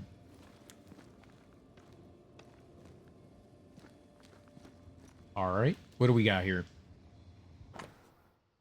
Atherton's Notebook, March entries, March 16, 1637. The Proctors are back from their trip to Providence. Curiously, Anton only exchanged a few words with me. He looked serious, or suspicious. I couldn't say. He's usually more talkative. Something must have happened on their trip. March 18th, 1637. Last night, Ethel and Anton visited me about a strange book, the Agrippa. That's a really old medical book, I think. They say they received it from a merchant who had himself from a receiver. According to them, the book contains dark secrets about immortality. They wanted me to read it too, as I'm more experienced. That's an actual book. Last time I remember seeing that was in Frankenstein, but they dismissed it as old meta. It's old.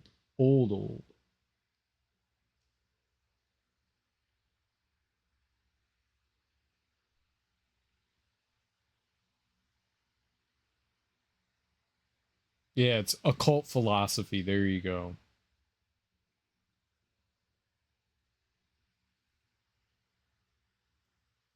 Marcus Vipsanius Agrippa. So he's the one that wrote it. Was a Roman general and statesman who was a close friend, son-in-law, and lieutenant to the Roman Emperor Augustus. Agrippa is well known for his important military victories, notably the Battle of Actium against the forces of Marcus Antonius and Cleopatra. Oh shit. All right, but what's the book about then? Why is there does the book have anything to do with this dude, or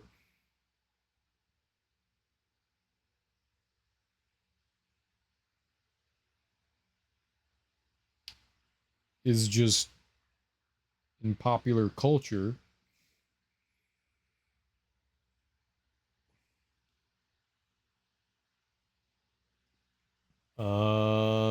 Okay. How about Agrippa book? Yeah, Agrippa, a Book of the Dead. Nope.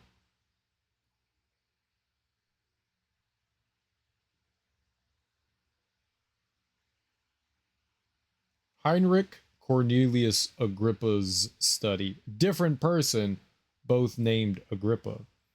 3 books of occult philosophy. Is Heinrich Cornelius Agrippa's study of occult philosophy acknowledged as a significant contribution to the Renaissance philosophical discussion concerning the powers of magic and its relationship with religion?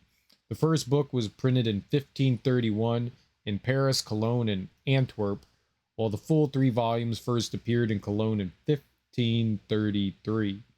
The 3 books deal with elemental, celestial, and intellectual magic. The books outline the 4 elements: astrology, Kabbalah, numerology, angels, names of God, the virtues and relationships with each other, as well as methods of utilizing these relationships and laws in medicine, scrying, oh my god, alchemy, ceremonial magic, origins of water from the Hebrew, Greek, and Chaldean context. These arguments were common amongst the Hermetic philosophers at the time and before. In fact, Agrippa's interpretation of magic is similar to the authors Marsilio Ficino, Pico della Mirandola, and Johann Reuchling's synthesis of magic and religion, and emphasize an exploration of nature.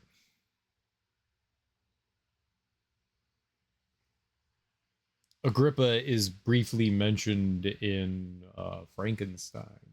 But, all right, so it's occult magic that somewhat has to do with medicine. They say they received it from a merchant who had it himself from a receiver. According to them, the book contains dark secrets about immortality. They wanted me to read it too, as I'm more experienced. March 25th, 1637, I finished reading the book. It contains many forbidden knowledge. Few chapters speak of resurrection, even less so of immortality, but the rituals are rigorously depicted. Unless I'm mistaken, they could be workable after a few months of training. March 26, 1637, I shared my research with Anton and his wife, and we were able to perform a minor ritual to summon a spirit. It was a great success. Old Richard, who died many years ago, came back as a ghost for a few minutes. Ethel seems to have a real gift for this kind of occult stuff. Anton made us promise not to tell anyone, for the moment. Is there a cave in New Eden that doesn't have occultists in it? They were looking for the devil. Marcy was looking for God. And now an angel has taken up residence. Atherton's Notebook, April entries, April 16, 1637. Anton and I continue to learn minor rituals. It's fascinating to understand how the spirit world works. As for Ethel, she started to study the more complicated rituals depicted at the end of the book we found. April 21st, 1637. Ethel believes we need more people for her ritual, and Anton suggested we tell our neighbors about the book. To avoid any condemnation, we decided to initiate Jack and Appleton. They could easily convert their family if they listened to us. April 30th, 1637, Anton gathered everyone in his barn to make a speech to our new members. I must admit, he knows how to be eloquent when he needs to be. For now, there are 7 of us, fittingly enough to perform any major ritual. Cool. I want to perform rituals. What do we got to do?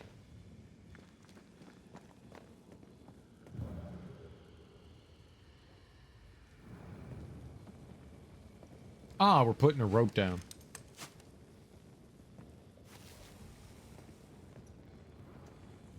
Red, come. I found something. Did you now? I probably wouldn't have found it on my own, so I'm glad you found it. Very incompetent.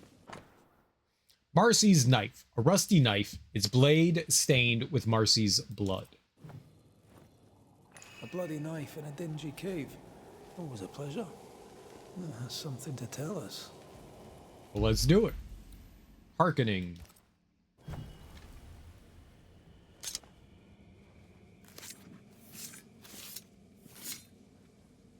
En Shaw en draste toki min koerste.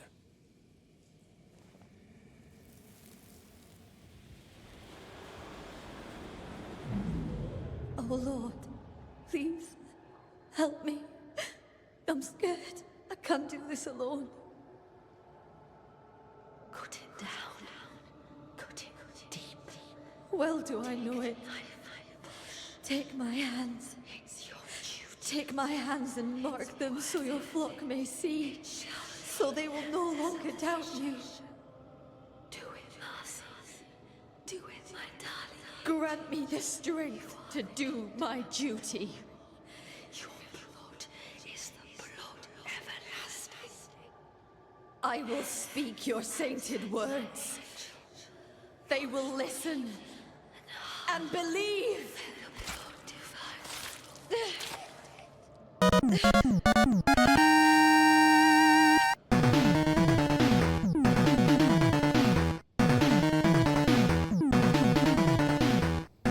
Ebony Kitty Magic. Thanks so much for that raid, Ebony. I really appreciate that. How you doing? How was your stream? What were you playing? What were you getting into? Thank you so much for bringing your people over to my people. I really appreciate that. I hope you had a wonderful, great, fantastic, tremendously fantastic stream. If you're new here, hi, serial killer. We are currently playing through Banishers Ghosts of New Eden, action RPG game. You were playing some Ninja Gaiden 2 Black. How are you enjoying it? Have you ever played Ninja Gaiden 2 Black before? She cut herself. Where did the whispers come from?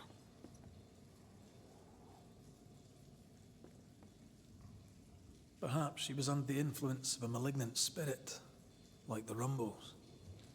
There's a trail of blood. Let's follow it.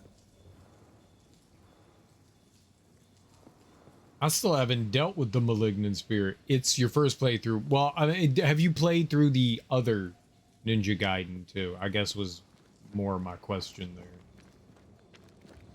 Have you played through the original Ninja Gaiden 2? I have only played Ninja Gaiden Black. That's the only one I've played. You've only played Black and Razor's Edge, so it's the first time. How are you liking it? You having fun? Are you good at it? Have you died?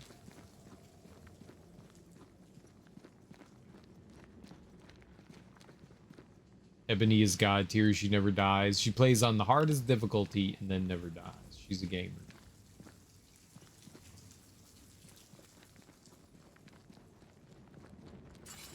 Unlike here, where if somebody sneezes, we die.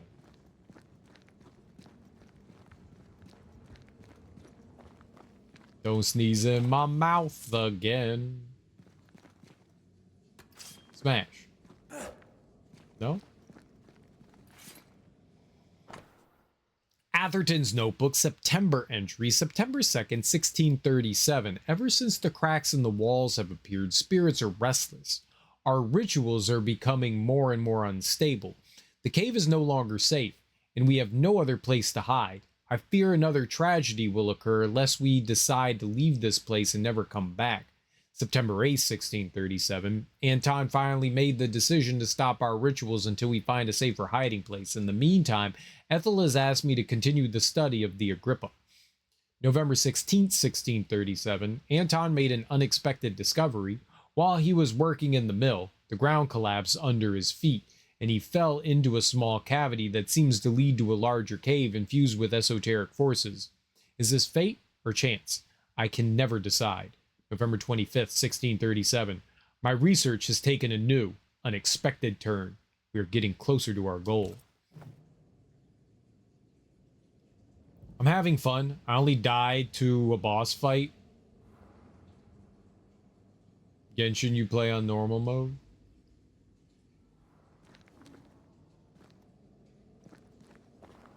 I was really bad at Ninja Gaiden Black, and I died to everything. If it moved, it killed me.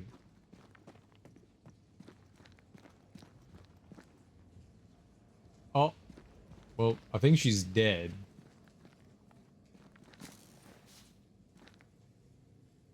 Let's read the note first.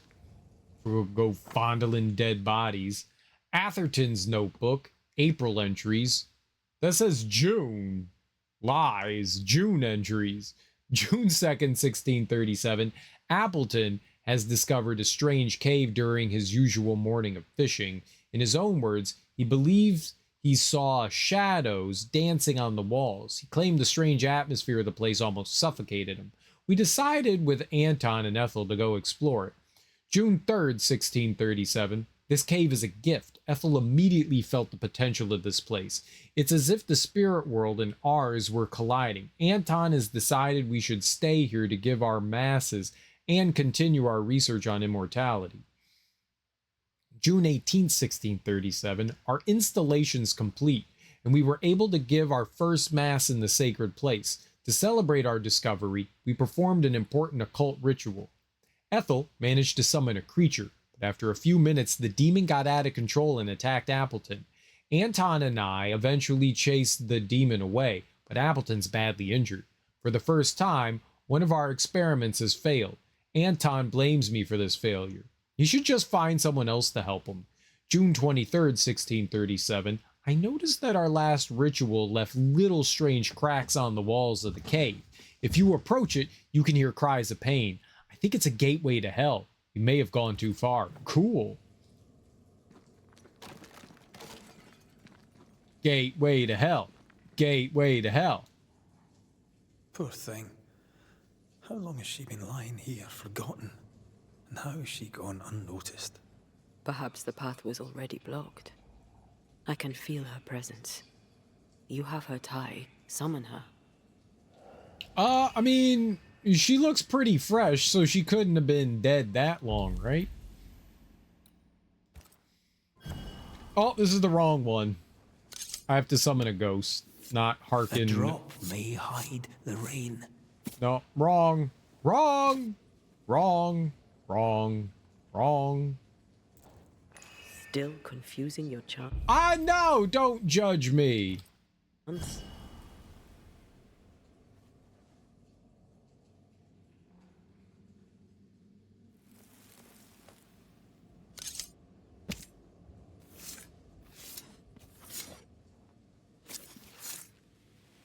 Femi me Garamo.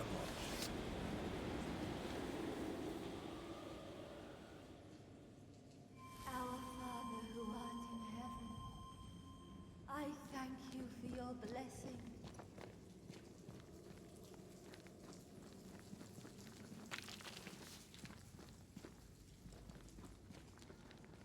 Girl descended like she all important and shit. First of all, lady. First of all.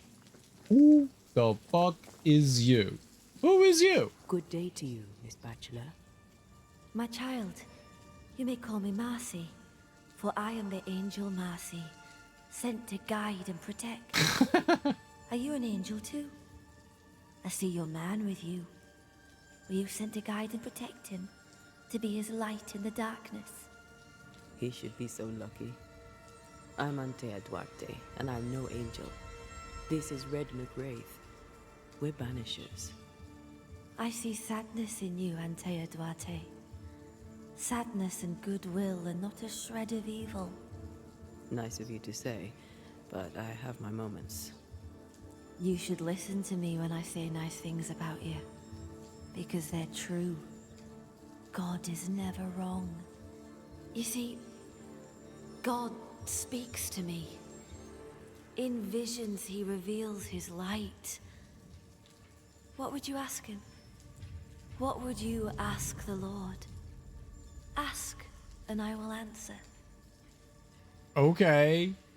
How many licks does it get to the Tootsie Roll center of a Tootsie Pop? Tell me more about these visions. What do you see in them? He bade me follow his path, to suffer for those I love, as his son did before me. I agreed, of course. Do you see God? Not exactly. I see a white lighter die and die again, forgiving the undying demon forged to eat her. I see them locked forever after in a dance that never ends. My visions are warnings. New Eden is sinking. What is this place? It's a blessing, isn't it? Our Lord guided you here, just as he did for me. And how do we know it was God? Don't you feel it? His warmth, his goodness, his light. It's him. Why, who else could it be? God called me to this blessed place that he, through me, may redeem it. This, my child, is what it means to be an angel. I notice you have the mark of the Lord. Your stigmata. How did you get them? He gave them to me. He came to me, took my hands in his, bathed me in his divine light, and granted me his blessing. What happened to you, Marcy? What happened? I opened my heart and let in the light. And do you know, it had always been there. You starved yourself. You refused your brother's food. Is that what killed you? God gave me a duty. I should sacrifice my body, as did his son, that my people may have forgiveness. I must carry the light to unbelievers, so that with it in their hearts, they may be saved by the light of the Lord.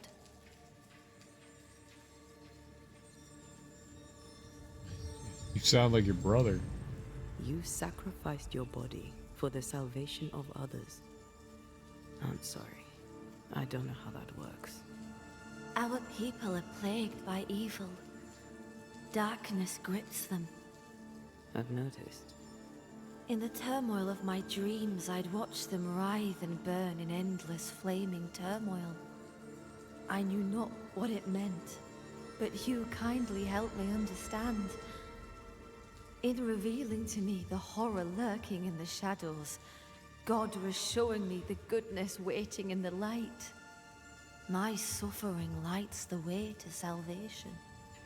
We're gonna have to talk to Hugh about this, aren't we?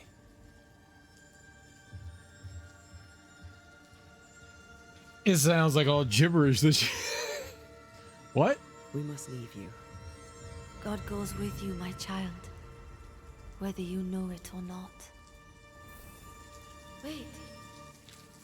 I feel something. Someone. My brother.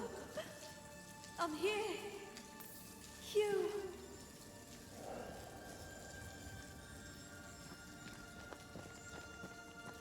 Didn't understand one word that crazy lazy said.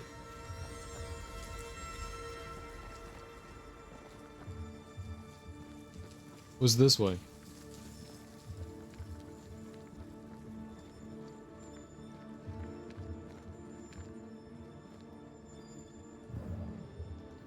Let's go see what she's got. That might be the way out.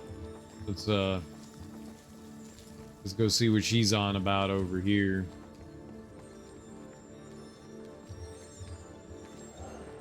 Oh.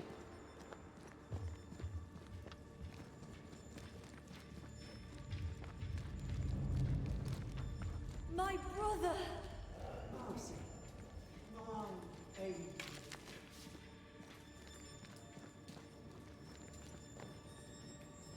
Okay, no, but that's the way down. So we saw this earlier.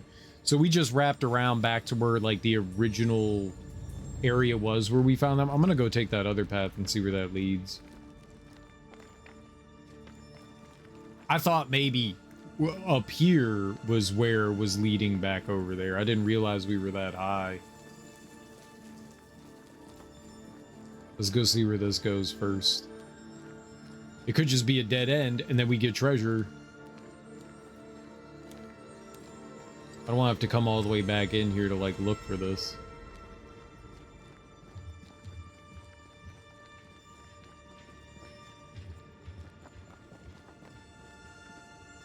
What's up, KO Gortrout? How you doing, homie?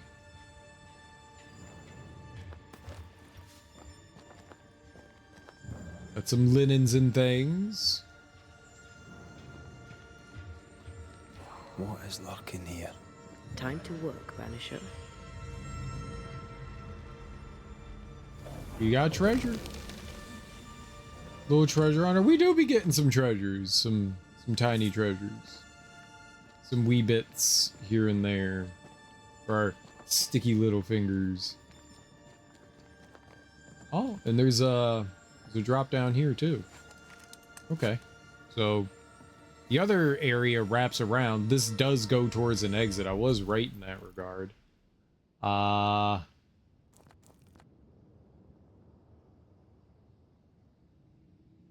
the fuck is this? This way up here.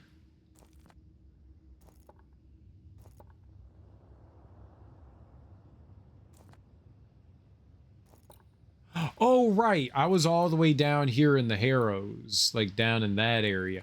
I opened up this, but I never came over here. Because I wanted to come back and explore later. There's a side quest over there, too. Fuck me. Alright, let's go back and talk to them before we lose out on that. I'll come back over there later. Well, we'll go that way later. I came in here just to take care of the main story quest. We could go and do the side quest after we deal with the main story quest here. I'll come back through and we'll go back out there. But at least I put down a rope to get back into the cave. That's good. That's real. That's very good. That's real very good. Very real good, real very good there now. then they ho there, hey there, hi there, ho there. Mr. McCrae, can you see her now? Is she not magnificent? Is she not a blessing from the Lord High God himself? No. What are you doing here? I'll justify neither my comings nor my goings. You might have to, school teacher. I know you followed me. No need to deny it, just tell me why. I would go to the cave, but the devil's agents had blocked the way. I hoped the Banisher would lift their spells. Though I confess I feared you'd make it worse. Your own sister starved. How could you allow it? Would you have me oppose the will of the Lord my God? No. Never. I know it pained him to see me suffer. But my suffering was the path to my sainthood. Starving yourself to death is insanely painful. You deprive your body of any sort of essential nutrients. So when you start starving yourself, your body needs to get those nutrients from somewhere. So it slowly starts shutting down organs so that it can get those nutrients from them. It's not pleasant. It's not pleasant. It's insanely painful. So you go through multiple organ failure as you die. It's not good. Marcy had visions. She heard voices. Did you know this? Of course I knew. They scared her. God sent a trial to test me. But he also sent me a guide. My brother, sir. Did you not talk to Reverend Davenport? Or Haskell, maybe? Why would I do such a thing when the Bible is clear? In visions, God reveals himself to the chosen few. My sister is one of them. I'd known all my life that Marcy was special. Here was the Lord's own proof.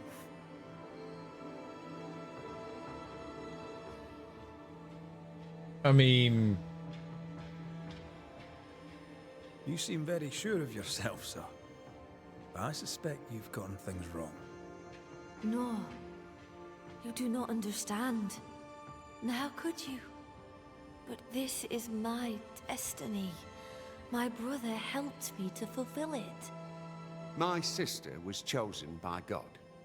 A banisher could not understand. A heretic could never understand. Well, yeah. Let's get this over with.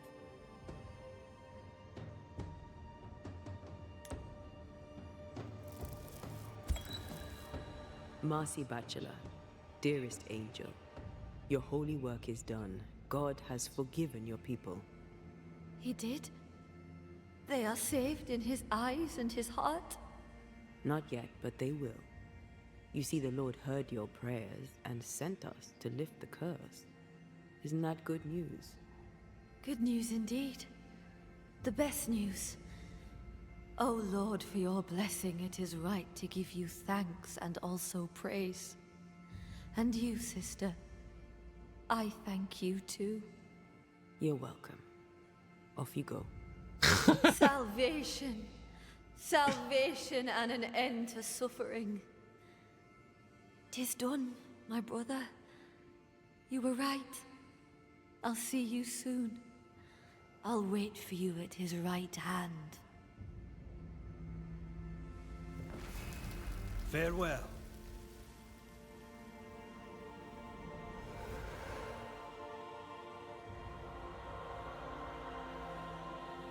A little white lie never hurt anyone, right?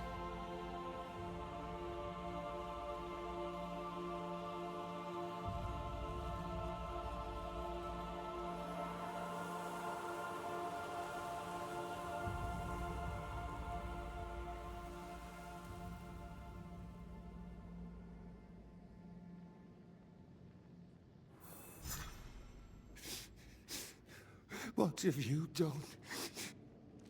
You've doomed us. You've damned us all.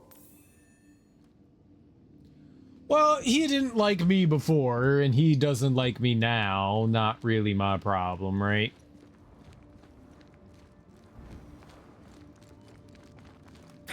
Yeah, well, that never opened. I don't know if that's a path or not, and considering I can't see into the cave in any way. Maybe there was a way you could see it from the other side, too, and You were right. Oh, memory. Your sisters. Aoife, mostly. If I'd had a big brother, I'd have liked him to have been like you. I haven't visited her grave in a very long time. Perhaps once this is over, it shall be time. Sounds like a good place to stop. Take stock. Indeed. All right, so we have to go back out this way and make our way over to here. I think somehow that does connect through like another cave in there. I think I could have gone through the other side. There's another exit in that cave I think I could have taken. I think. But we'll just wander back down here and over here. It's not like it makes a big difference. It's okay. Well, we gotta fight things.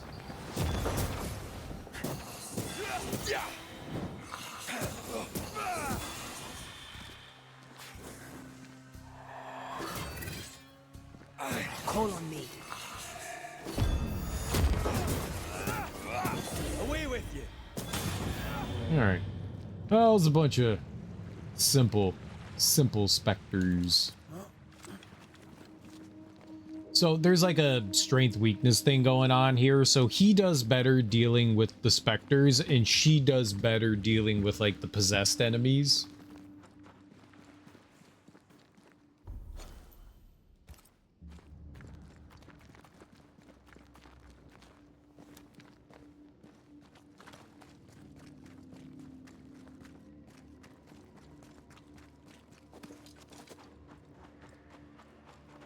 Do I have anything else we can upgrade? No, I don't. So there has to be, we have points that we can spend. There's got to be another ability tree. Maybe the reason we probably should push into finishing the story bits before we do more things is because we'll be able to spend our talent points there. I don't have anything to spend them on right now. True? True. Very true.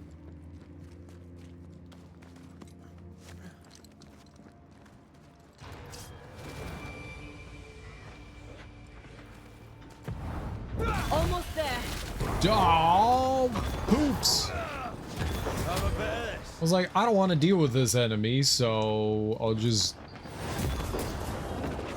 do the thing that would allow me not to deal with it.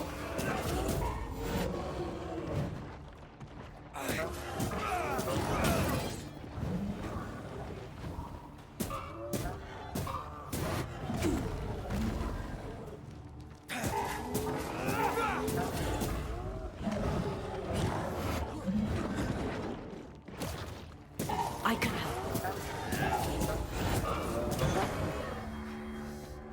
I thought I took a hit there. I was like, oh, we just need a couple more hits. I can squeeze it in. That was definitely greedy. That was definitely greedy. That could have hurt.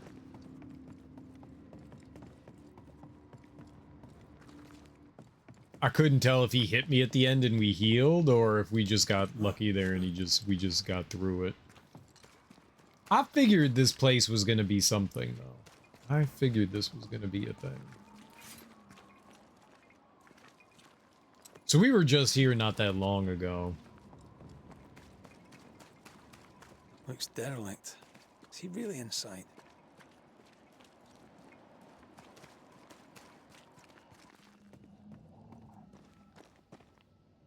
And it appeared that we couldn't make progress in here.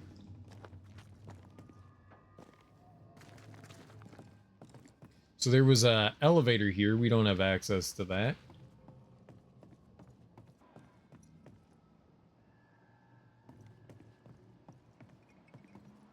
But I assumed one of a couple things was gonna happen.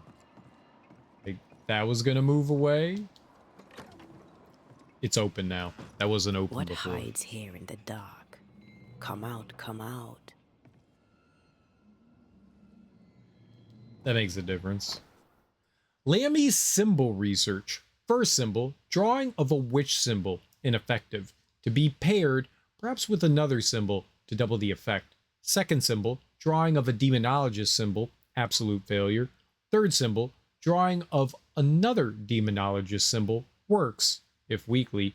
Fourth symbol, drawing of the first and third symbol mixed together, and the symbol is circled. Try this. I opened it for you. You're welcome. Thank you. I appreciate that. Sometimes we all need a little help. Studies on the Void. A collection of studies about the Void.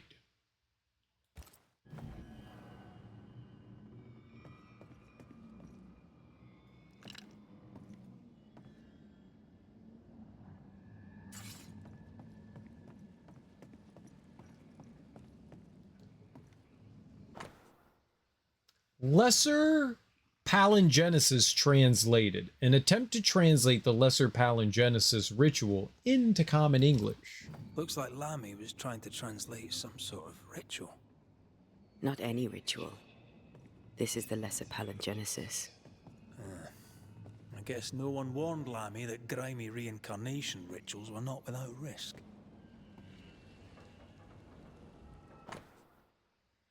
Etienne Roulet's note, 5th of September 1690. I was not mistaken about the hidden potential in this region. The veil between Aralu and our world is particularly thin, and therefore conducive to breaches. The mad ambition of couple Proctor only served to crack this already existing fragility even further. Poor amateurs, now they're punished for eternity. However, thanks to their efforts, I will be able to gain a great deal of knowledge about Aralu and succeed where everyone else has failed. I requisition the help of Haskell's son, who, unlike his stupid father, has potential, and therefore can be of great use to me. Together, we can achieve great things. This Roulet lad seems dangerous. His apprentice seems to be following him down the same path.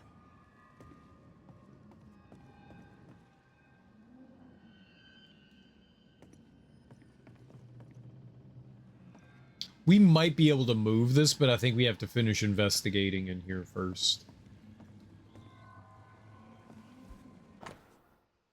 The Book of Lesser and Major Affirmations. The Book of Lesser and Major Affirmations by Ono Macridis. Ono Macridis? Ono Macridis? Ono Macridis?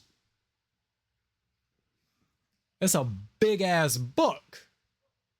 There's too much in that. Orion is about 7 hours out. What's Orion? So, what are you hiding in here, evil spawn? Glancing at the original writing, Lammy's work was poor. No wonder the ritual he spawned for Caleb from those botched words of power went wrong. Do you mean Artemis? Okay. What is Orion then? I know Artemis too, but what's the Orion thing?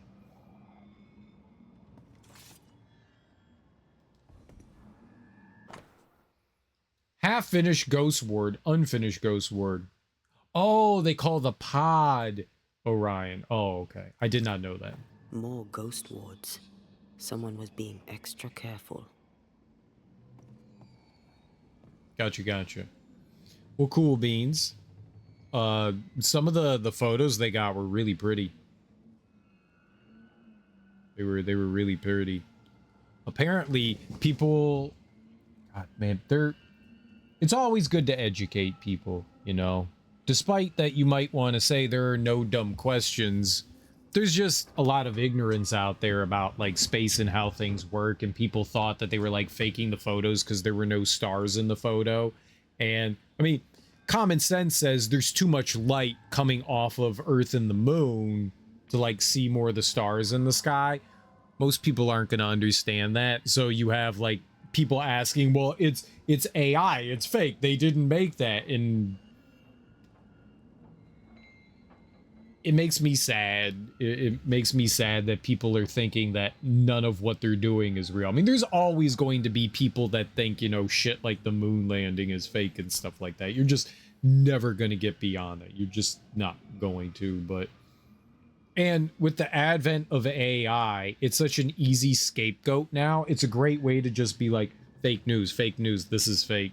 Especially when it comes to stuff like that. It's really sad. So people don't believe that we like actually sent a rocket into space. I don't know what they just did on the news with like the launch and all that. I don't know what that's about. This is all just to, I don't know. There's probably some weird conspiracy why they would do that. I mean, the only reason, maybe not the only reason, but one of the big reasons that we're going to the moon is to just beat China going there again. China announced years ago, hey, we're going to the moon, and we're like, oh, no, not under our watch. We'll beat you. It was like back in the day when Russia was like, we're going to the moon, and we're like, not Russia, we'll beat you.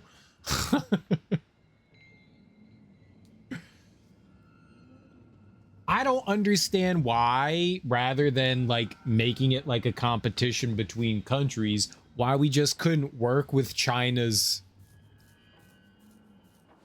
I don't know what China's version of NASA is called, but their scientists and our scientists, and we could work together to do something really fucking cool. No stars visible is just like here in the daytime. Yeah. Yeah. But you can't explain anything to people. People don't. People only want it. Some people only want to hear what they want to hear. You know.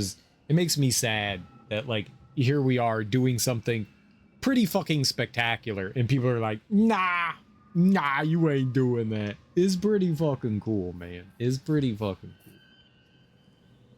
And it does seem like there haven't been any complications so far, and that's cool. China Administration of Space and Aeronautics. Oh, okay. So it's just like ours. CASA. Word. Dope. Well, I don't know why. I mean, I'm sure that we... Oh, JK? Wait, really? Fuck off. I mean, that's not what it translates into. All right, what's China's space program? China space program.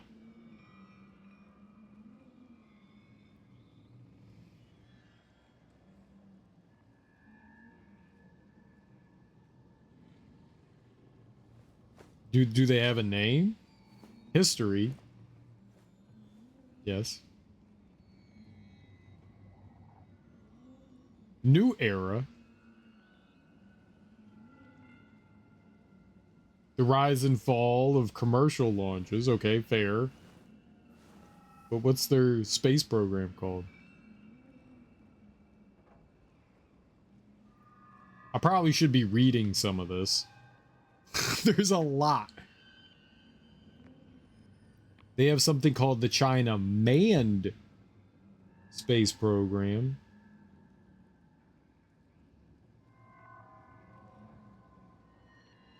But what's their...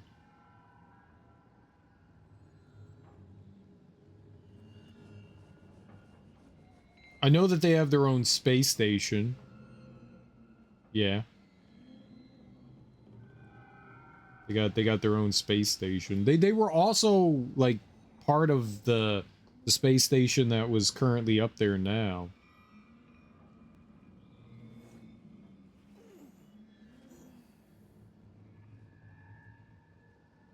I don't know the name of their program though. Like what's okay, let's just look up. Oh, nope. No, okay. China Space Program, NASA name? Like what is there just called the Chinese Space Agency? CNSA. China National Space Administration. CNSA. I know that they sent people to the International Space Station. I know that China was involved in that. Like everyone was. Russia was. Everyone was. Really dope that we worked together on that. I don't know why we wouldn't work as a planet towards going back to the moon. All of us can learn something. There's no reason, like, other than like a militaristic reason, there's no reason why we shouldn't like work together. We don't need to be poop heads anymore. Lammy's note. 10th of June, 1695. I can wait no longer. Father may preach or loll about with his selectmen friends in town, but words will not save these people. We have the power and the duty to act, not to cower with fear for our reputations. But fathers always feared the loss of reputation to the point of abandoning his craft, leaving me to learn it in secret. For shame, if my father will not act, then I will. LH. He doesn't speak well of his dad.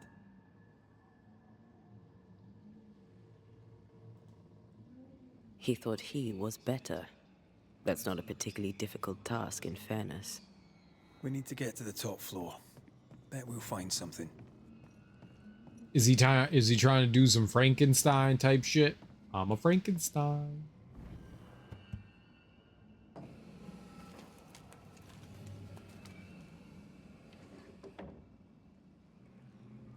Your joke, Kale Goretrout, was very mean and hurt my feelings. I thought I was learning. Atherton's Notebook, page 5, December 19, 1637. After long study of the book, Ethel, Anton, and I shall perform a resurrection ritual. December 23rd, 1637. Success, in part. The pig lived again for several minutes. Ethel supposes that the sacrifice of our 4 fishes, 1 chicken, was not essence enough. Dinner was good. December 29th, 1637. Anton tells me he would gladly sacrifice the faithful to his own eternal life. I hope he does not mean me. January 3rd, 1638. It begins. Anton preaches eternal life. The congregation listen as if bewitched. This place has been a veritable Aladdin's cave of madness and horror. It's an abandoned mill, Antea. It's no Versailles. I'm glad we went and did the other side quest first because it actually kind of tied into this. It's because if there were big titty goth girlfriends on the far side of the moon, we have to claim them first. I mean, there aren't? Why else would you go to the moon then? That's dumb.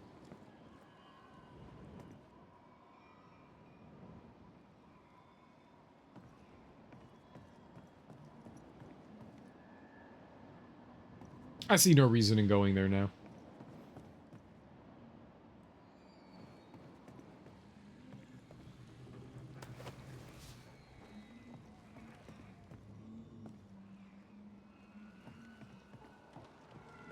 Once I've bruised the heart, destroy the wisps within its roots.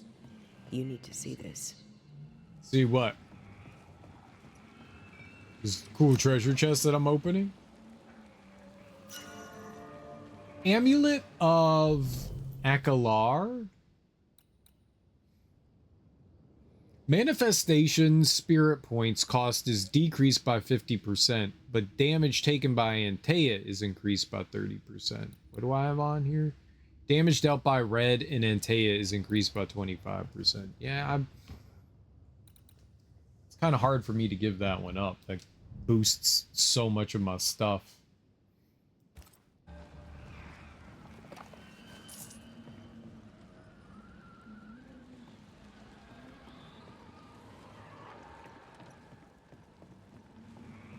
Ah, I see it. That's what's holding up the elevator here. Maybe, but let's keep looking around. I'm assuming we're gonna have to go down there anyways. All right. Let's have some peeks. Lammy's research. Test 17. The subject immediately sensed my presence. No, herbs have no particular effect on its senses. Test 18. Failure once more, yet it seemed to be deceived for a moment. Note, could this be linked to the organic tissue I used? Need to check. Test 19, inconclusive.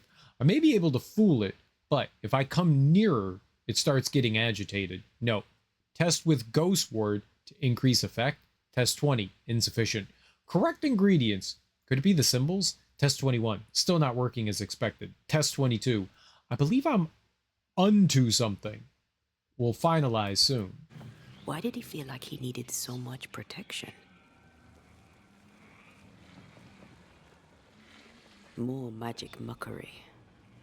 He wished to disguise his presence, or perhaps to distract from it.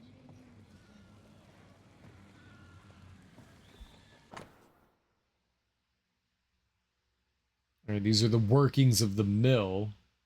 There's a stool there. It's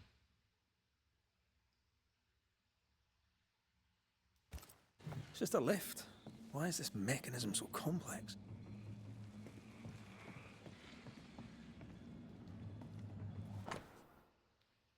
Agrippa, de Occulta Philosophica. That book, again. So these cultists used the Agrippa for their rituals. That sounds bad. How bad? Very bad. In search of eternal life, they fell into a trap. This book. Now, for their hubris, they served the void. They became a sorrow. Atherton's notebook, page 6, January 6, 1638. The day arrives. Soon our fervor shall fair be rewarded with the greatest gift. The company assembled. We ready the ritual. Ethel and Anton have much to discuss aside. I care not. Eternal life beckons. All right, and then we've got this chest here.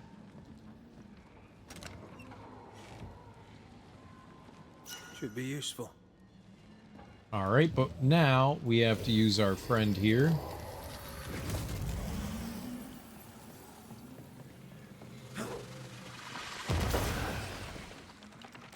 That's why they pay me good money. That was fast enough. And we used the windmill crank, apparently. The lift should work now. Sure.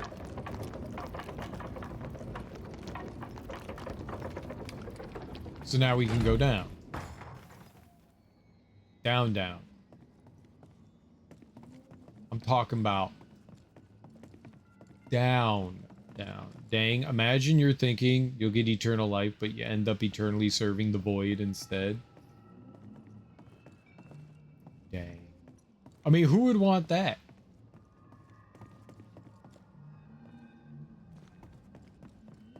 We're not quite sure what the void is. There's something called like our realm, and then what they call the invisible, which is like the afterlife, but then the void is whatever's in between.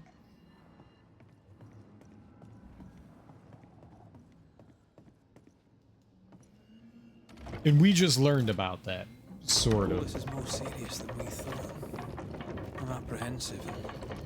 Not just because we're going underground. The sorrow won't welcome us. What around here does.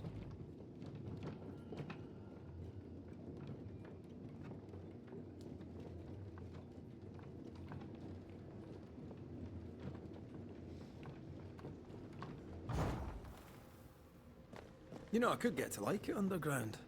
The darkness, the gloom, the cool air. Really? No, not really. Not at all.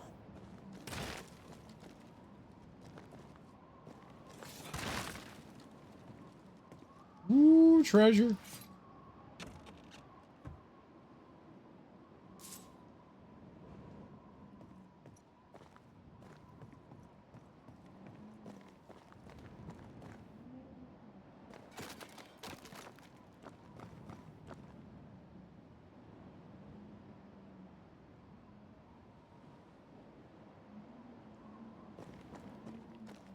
Well, let's just look around and see if there's any fun things to grab onto. They're not very clear what it is. I think one of them might have suggested it might be something like that, but I don't think that that's... They also suggested, like, it's not that. It doesn't seem to be some sort of, like, waiting place. Right now, it's an unknown. Though, when we initially got there, we were told not to dawdle there, but Antea heard the voice of someone she had banished. And the idea, I think, that was floated was this might be where all the people that we've banished end up.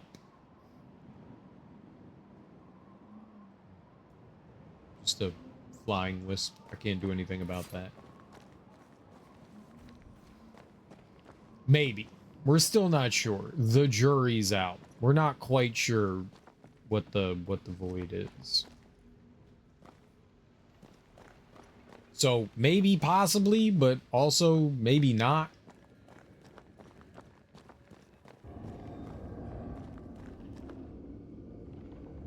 I'm leaning towards no, it's not purgatory. This isn't like where spirits go to be like... Shite.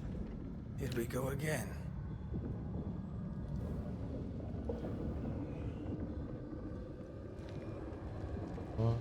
That looks friendly, right? No. No, we're... I don't think we're bad guys. I don't think that's even a suggestion of what we could be.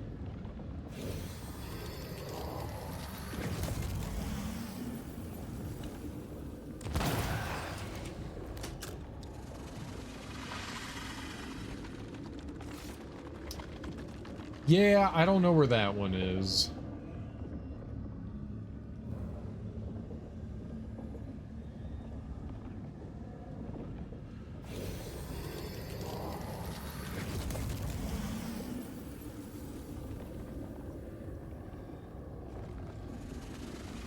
Ah, here we go. Okay. Once you've revealed the roots, I'll destroy them.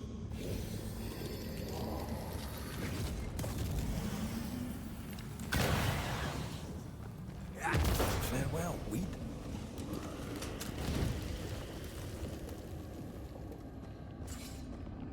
No, we're ghost hunters. We send the ghosts away. There's multiple different ways people, I guess, deal with the dead. So there's us, the Banishers, there's witches, and then there's demonologists, and all of them have their own, like, thoughts about, like, who does what and how things work and all that. It seems, based on, like, our very limited interaction, that the witches are a bit more peaceful about how things are. They're more kind of, like, nature oriented. What are like the nature witches in high fantasy? There's a name for them, right? Some of them can like shapeshift and shit like that. What's the name of them?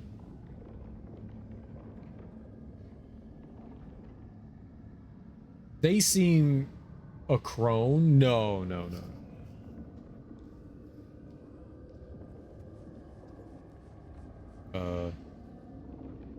Nature witch name.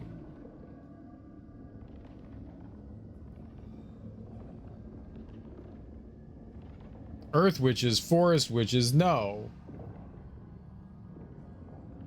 It's like some like Dungeons and Dragons shit. Druid. Yeah, druid. Kind of like a druid sort of thing. Yeah. There you go. How you doing, AWNG?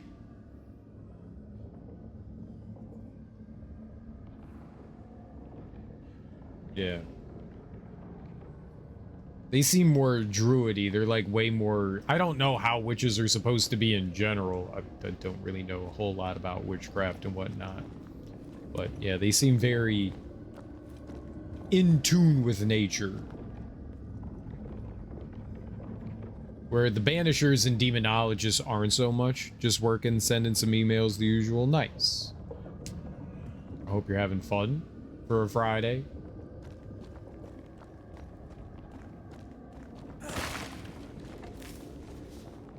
My video's hella behind. Gotcha, gotcha. Sometimes mobile be like that.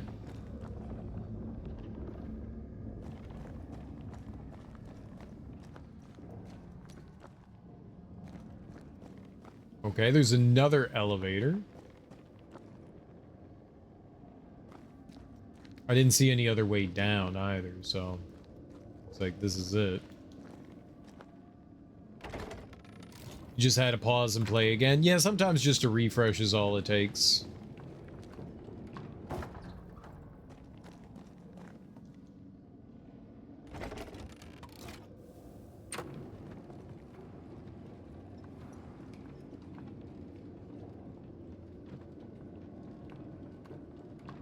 It's Friday. I just wrapped up a formal response to the government, so it's a good day. Nice.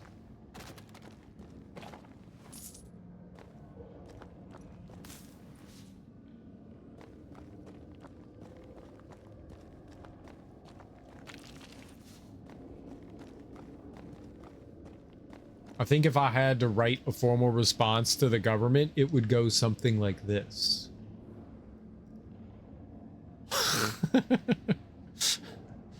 I believe that would be my response. Very formal. Dear government, you are mean. Screw you. Very good.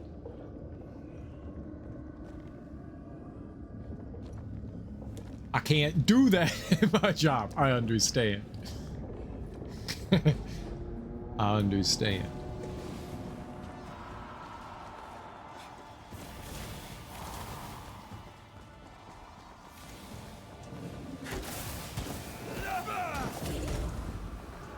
It's coming for you.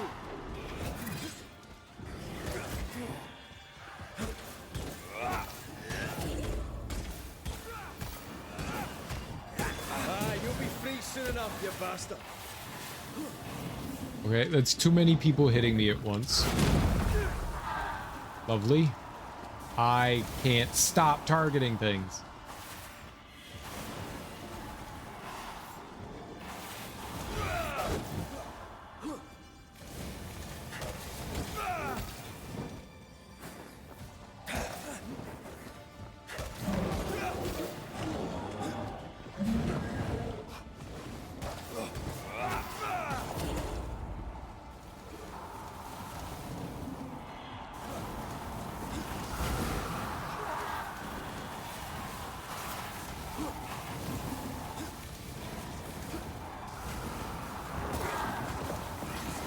Oh, that's all really bad. Let's end this. Oh, that was it? It was just the two of them? That's cool.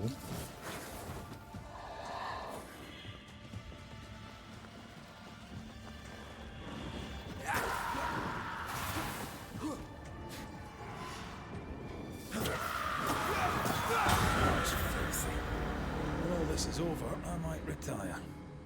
You'd miss it. You know you would. Red, come see this. Yeah, in a minute.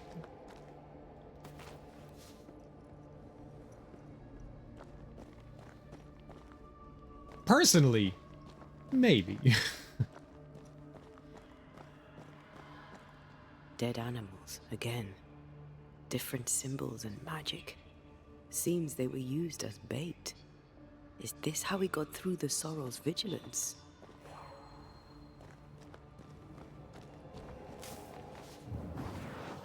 We'll keep looking around here. That's a void gate.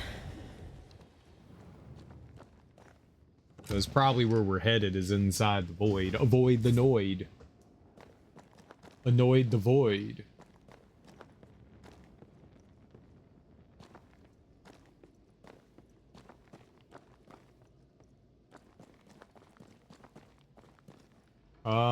How did we get in here? Did I? I don't think I went through that passage there, right? Maybe?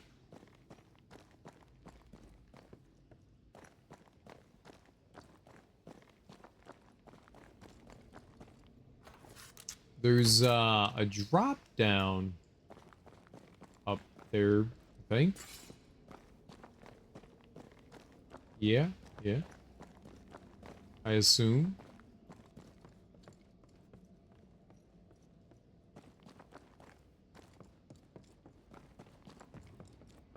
Let's see what else is here. Sex ritual note. Resurrection ritual. First try, December 22nd, 1637. Pig. Success. Did not last more than a few minutes. Second try, December 25th, 1637. Chicken. Success. The chicken lasted much longer than the pig. Was it because of its small size and requires less essence? Third try, December 27th, 1637. Cow. Failed. The carcass was too massive, it seemed. The ritual didn't even work at all.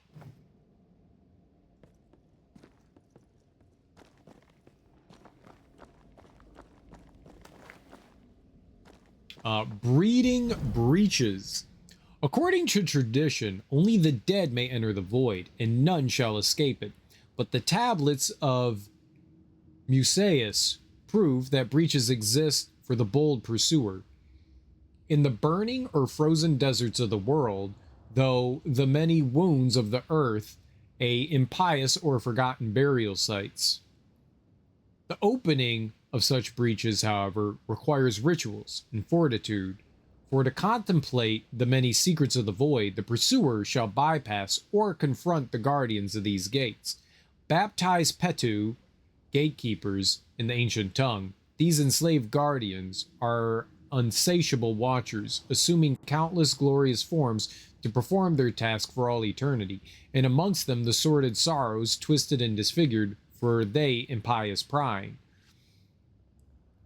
The Carcassoas chapters, especially the 3rd and 5th, also specify that many gates may lead to the domain of a unique Petu.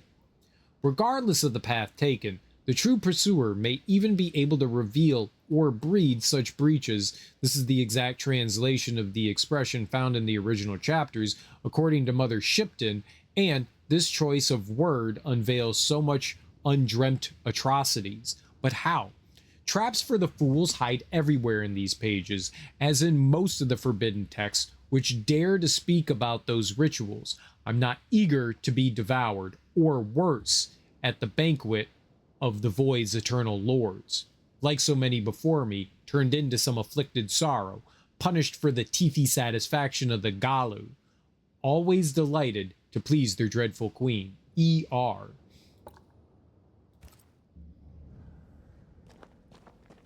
I don't remember who ER is. I know we know who it is. I just don't remember who it is. If I go into the void, the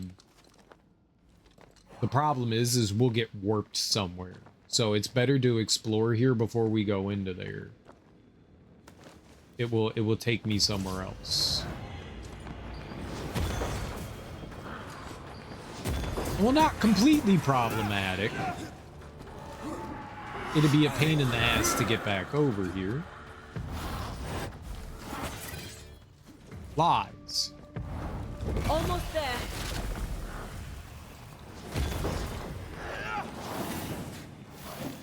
Great. Oh. Can you attack?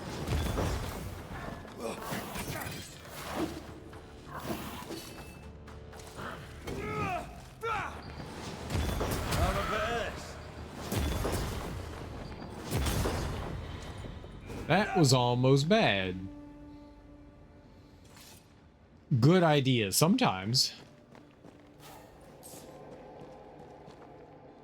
Oh, I can't go through that.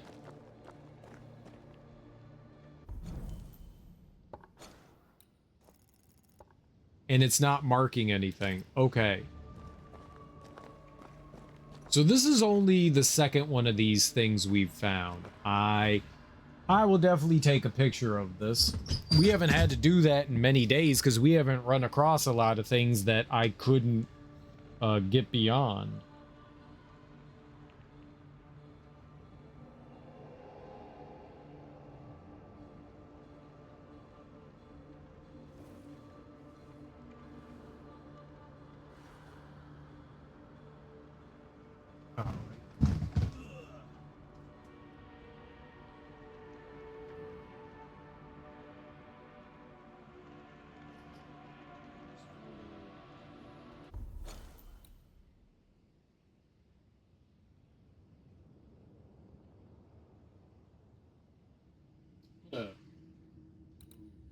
You out of the way so I can actually see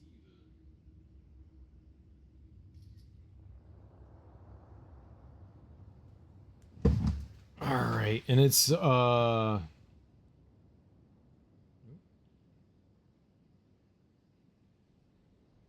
in underground cave. All right. That way we can remember to come back here and open that pathway up. There's probably just like a treasure or something behind it, but we want whatever's back there. I don't actually know.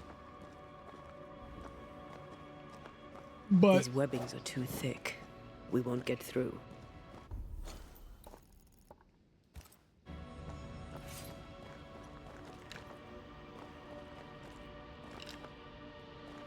okay. So definitely a comeback for late. Definitely a comeback for later thing.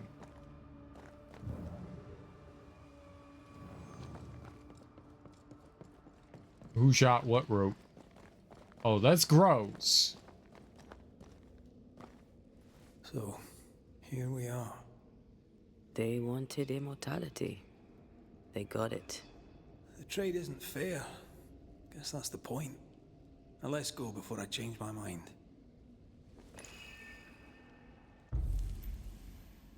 Void traveling.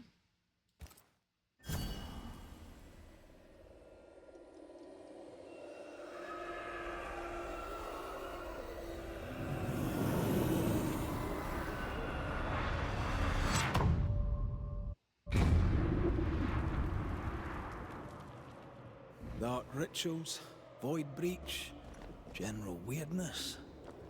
Lemmy can't be far.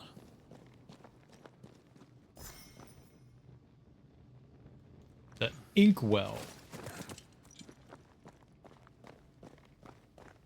Looks like Florida. Yeah, this is the void. Wards, think you can fend for yourself? No, do you think you can fend for yourself? Wards work well enough. You didn't need to kill so many bots. Demonologists use necromancy. Maybe he thought he'd bring them back when he was done.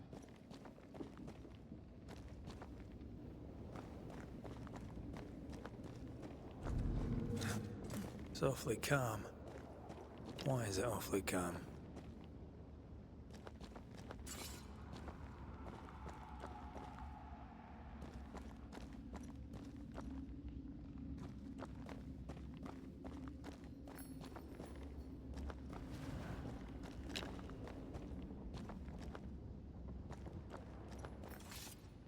Oh, right in front of me. Missed me? Always.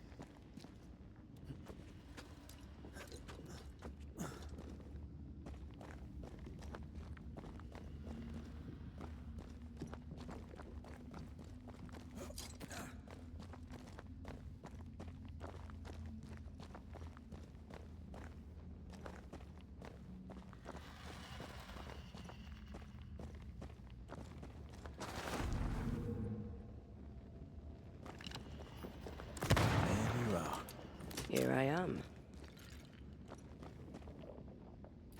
All right. Doesn't. I mean, we're not running into anything. I don't know if we actually need to take the witch traps down. Whatever they were called. Maybe. Oh. Spectres. They haven't noticed us. Stay low. What do you mean stay low? Ah!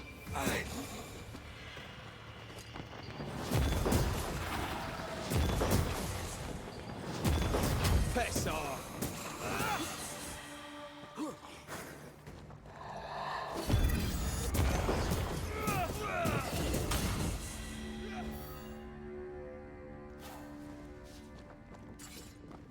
Does that count as staying low?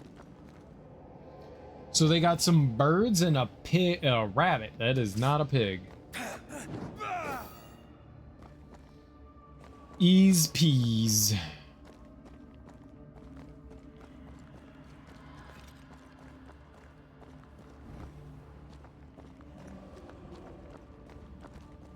It's possible we could have just avoided that. I didn't know if this was something I was going to need to interact with or not.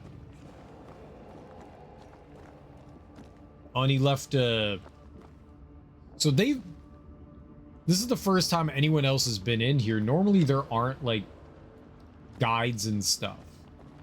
This is the first sign of like human life we've seen in here because people don't come in here. So there's torches and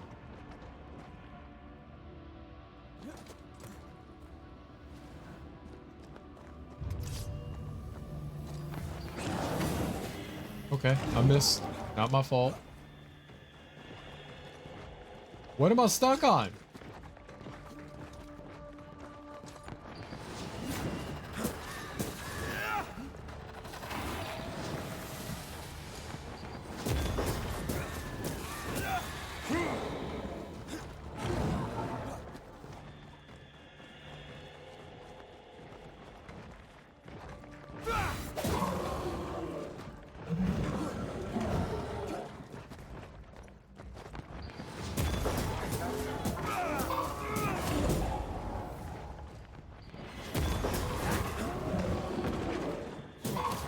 Throwing tantrums, eh?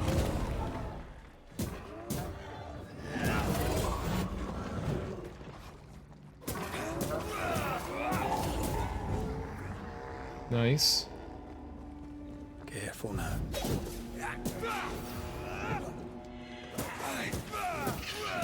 Die, you bastard! So they're being drawn. I get it. These are sacrificial things that are drawing the ghost to them so that the people can like move through the area. I got it.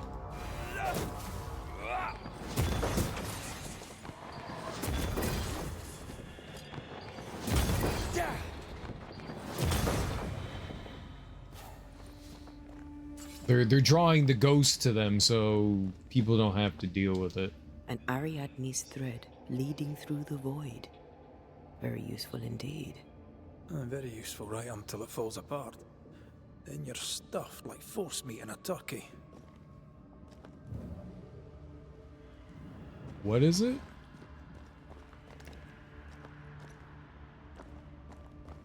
I just happened to look up.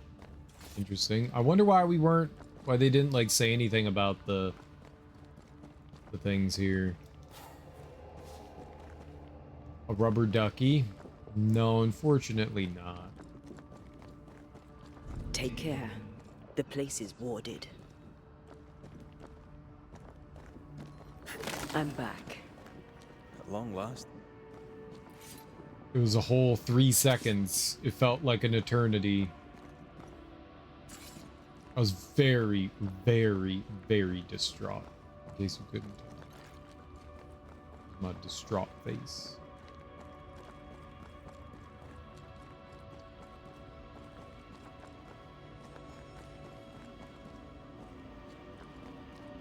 Very distraught.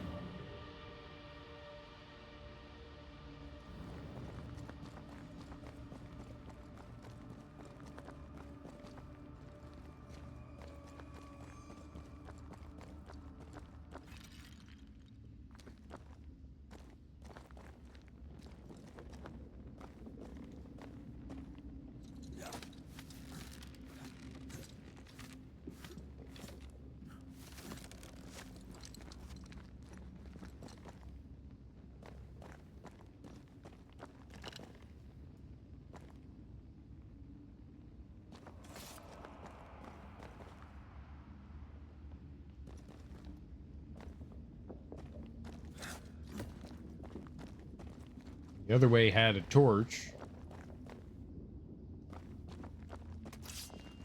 This way had a dead end. There's really never been items in any of these, but I guess it could change.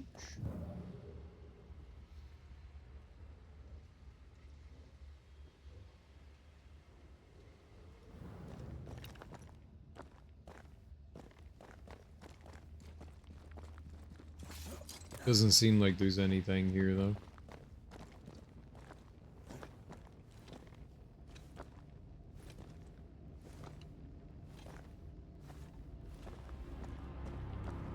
Creepy hideout. The governor's spawn likes a bit of drama.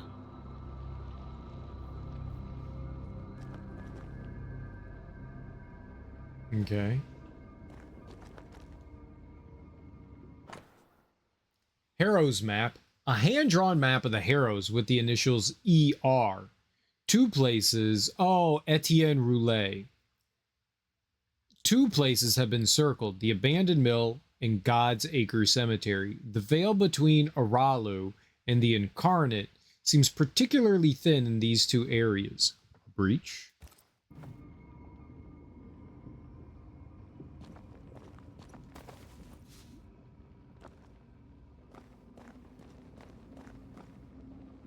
This one's different. Looks like it died diseased.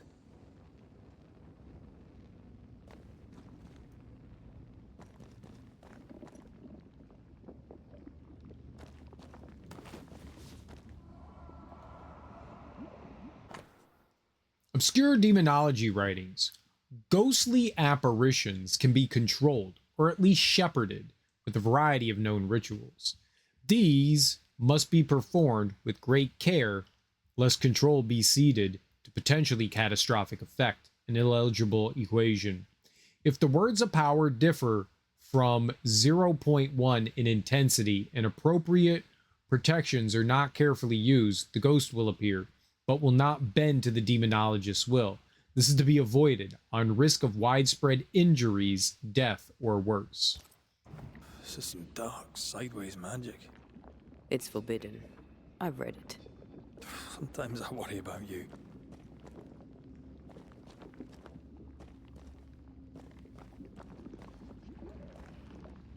Ugh. What is this thing? Banisher rule number 4. If it oozes, don't touch it. Another botched experiment? It may be native to the void. Oh.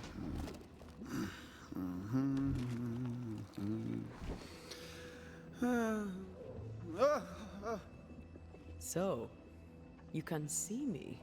Aren't you full of surprises, young Master Haskell? You may talk. A Banisher ghost. Amazing.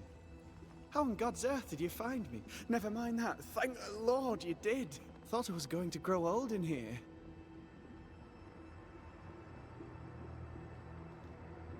Were you stuck in here? In the Araloo? Originally, I was searching for the source of the poisoning. I may have overestimated my talents. Still, an amazing place to be stuck in, no? Tell me, how did you get past the Guardian beneath the mill? Did you use a decoy? We fought it. Don't change the subject. You fought it? Of course you did. A good thing, too.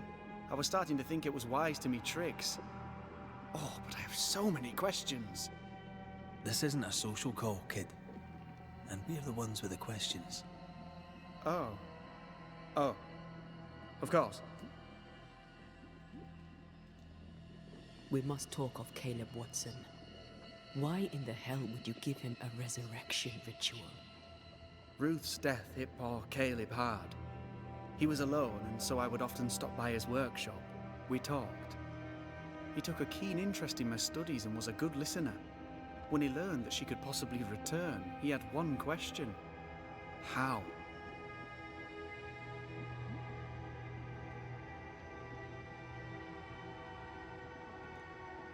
You saw his grief as an opportunity to test the effects of the lesser palingenesis. Oh. You know the ritual too? Amazing, isn't it? I've studied it. The actual ritual. Not the mangled version you gave Caleb. Yes, and I'm sorry. I found it in a copy of De Occulti Philosophia by Cornelius Agrippa von Nettersheim. A remarkable book. I've met my fair share of illustrious occultists, and none owned an authentic Agrippa. Much is lost in translation or altered in the printing. I doubt your copy is an exception. Of course! The power is in the words, and mine were wrong, so the power went awry. How very fascinating.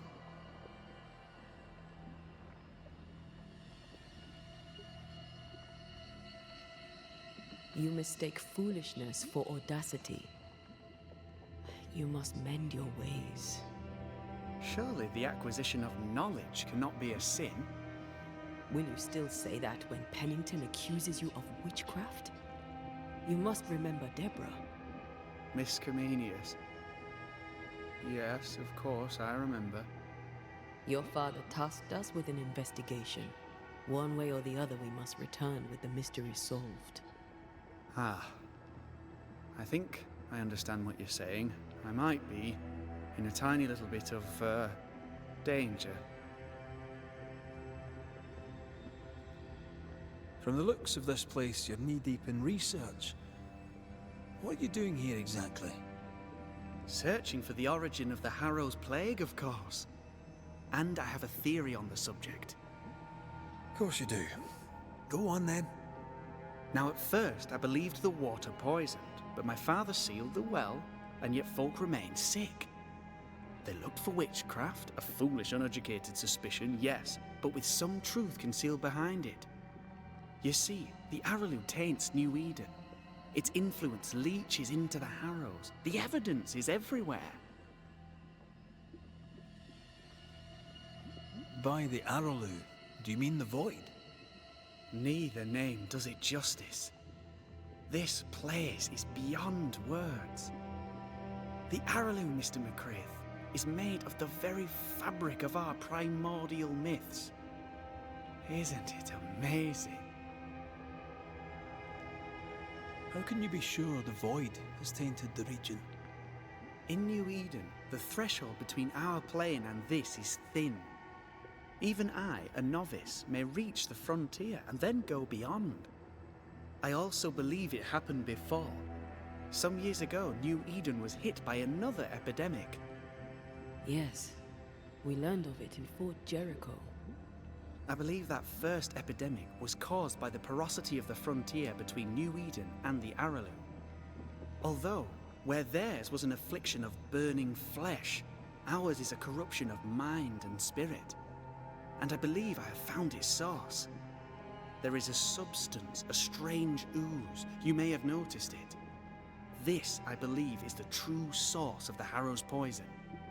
It carries a particular stink, on the scent of which I experience first confusion, then a loss of control over my limbs.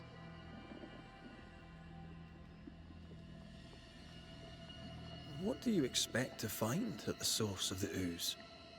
To find a cure. The ooze seeps into our world, sickening us. I may be able to stop it. Unfortunately, I cannot reach the source. The Araloo is a formidable place. Tricky. A maze constantly evolving, changing, reshaping itself. The isthmus, for example. I found an oozing crack in the ground. The terrain then remade itself, and I can get to it no longer. Perhaps we might be able to find a way through and take a look at that source. Would you? That would be splendid. Would you mind taking notes? You see ghosts. You stroll the Void as if it were your garden. You possess and share forbidden rituals. Who are you really? I'm Lammy Haskell, and I am a man of many sciences. I am in fact a true pursuer. That raises more questions than it answers. What are the pillars of the universe? Which principles underpin existence? As occultists, do we change the world or scratch upon its surface? Each discipline I embrace peels back a new layer of reality. I'm yet at the beginning, and see where I already stand. Amazing, no? You did not find the void breach beneath the mill by accident. You had help. Who taught you? I did my research. Suddenly, you're a man of few words. I'd rather not involve those not present. Discretion, you understand.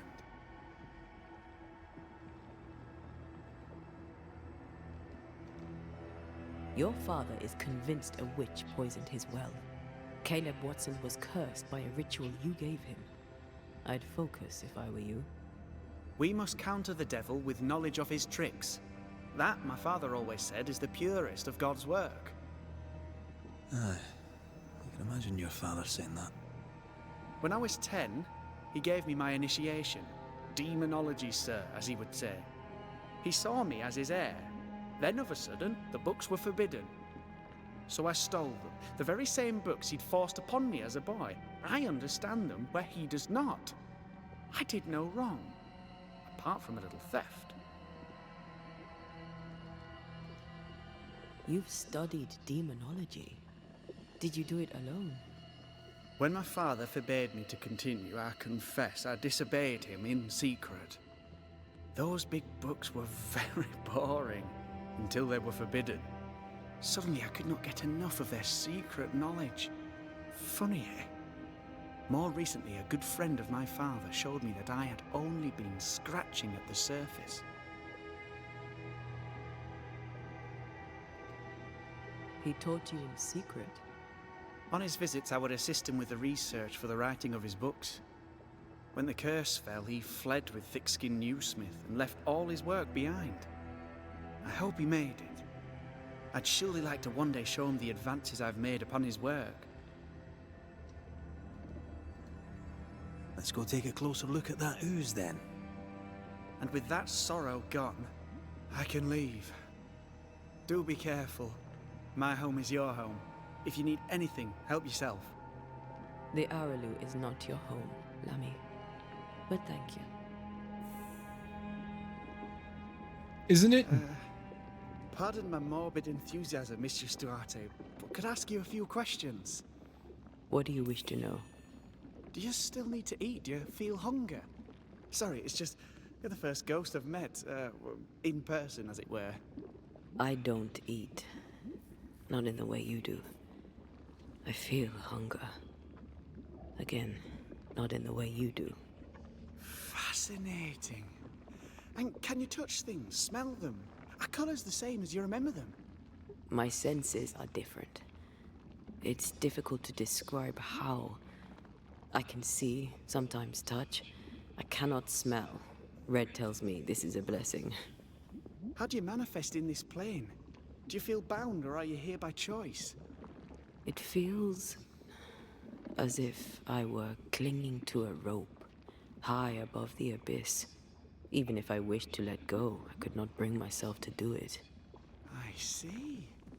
What about your Banisher skills? Can you use them? Do the accoutrements of your craft still work? As a ghost, do they not harm you? The marks on my hands and the rings on my fingers aren't actually there. They have no more effect on me than a memory. Can you talk to any ghost you wish? No. I sense traces of their presence. To talk to them, I must still do the work. And yet here I am, talking to you. How marvelous. The dead are rarely as articulate, nor are they accommodating. In fact, they're often quite rude. We should probably get going. Some other time, then. But we've merely scratched at the surface of the great mysteries. I mean, look around us. We stand here beyond the ultimate frontier. Sorry. I mean to say, yes, Mistress Duarte.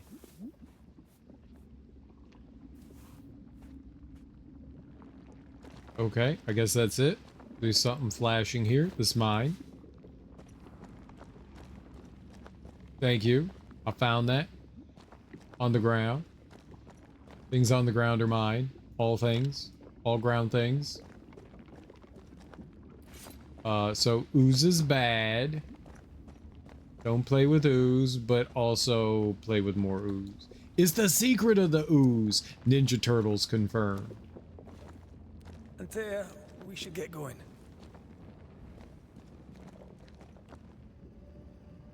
So, the pious governor's unassuming son is our evil Harrow's witch.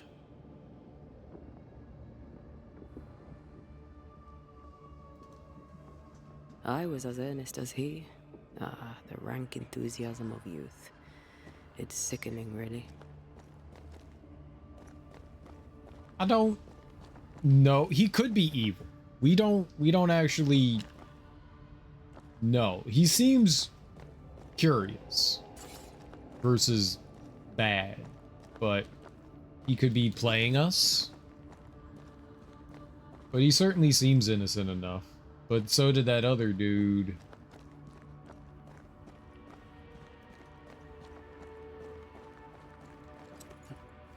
To me, he seems evil. I don't know that I buy Lammy's hair of the dog theory, but I feel strange, and I suspect the ooze. Only one way to find out. And what to you seems evil about him?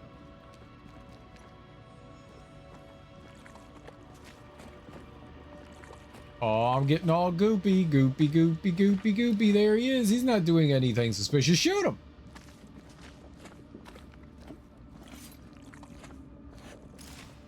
Oh, God. I need a wee bit of help here. Yes, I can take it. So she can walk through it easier than Red can.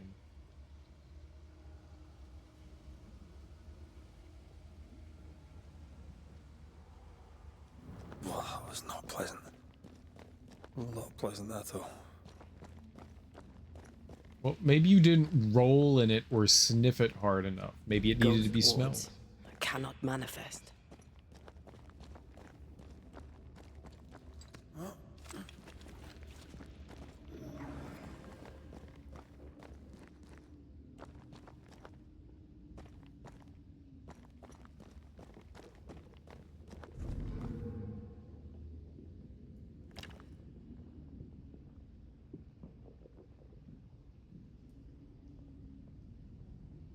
Oh, didn't see anything up there.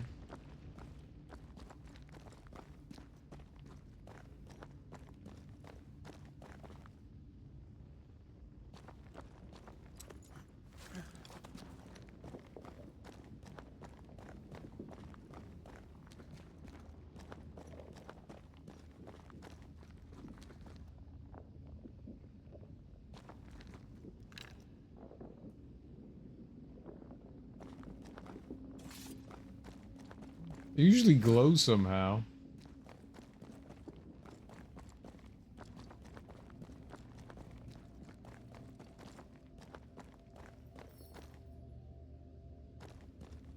Me fine. I'm with you once more.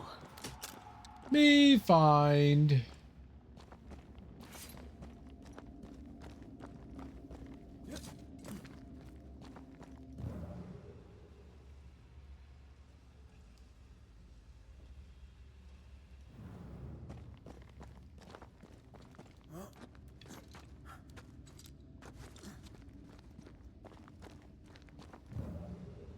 Ah, yep, I figured it was one of those. Some of his phrasing and intonation, very good.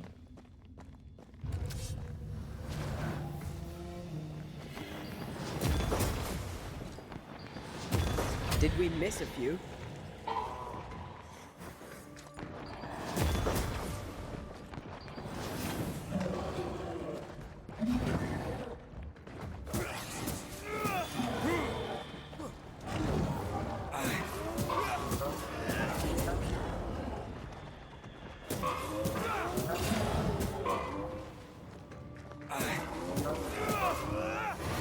She didn't do it! Can I join in too?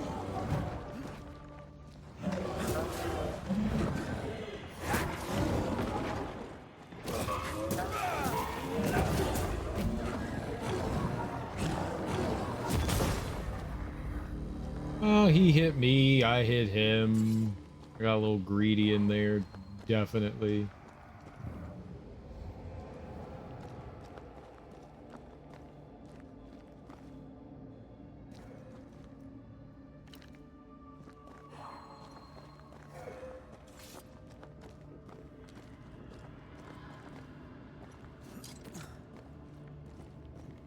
oozes through the breach, suppurates like a festering wound. How delightful.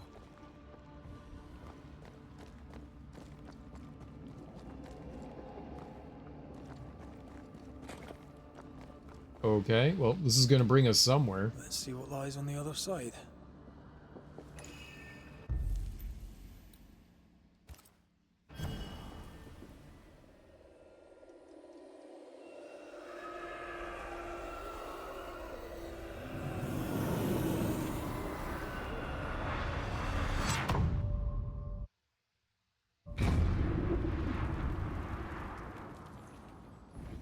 Where are we now?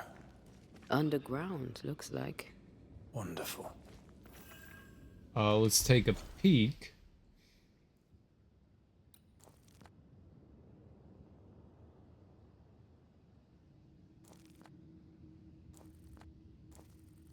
So we came up from up north up there. I don't know how I missed that point of interest. I guess because it's underground. These points of interest are underground.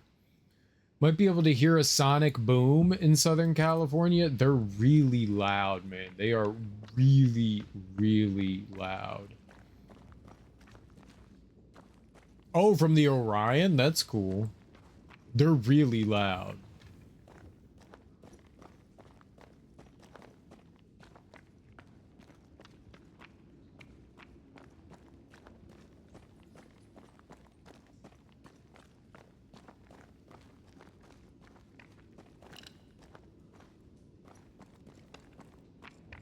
Sometime around 5 p.m. Well, that's still a little bit of a ways off. That's 6 hours, yeah. Fuck, I'll be at work. You can hear it at work. The ooze affects the incarnate too.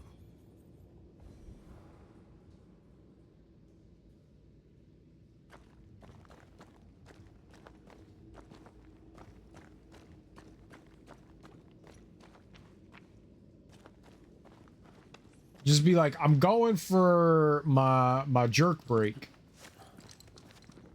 Who goes there? What? Is that a ghost? I don't know. But I don't think we're alone. Oh.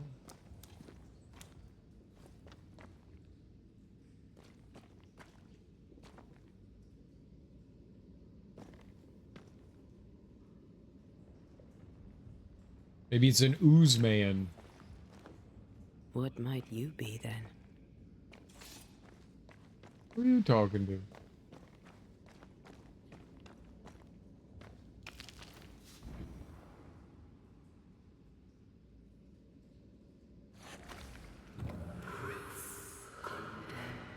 What was...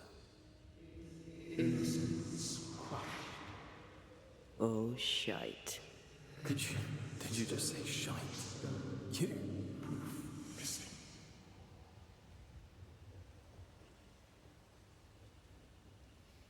Well, it's Deborah again. Jerk break sounds fair, yeah.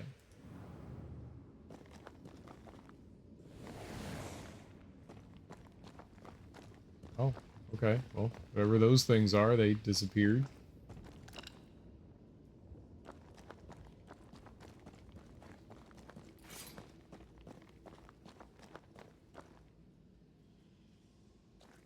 It's bigger than I thought it'd be. Is that a house from the Harrows? We may be below the well. No wonder they all got sick.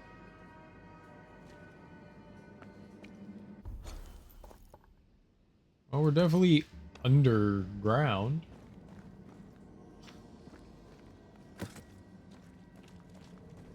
don't think we're quite below the well yet, but we are under.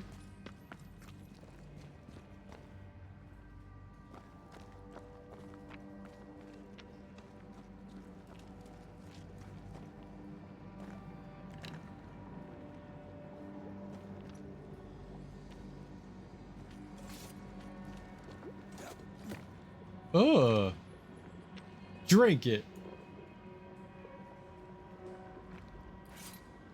Antea, drink it. You're dead. You can't, like, die more. Drink it.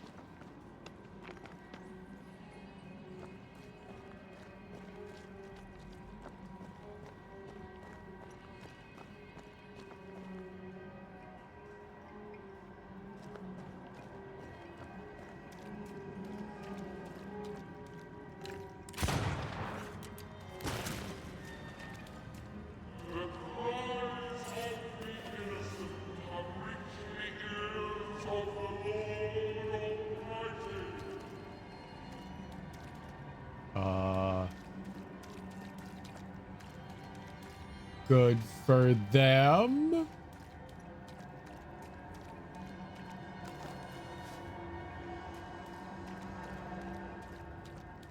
Seems like a good for them moment.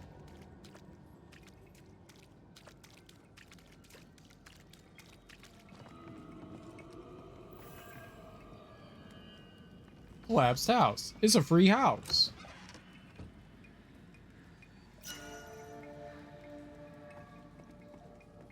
Did you feel that? It's close.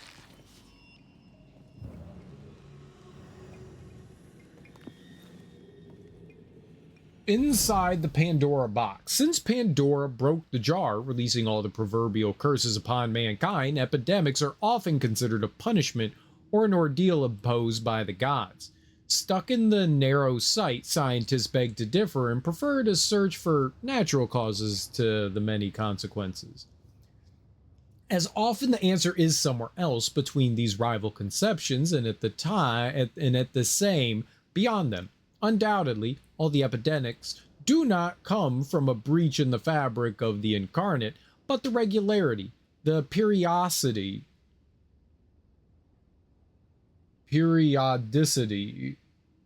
what? Periodicity? And the malignity of such incidents throughout the world should all be counted as evidence of such breach and influence of the other side.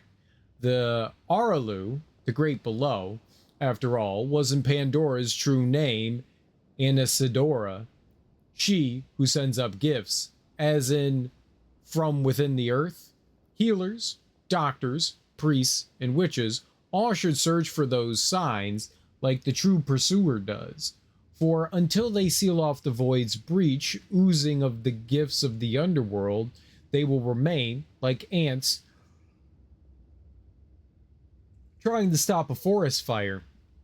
As long as blind zealots arresting and hanging sorcerers and worshippers who supposedly spread the disease, when most of the time those cultists assembled here because oozing gifts called them in the first place, they will be like sheeps confusing the sheep dogs with the wolves, offering opportunities for the true pursuer to investigate without being noticed.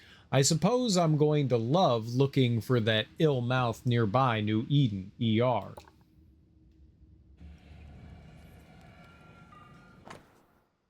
Cotton Mather's pamphlet, and the woman, being astonished thereat, confessed those things to be true, and that she and other persons named in this preternatural discourse had had familiarity with the devil. Being asked whether she had made an express covenant with him, she answered she had not, only as she promised to go with him when he called, which accordingly she had sundry times done. Uh-huh. Uh-huh.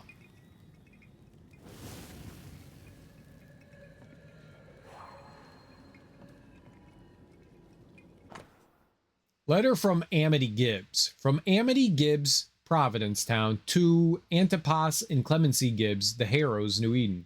Dearest parents, Reuben and I are settled here in Providence. Our home is quaint and quite lovely. You would like it, I think, though perhaps you would argue against the colors of the drapes. We attend the meeting house with rigor. The sermon Sunday last was particularly beautiful, and I am certain you would have enjoyed it. Men of piety there are yet in New England. In your last letter, you mentioned that the farm had seen some trouble. If God tests you, I am full sure that you will pass his examination. However, should you need it, Reuben will be delighted to make you a loan. We may also consider a visit should you agree to certain stipulations on your behavior and manner of speaking, particularly to Reuben, who deserves neither weeding nor snide remarks. Your daughter, Amity. Later, dog. All right, K.O. Gortrout. This house belonged to a certain Antipas and Clemency Gibbs. Thanks for hanging out. I appreciate it. Have a lovely Friday. Lovely, lovely Friday. I hope it's a great Friday, a wonderful Friday. Totally tubular. Radical.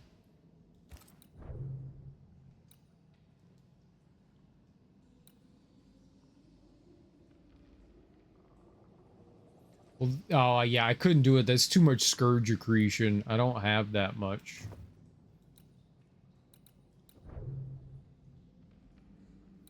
And it takes 3 scourge accretion to upgrade these.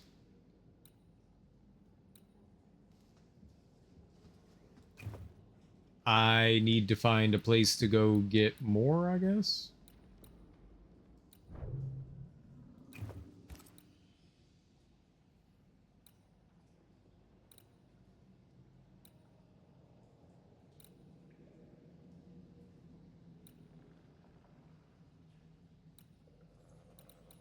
I definitely want to keep doing that one, though. Vitality and persistence.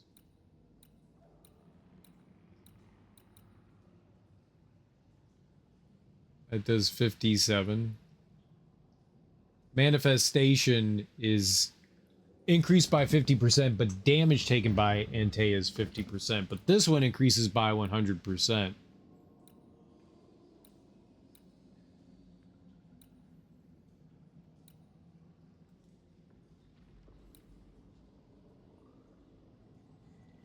I don't have enough scourge accretion to like level them all up either. I was hoping I would. I don't know if something spectral nearby. I don't know if I'm gonna keep using Red's armor either.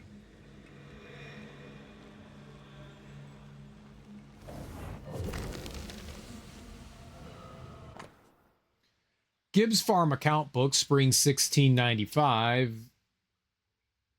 I don't know what EXP is. 198. Wall repair, ties, ale and bread, candles, carpenter, wood, sundries. Revenue 80 pieces of 8. Corn, horse meat, winter 1695. EXP 104. Ties and taxes, ale and bread, candles, tool repair, seasoned wood. Revenue 95 pieces 8. Corn, barley. Maybe it's expenditure. Autumn 1194, expenditure 1116, ties and taxes, ale and bread, candles, meat, tool repair, harvest funds, revenue 152 pieces of 8, corn, barley, vegetables. Summer 1694, expenditure 105, ties and taxes, ale and bread, candles, meat, revenue 275 pieces of 8, corn, barley, vegetable seeds. 1694, expenditure 102, ties and taxes, ale and bread, revenues 120 pieces of 8, vegetable seeds, tempered wood. They didn't get their, like, candles and everything. The Gibbs' land was barren. They were struggling for money. Yeah.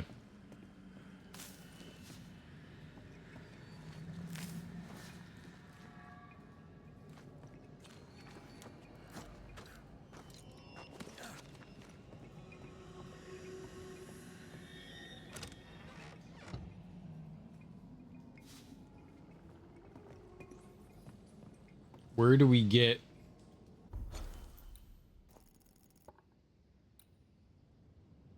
that's nest silt? Nest silt.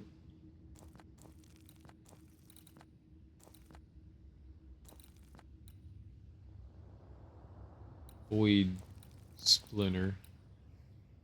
That one's scourge accretion. We would have to go back here and do this one again. We could also buy some, though. We can go to Seeker, and we might be able to buy some scourge accretion from her. That way I won't have to, like, repeat those. I don't think I have anything else to spend the money on either, so... Not a big loss of anything there. The ooze, oozed through the very stone. Is it oozing upwards? And of all of them, just this one house fell down. Maybe it was personal.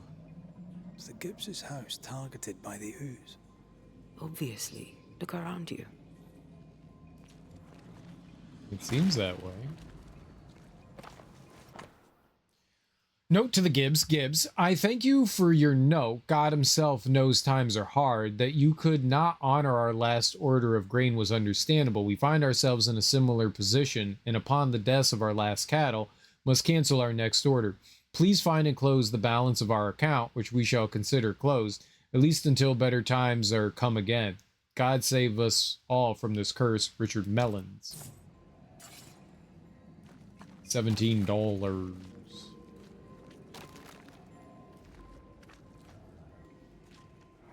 Mr. and Mrs. Gibbs, have you read my paper? I read it, aye.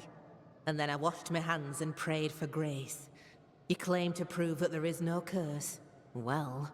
A witch would say that, wouldn't she? Wherever people gather to live, disease takes hold, and I believe... What are you doing? Your evil lies shall be destroyed. We know who you are, and you shall be judged. Witch! So the Gibbs are the ones that accused her initially. That was Deborah.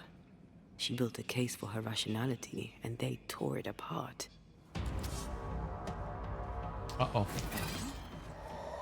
We Highland kiss for you.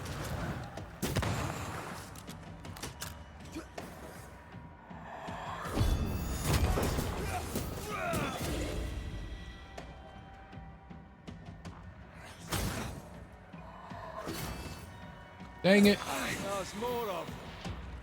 It's so slow.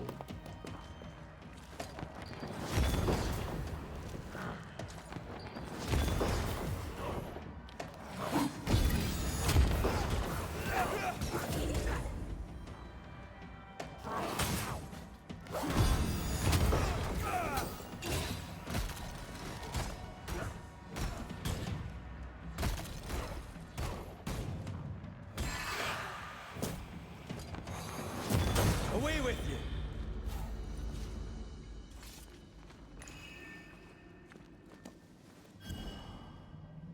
The Dowser, a strange wooden figurine found near a cursed chest inside the inkwell. All right, I think what I'm going to do here is I'm going to take my break. I'm kind of hungry. I'm going to go grab some food real quick. Use the bathroom, stretch my legs a little bit. I'm going to throw on some music and some words on stream for you fine folks. If you're not hanging out through my break, I totally understand. Thanks for hanging out, but I will be right back. Now's a great time for you yourself to stretch your legs, grab some water, drink some pee. I don't know what people do nowadays.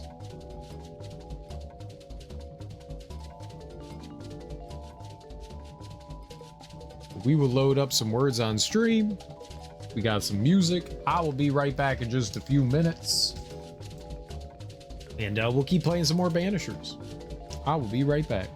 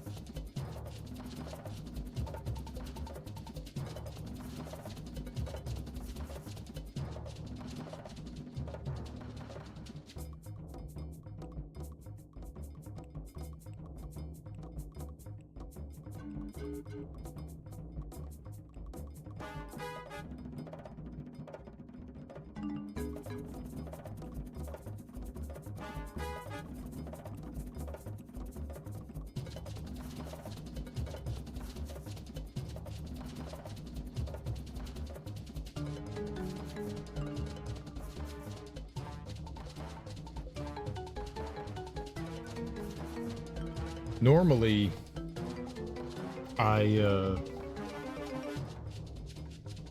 normally I grab just some like cereal.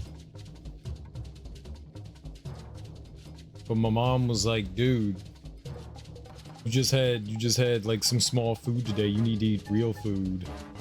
So she talked me into eating like actual food. Last night we made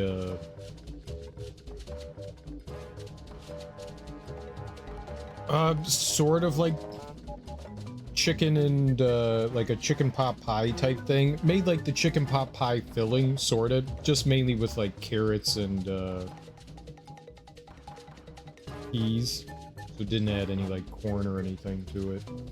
And we just had some, a lot of the times we'll make our own biscuits, but we didn't do that last night. So I helped my mom make the dinner, but I didn't eat any because it needed to cook. So I just helped her like cook it up, and then I went to bed.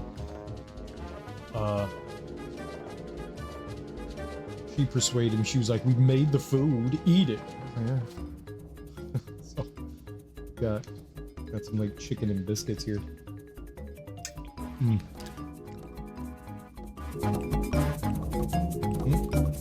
Oh, that was the wrong thing. This one. That thing. Oh.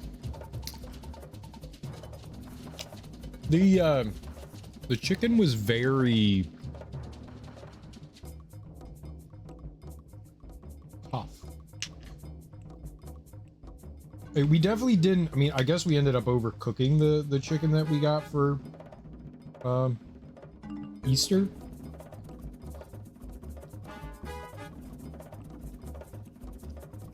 But it didn't seem like we did.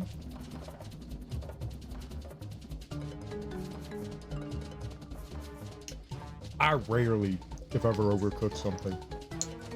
Like, it almost never happens, but I mean, sometimes meat is sometimes the animal's just rough.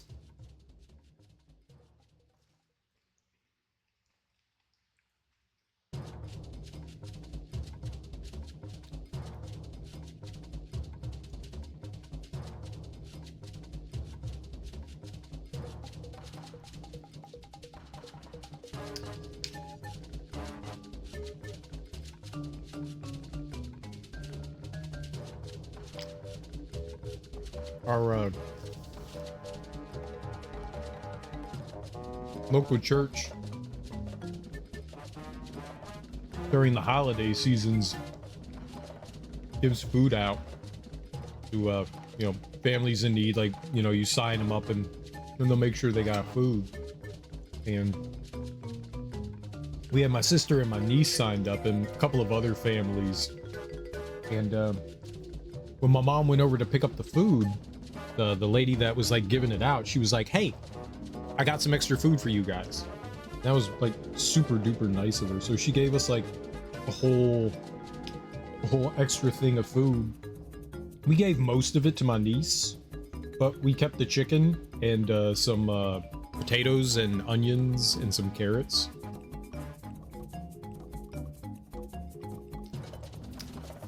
So that's what I got going on. It's not bad. It's just the chicken's chewy.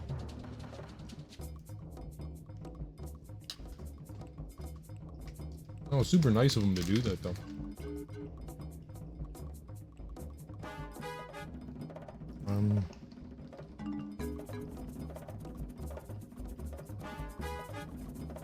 Oh, I know it.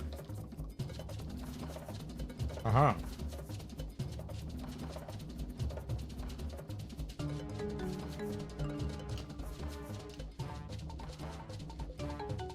Oh. Oh, I had jointly.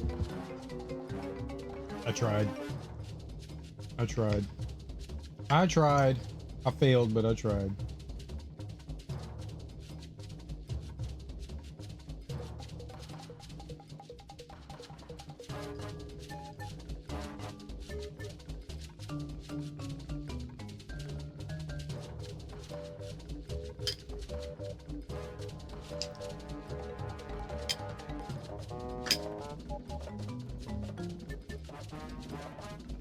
I'll be honest, I don't like carrots or peas,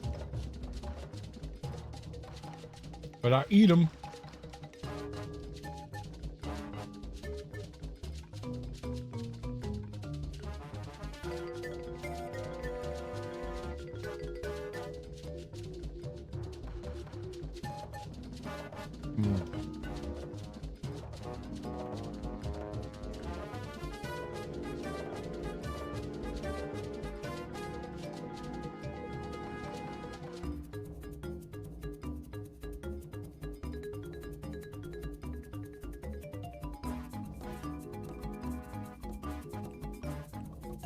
Oh, that's not right.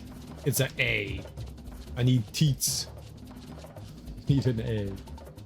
Oh, they just did it. They told it to us. They told it to us.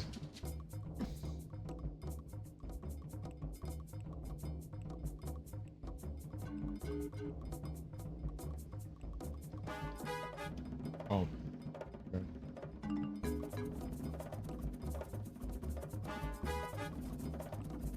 Oh.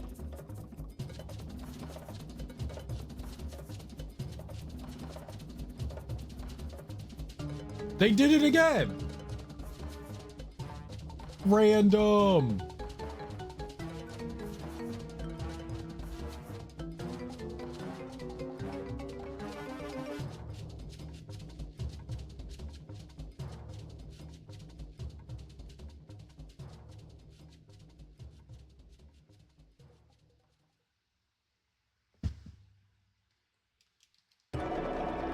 Lee!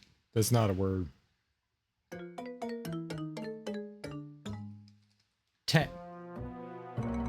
I don't like peas and carrots either, unless cooked in something. I mean, at least that's what this is. It's sort of like, I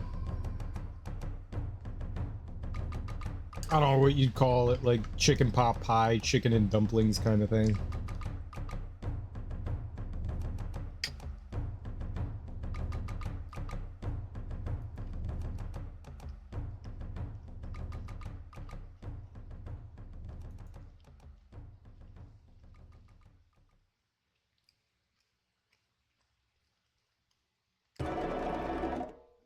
You gotta cook carrots like lamb, like yams, like extra sweet. I don't know that I like that.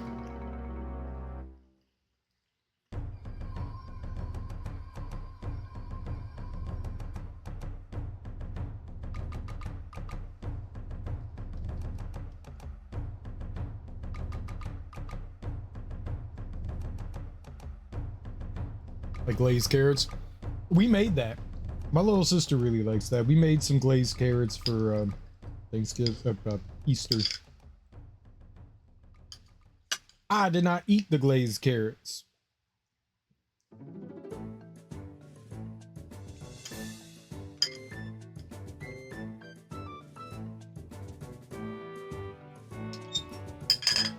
No.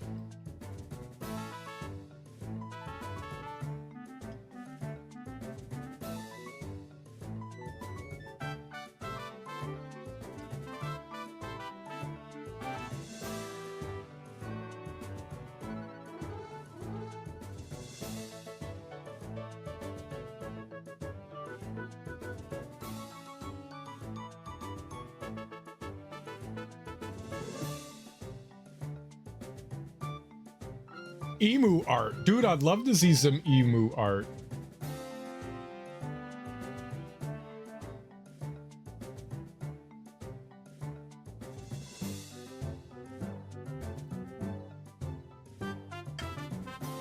It's not a tumor.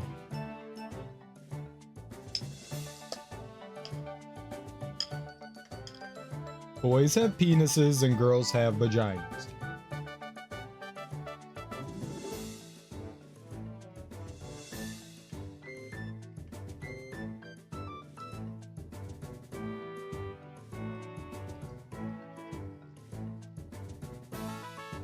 I think it was mature, which I am not. Martyr.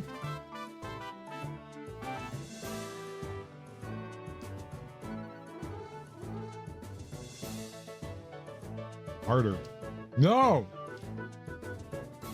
Martyr. Martyr. Martyr.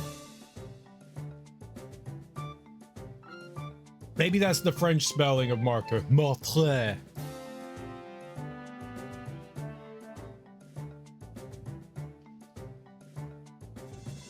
I'm gonna wait. I waited. I saw you going for it. I saw you going for it. Oh, I can do it this time. Teat, teat, teat. Teat's in the house.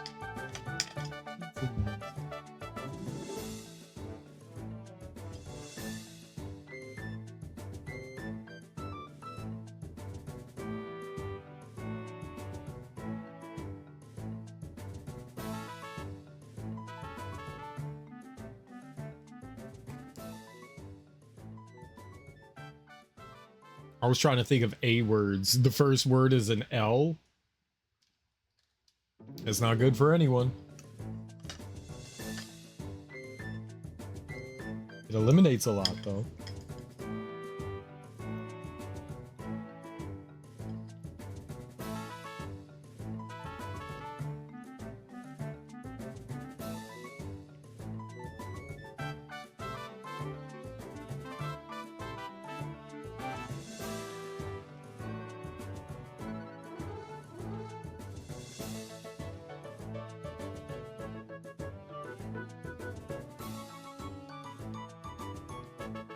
Lee.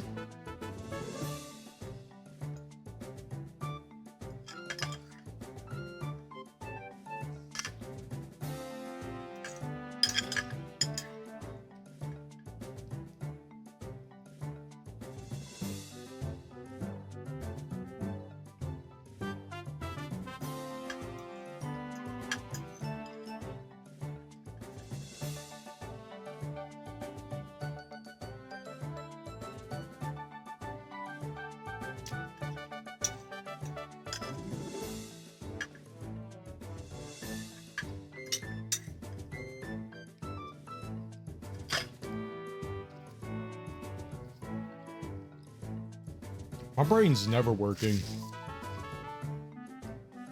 My brain is very big slow today. Big slow.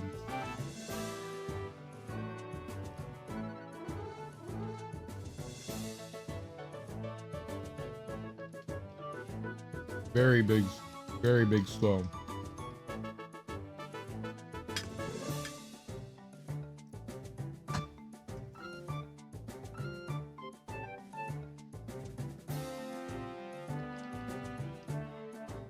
Oh, was it not my turn?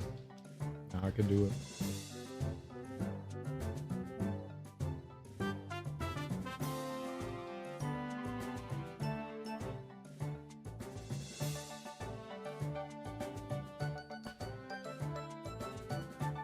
Donkey Kong Country Returns has some good music.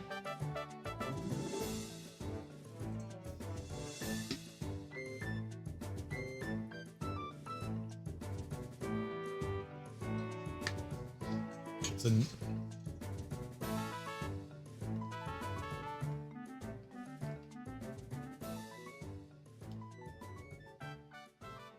oh, I be siren.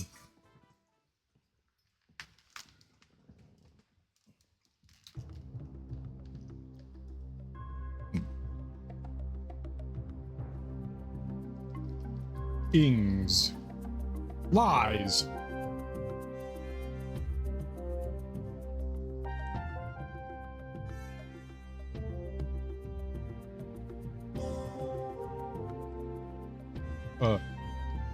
Ignite.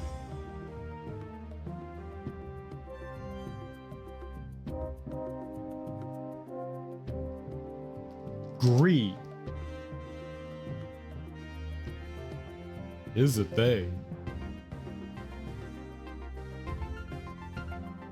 Grin, damn it.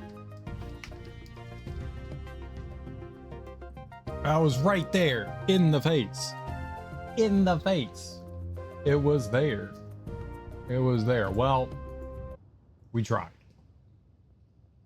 We tried. And that's what's important. And the most important thing is I ate food and now no one will yell at me for not eating food. I'm really full now. That was too much food. It was okay. Ah, man, that chicken was so fucking chewy. That was not particularly good. Oh, those aren't stairs. The biscuits were nice. They're very buttery. Mrs. Gibbs, I presume. Here. What? How do you see Mrs. Gibbs? That's a body? I can't tell. We'll find out when we get over there. She was very eager to point something out to me.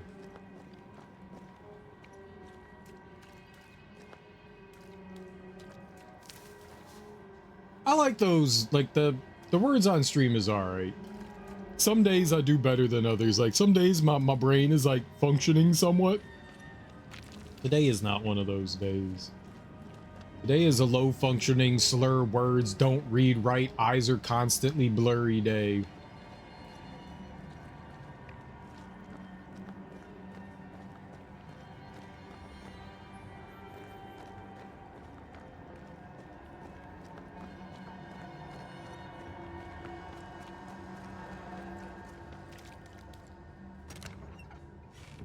This area is very ominous.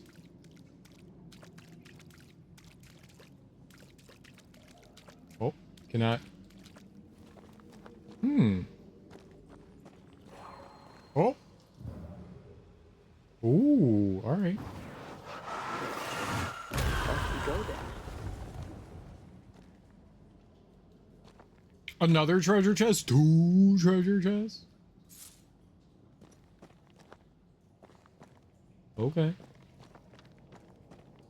They just go and go, oh, shucks.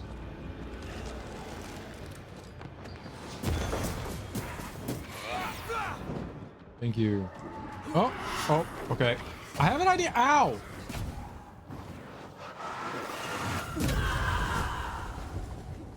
That was not exactly.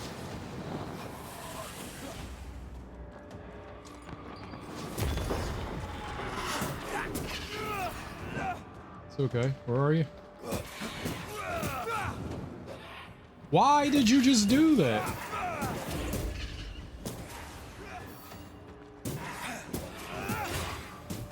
There we go.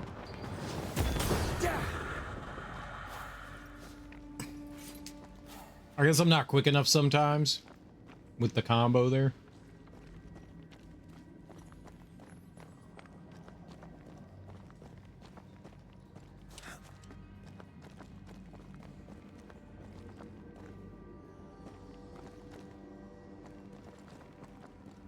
All right. Well, we got a couple of treasure chests. That's nice. High treasure. It looked like there's a path over there. Where does this lead? Hmm. Oh, right here. Okay.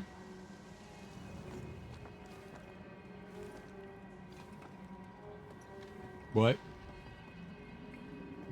Okay. That is wildly unnecessary, but cool.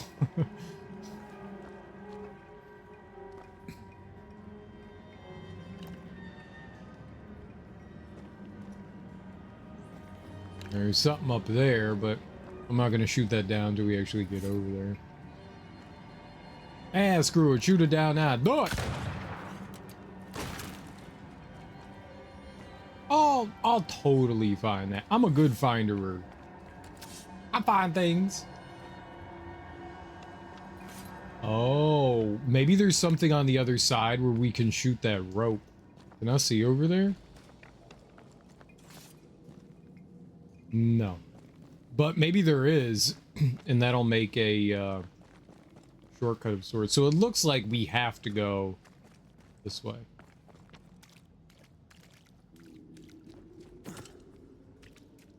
Cool, cool.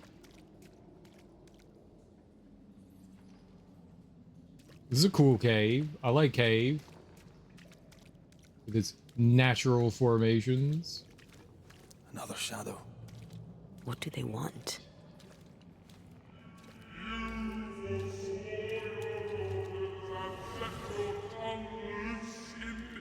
Red, something is keeping me from manifesting.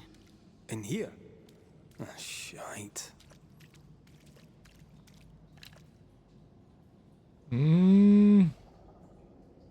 I think that's it. Or at least it's something. So I can break through that, but we can't get in there quite yet because she's disabled for now.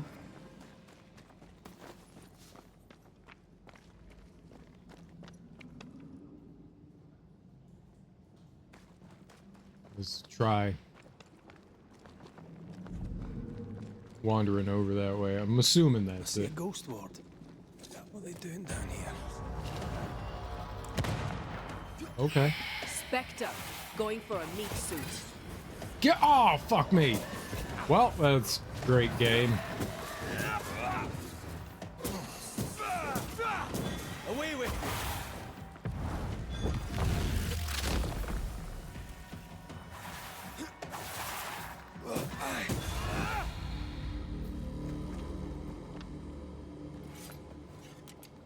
I shot at it and it didn't let me shoot it. Now.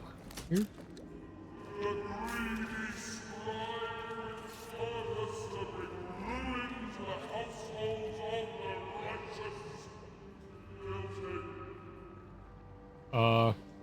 That's what I be saying before breakfast every day.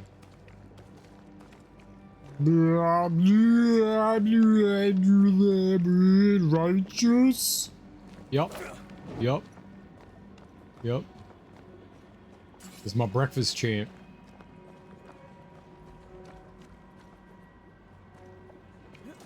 Gotta get pumped up for breakfast.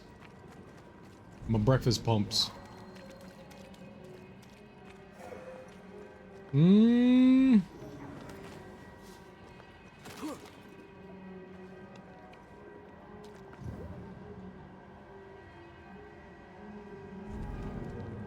Yep, there's another ward.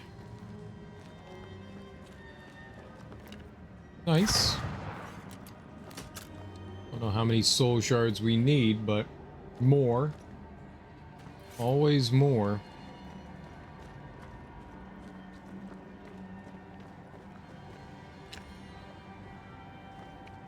Ah.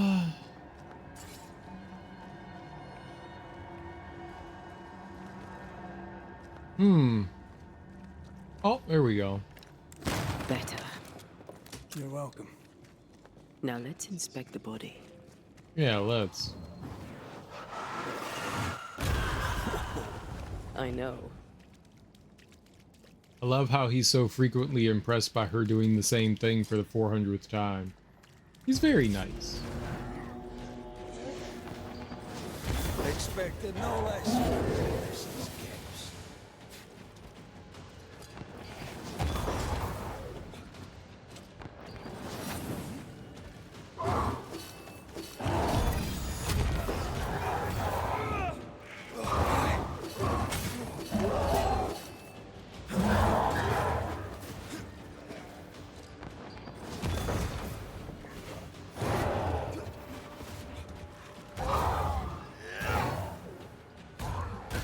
Reinforcements.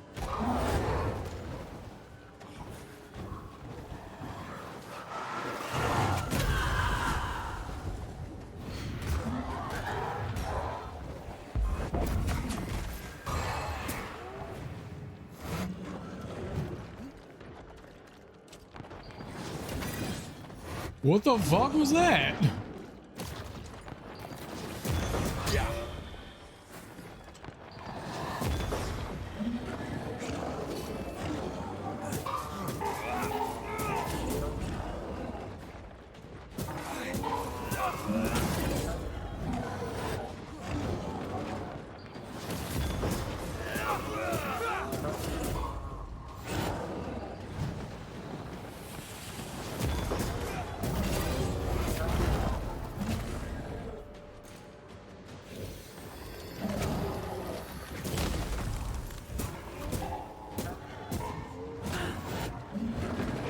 Never mind.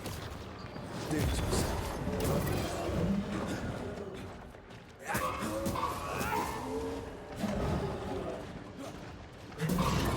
a hand. Someone didn't want to stay dead. Could have gone worse. Definitely could have gone worse. Clemency Gibbs' diary. Haskell and his town flock are here, fled from their homes. We have room for all in the Harrows. There's a mold on the wall near the front door. I shall scrape it off. The mold has turned sickly, black, and oozes between the boards. The crops, such as they were, have failed. The governor and his band of weak-hearted souls have brought the curse with them. May the Lord deliver us. The black stuff is everywhere. Folks sicken, hard of breathing and bleeding from every orifice. You'd care to mention, and some you would not. The devil spits, and we are flooded with it. I am minded of 7 years ago when plague last hit. I pray to God to grant me Clemency Gibbs and my loyal and moderately capable husband, Antipas, the wisdom to once again out the witch. God will not help us become our governor uses magic. God will not help us because our governor uses magic. His boy, what's his name? The idiot. He put a pagan totem by the house. I tore it down. Antipas said he saw Haskell throw something into the well, and then the earth shook. What are the Haskells up to? I wonder which Haskell he saw throw something in the well. Wonder what they threw in the well. Maybe they summoned forth something. Maybe it's both the Haskells doing something. She didn't say which one. She just said Haskell. She doesn't know the boy's name, so it's probably the father. Clemency Gibbs blamed the epidemic on a witch. Come from New Eden time with the governor. That's not what Deborah was saying. The Gibbs are not at home to rational explanations.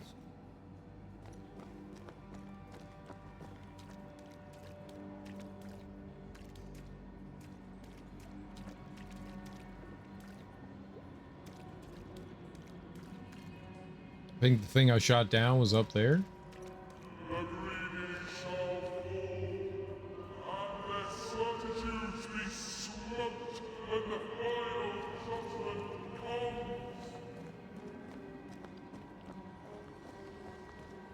So the Haskells put up This could be a good spot to cross. Okay, yeah, sure. So the Haskells put up a kind of like a ward, and because of the Gibbs' religious views, they thought it was like some nonsensical witchcraft, non-good religious shit, so they tore it down, and everybody else's house had a ward on it, which is why their house was attacked and nobody else's, because they tore down their ward, which was the one thing keeping whatever at bay.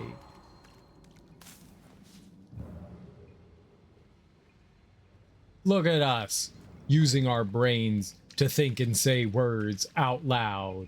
Wow.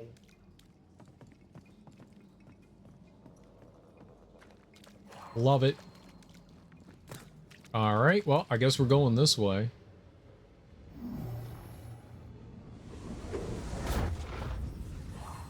Pew.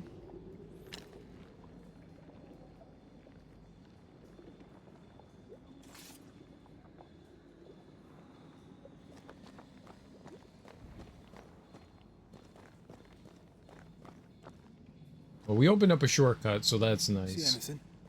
Either the water table is full of ooze, or there's another source. Let's search upstream.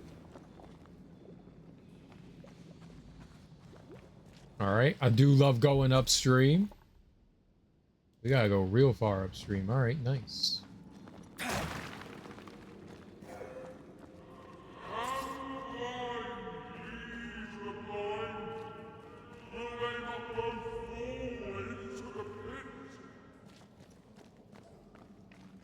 What pit?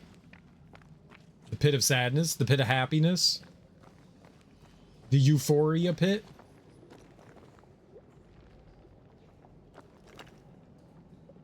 Is that it? That's extra health. That would be really nice to be able to go up and get that.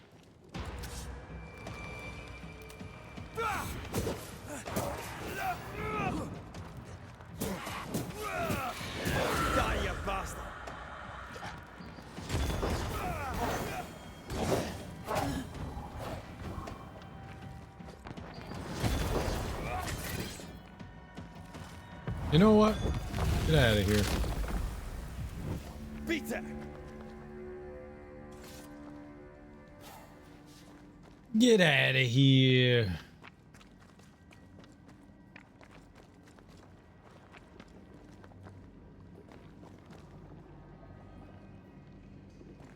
All right. Well, I would like to go to the Over left. there. Where? You elusive little buggers. What? She said over there. I don't know what direction over there is. To your left, to your right, in front of you. I love doing that. I don't know what over there. What? I cannot see you. You're done.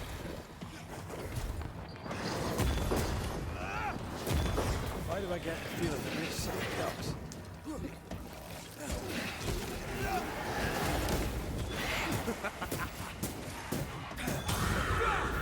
Nice. You're just able to lay into him. I don't get to do that often.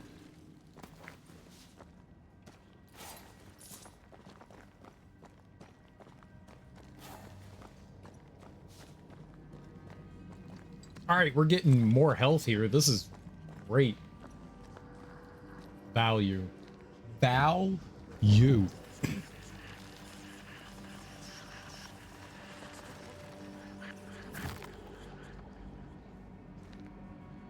I love value.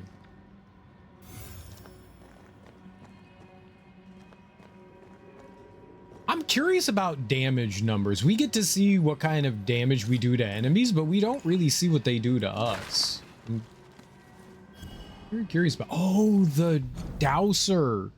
Yeah. I bet you that's what this other thing is the cursed chest. There's also another groundwater source. Okay. So we're probably going to head over there and then over there, and the boss will probably be somewhere in that area.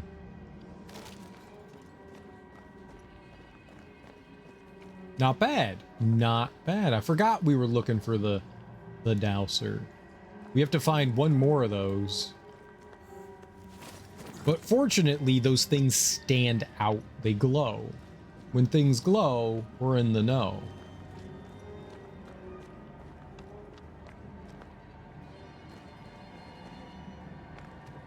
Is there anything else around here? No. I went to the left. Gotta go to the right now.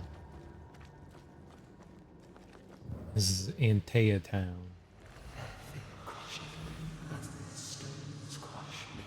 Don't step in that. I mean it. I'll find a way around then.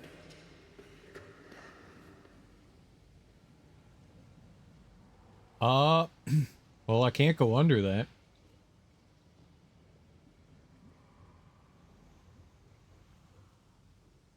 Can I go under that? Can she go under?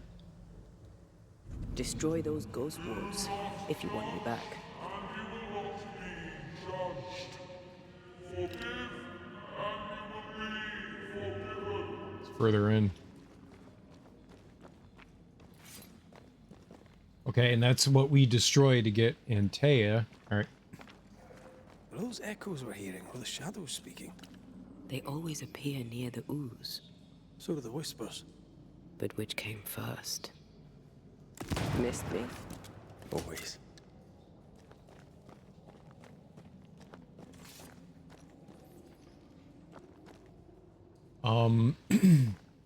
Well, we don't. There's a place to drop down there. There's also this. Let's blow this up.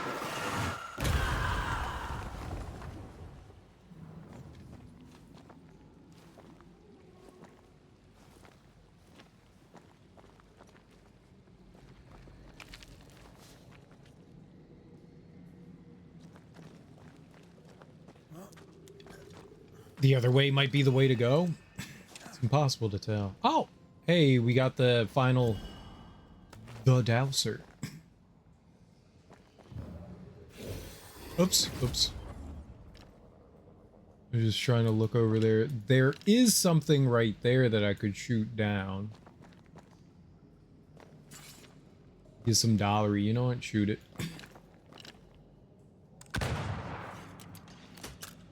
Just shoot it.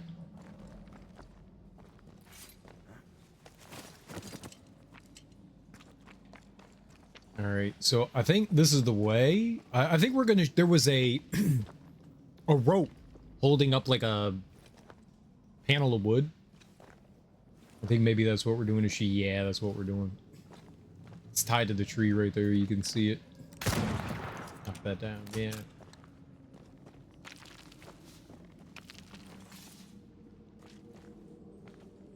Anything shootable in there? No. All right.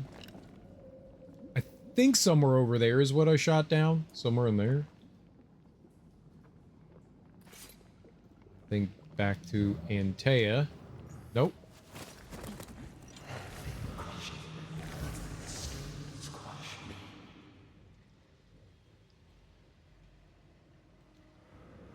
The whispers say the same things over and over. What kind of entity would be so obsessed? I don't know. I'm drawing a blank.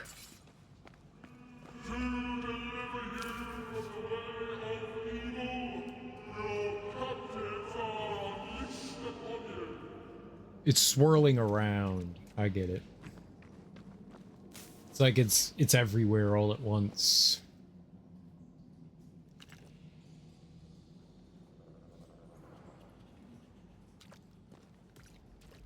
I think over there is the rest area. Right there. I think I see the torches or whatever, the light from the torches or whatever that is, incense burning, whatever. It's always that, like that teal color.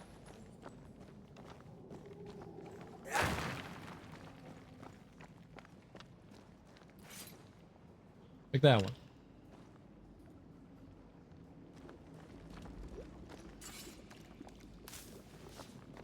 It kind of looks like lava. It's not, but it has a lava-y look. Mr. Lava Lava.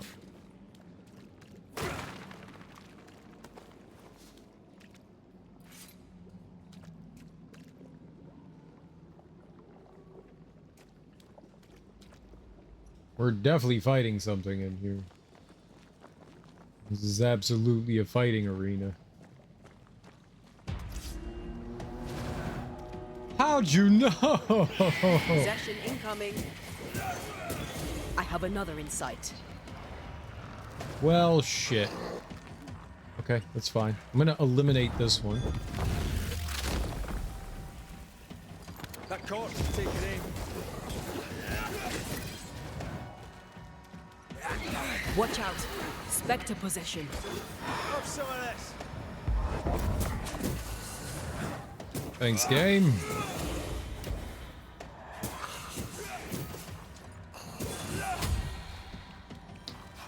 Well, it's definitely not one of the ones we want infected.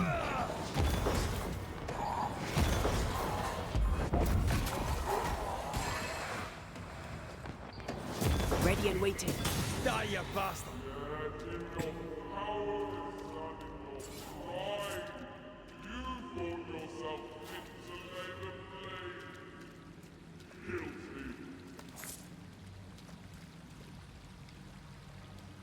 This looks perfectly drinkable. Famous last words. Why hasn't the poison spread to the groundwater? Perhaps it shifts and shapes, like the void. Well, at the very least, it shifts. Looks like the ooze comes from a distinct source.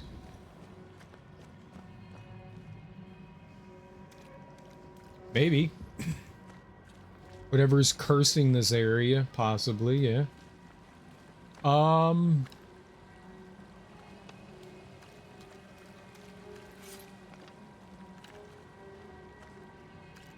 Yeah, I didn't see a way. Oh, yeah, I'm underground. I don't get to see.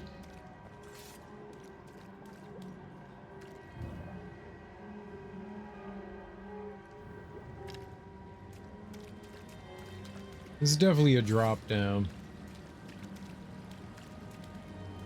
I didn't see a way to get up there, though.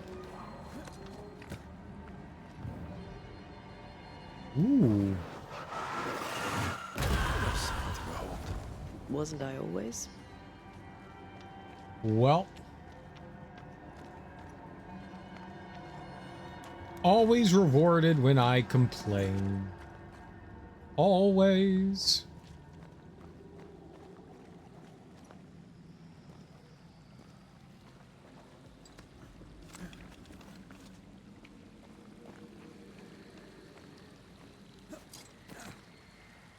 Thing I shot down's got to be around here, right?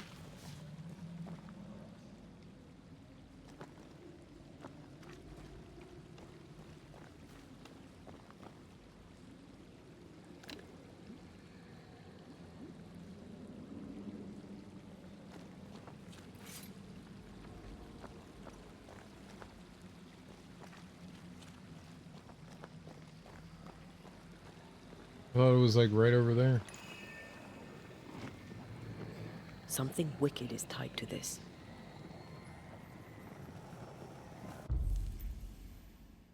Unbounding.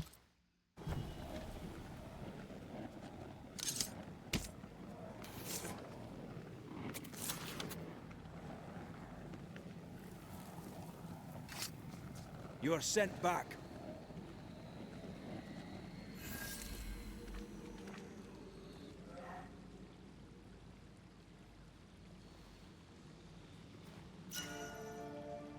Death's Head. The third punch attack reduces manifestation cooldowns by 5 seconds. It's not bad. What do I have on right now? Oh, but 100% more? Yeah, probably not worth that. Probably not worth that.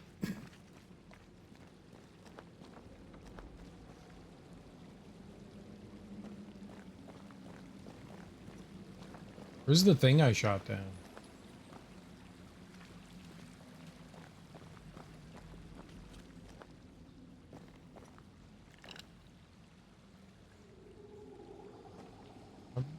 Really thought it was like right over here.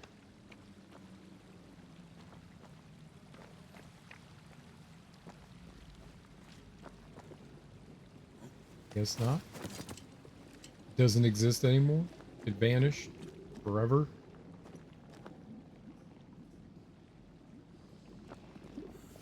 What? No! Oh!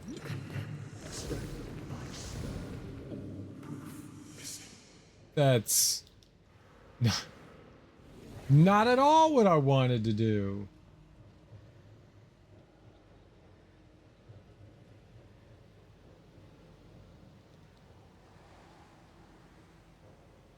Foolish.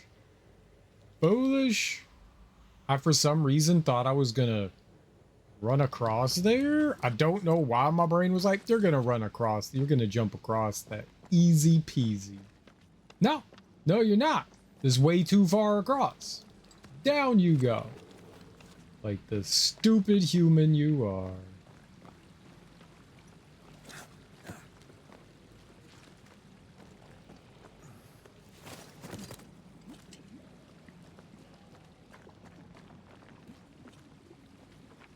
Probably shouldn't have shot that thing down. Now I don't know where it was.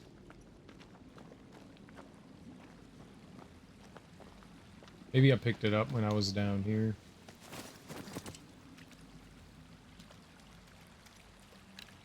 Really thought it was in there though. Up there.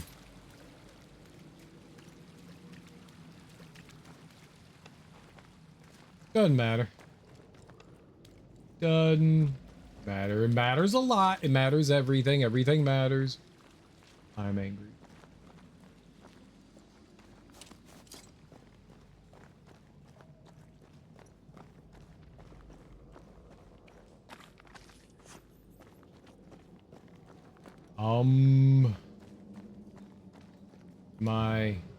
Yes.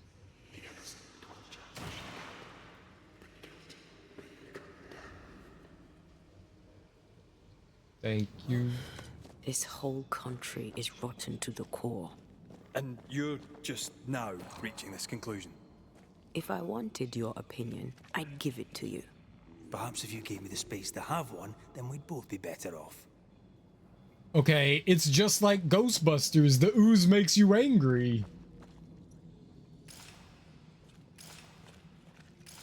And I can't switch to her.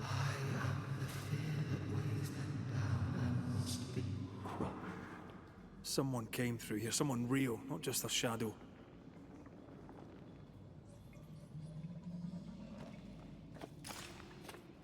I can't switch. Whoever it was, looks like the ooze got him. What do you think, Antea? You wanted the space to have your own opinion. I'm giving it to you. Rude.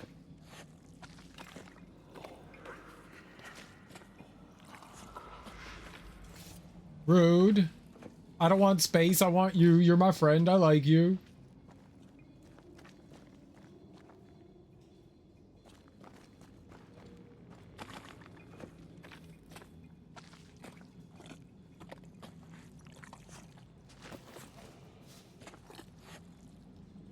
This must be Antipas Gibbs.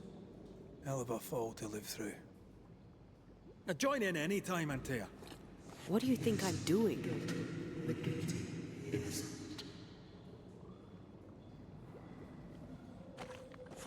I don't know. What are you doing?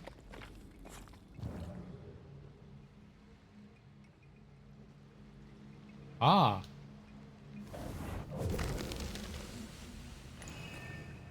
This is God's land. How could we let a witch come to our community? Instructing our children, no less. 'Tis no surprise. New Eden brims over with backsliders. The governor, chief amongst them. Aye, many had to sicken and die for him to act. But the deed is not yet done. We must fight the Lord's good fight and cast the devil out for good. Many want to try the witch, aye, and many want to see her dead.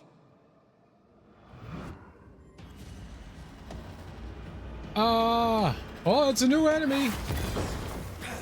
Hey, more fun.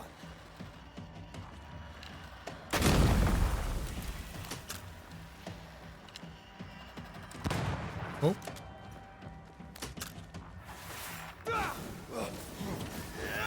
Get back up.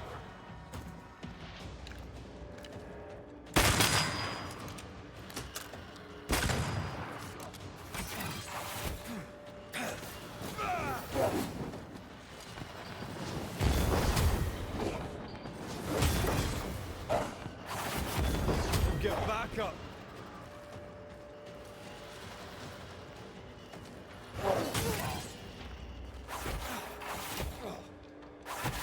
Holy shit, why are you not attacking? Did my controller just stop working?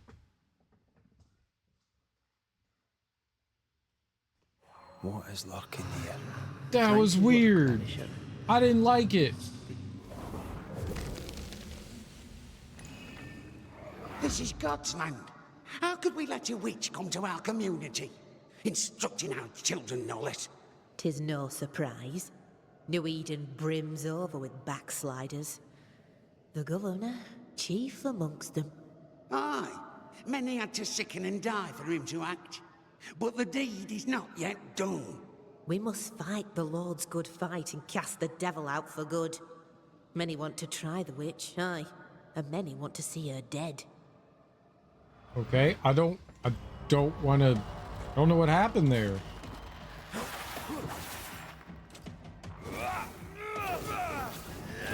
This isn't over yet. Whatever it was very unpleasant. I want to shoot them, but I don't want to get rid of my, banish point. Get back up.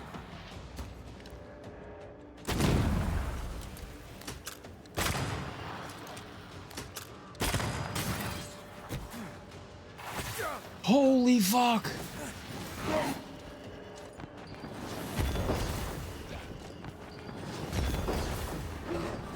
There's more of them.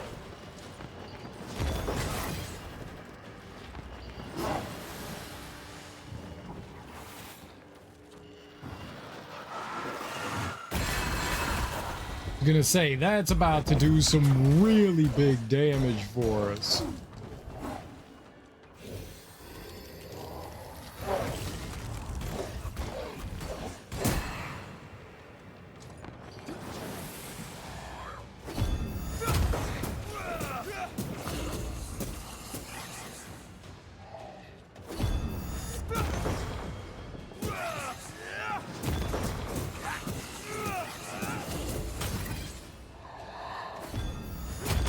You're done. Those things came from the ooze. They're like those oriental shapeshifters we fought in Bremen. Obake liquefy. This is something else. The ooze reacted to our presence.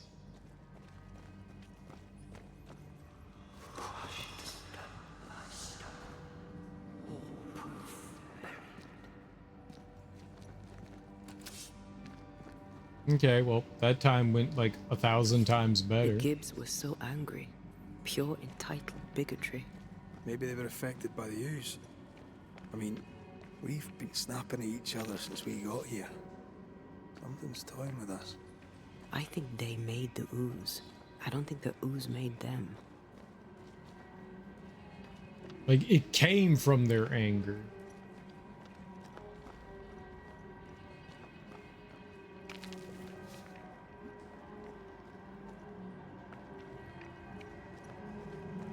Still Ghostbusters 2.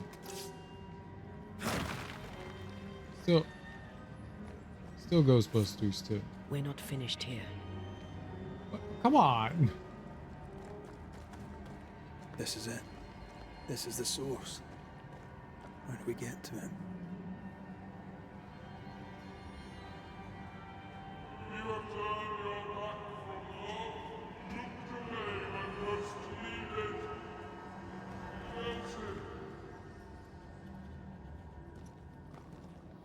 So that's boss fight?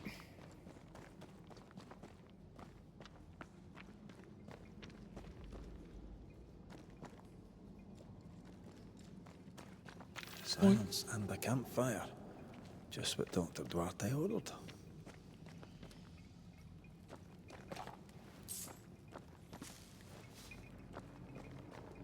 I don't need that campfire. We'll light it up though.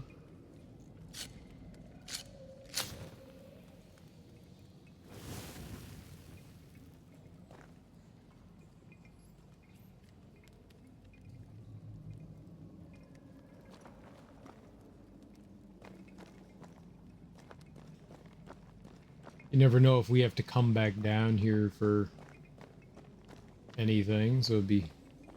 So I'm glad you don't have to use the campfire to activate Something it. tells me this is the condemned well. Do you think you could get that bucket down?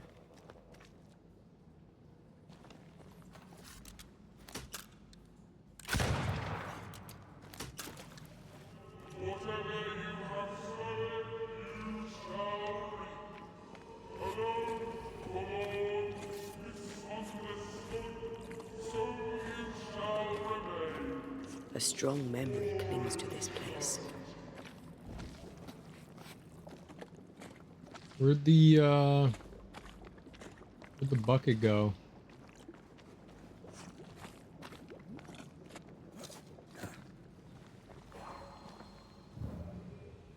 An echo from the past drifts by.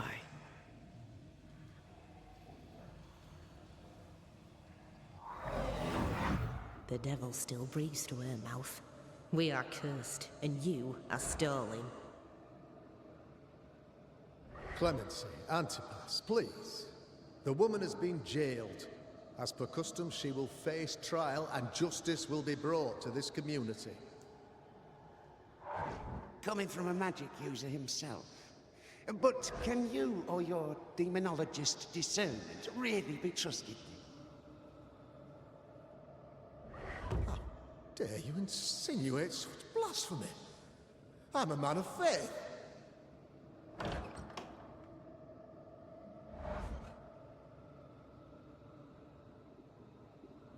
Then do what God commands of you. Governor, we ask for safety. If we do not get it, there will be consequences.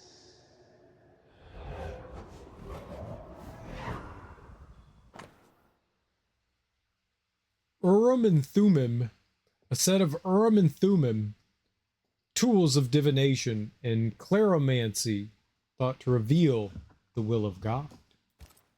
The governor used Urim and Thummim, and that made his flock suspicious. Divination stones.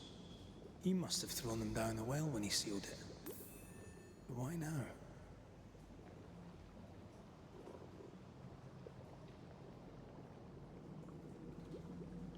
Hiding the evidence perhaps of his role in the witch trial.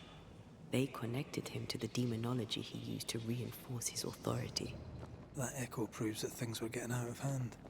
For his son's safety and his own, Haskell must have feared the suspicious mob. Abso-freaking-lutely.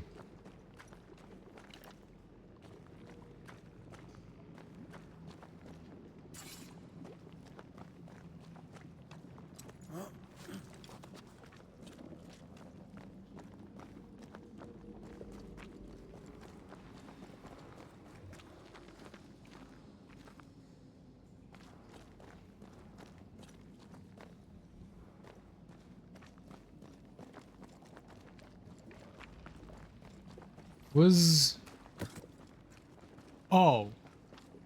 Okay, I see. They just joined together. Alright. I saw that there was a path before we jumped across, and I just assumed that there was something over there, but we jumped over to it.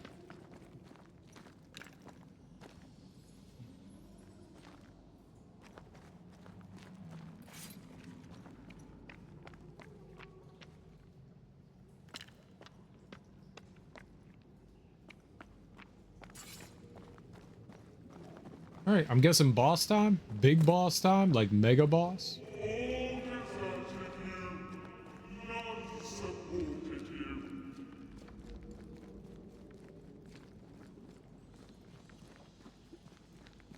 Alright. Let's go to Goop Town.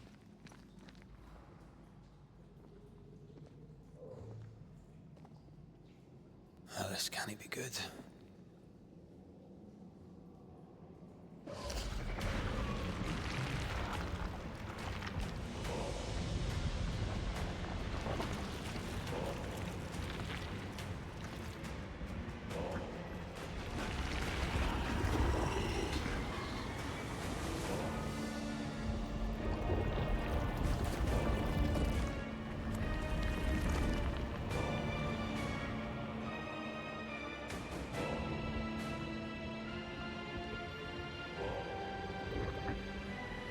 The entire town?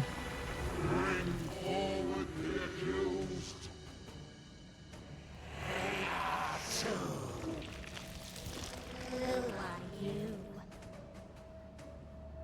Who are you? Confess! Let them speak. If we speak, shall you listen? Impudence! Provocation! Read the charges! Let ruling the faith. You have blood on your hands and weakness in your heart. Guilty! Swore to vanquish evil. You conspired with witches. Sworn to banish all ghosts. Instead, you embrace one. The charges: cowardice, oath-breaking, deception. The verdict: guilty. The sentence: pain hereafter.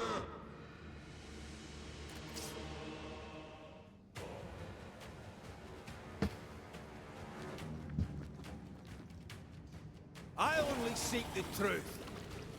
Truth is a poison most believe they want. That poison will end you.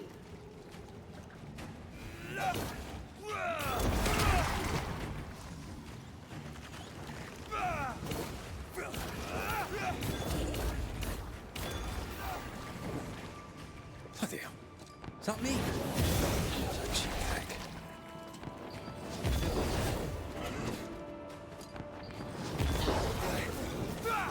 How the hell just came out of that shadow? It's working. Keep at it.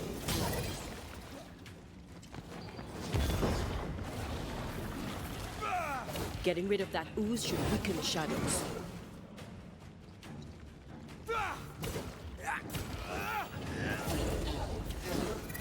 The fuck?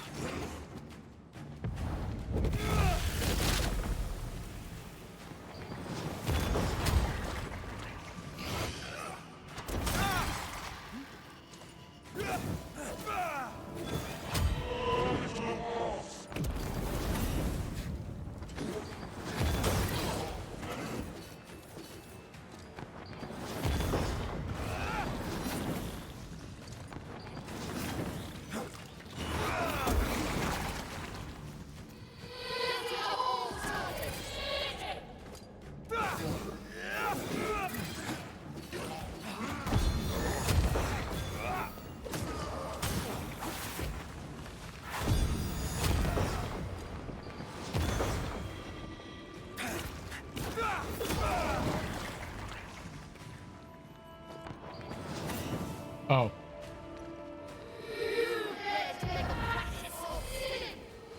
How do I? There we go.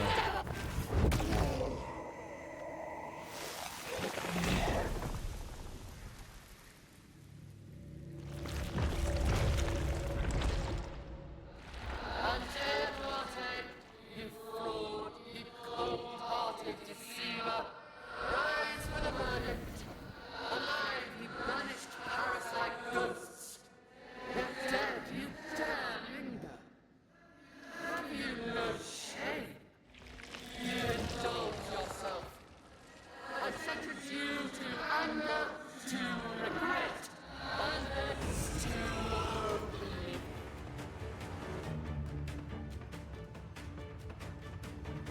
I never wanted this. I hate the very thing I've become.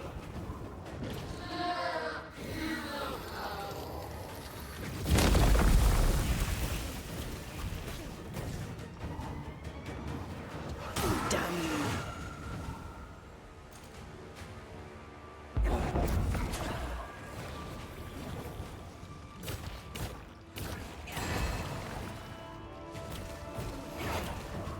This is going to vex me.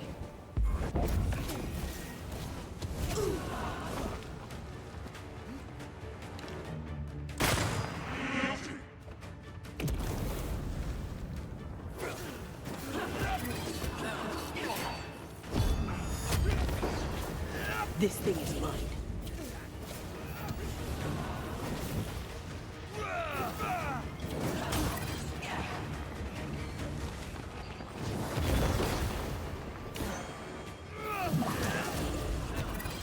Lovely.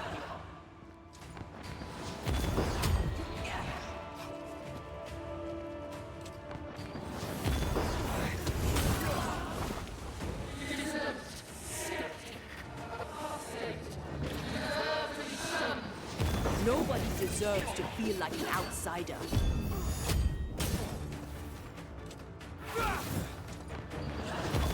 Your strikes do nothing.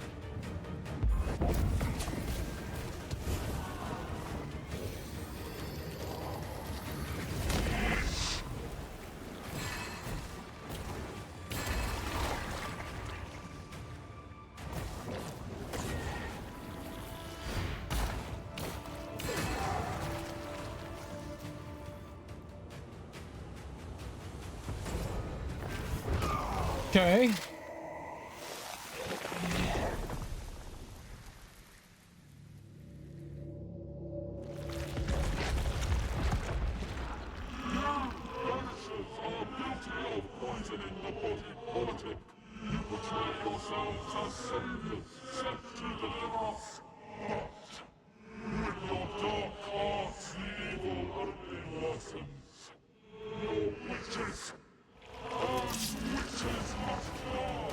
True.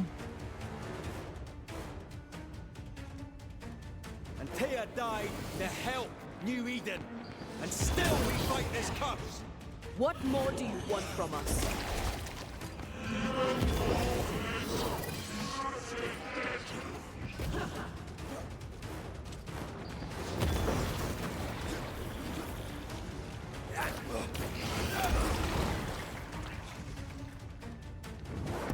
Hell's balls.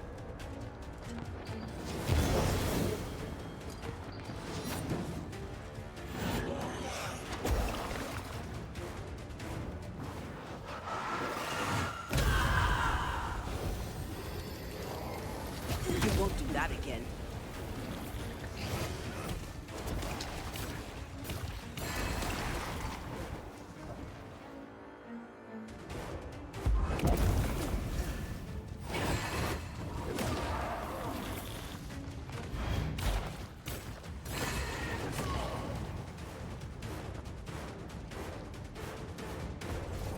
Easy baby game.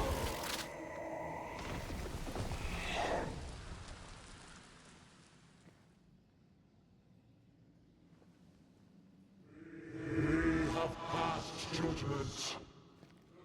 The guilty are known. Now justice is ours.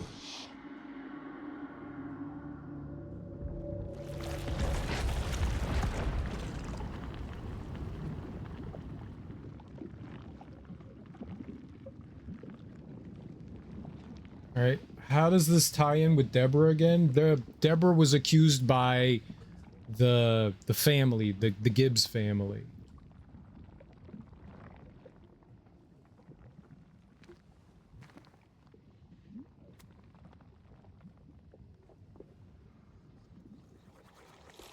That's the tie.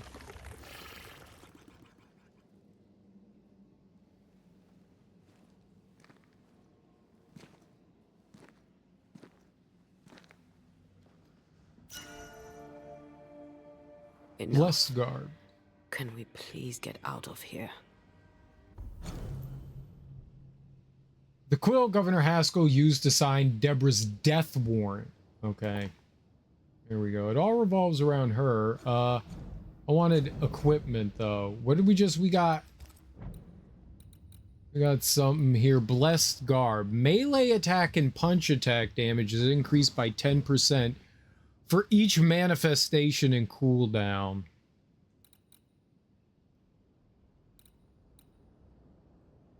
Okay. And there was something else that we got. Wristband? As above, so below. Using leap increases the damage of next punch by 150%. And this one, this is what we got. Leviathan Sigil. Defeating an enemy with punch attack reduces the next damage taken by 90%. Alright, so we have that for a bunch of different things. I think I'm going to leave on the the punch building for her. Scourge accretion. Let's go. We actually needed that. Somewhat badly. Is there anything else in the arena? Not bad. Cool boss fight. Got to be a 2-on-1 there at the end, but we've powered up Antea's abilities a bit. So she was actually able to focus down the Antea clone quicker, which was really good. You had to use your abilities against your, like, doppelganger. So Red is strong against Red, Antea was strong against Antea. Not too bad. Not too bad at all.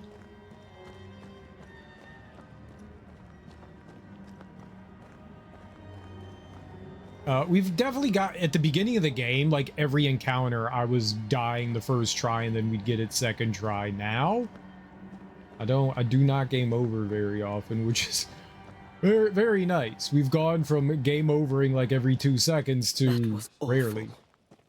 This trial. It was as if Deborah wanted us to face what she had faced. Yeah. But all I feel is beaten. Feel powerless. I were always one move behind. Justice miscarried here. Of course. That's it. I know what that was. Such specter of injustice has a name. The mythical infamy. I've only read about them. They're so rare, most think them a myth.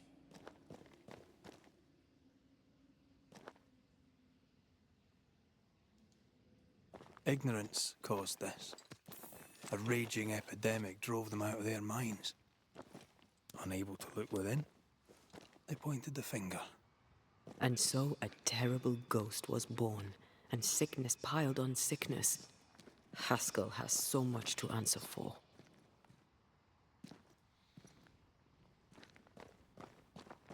I also think, yeah, this is the place where there's going to be a treasure somewhere around here. I think it's the last century. Definitely worth looking around here for.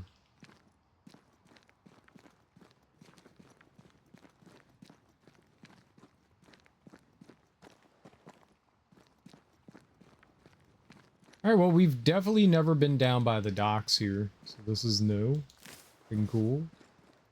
Get some seashore candles. We definitely need those for upgrades. You only get one from each one. Some of the other stuff we get, like, multitudes of. These ones we only get one of. Like, you'll pick it up and you'll get 3 or 4. I don't hear the ocean. Which is really weird. Considering we're, like, right by the shore, and it should be, like, lapping waves. It's just weirdly quiet.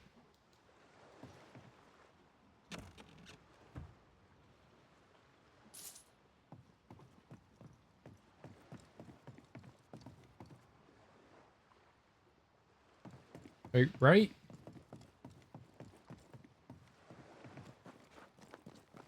Why is the ocean so quiet? Like, I hear my little footy feets. My tippy taps.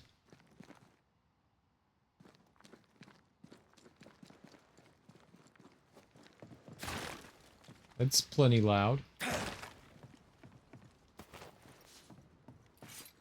Someone forgot to turn up the ocean noises.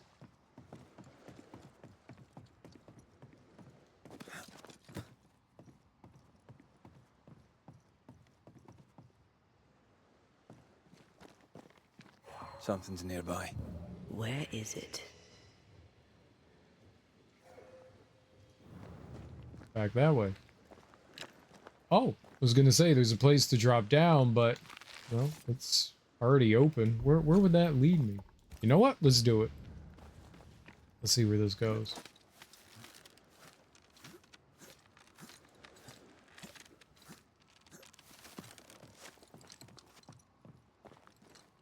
Can't go that far, right? definitely fighting that. Definitely fighting that. Ayo. Alright. Nice.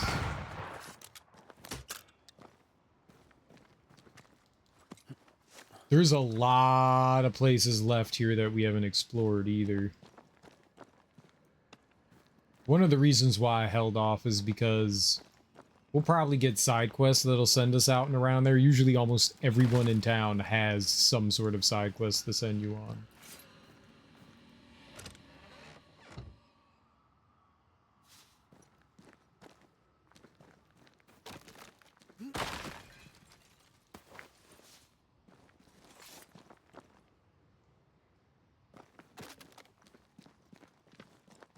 Alright.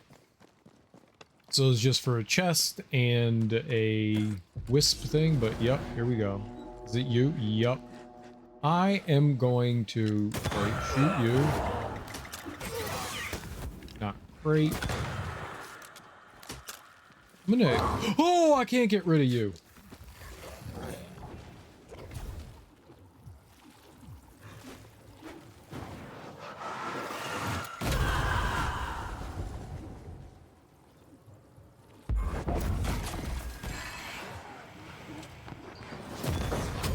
Kiss for you.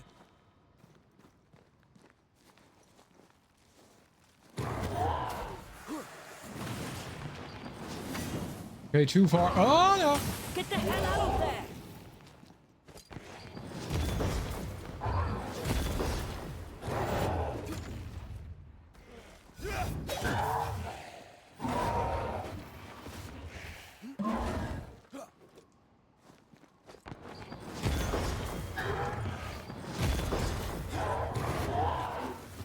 Okay, eliminate maybe? Oh, let's go. Okay, good. Didn't want to spend another 10 minutes fighting the, like, mega form that pops out of that. Definitely worth banishing there.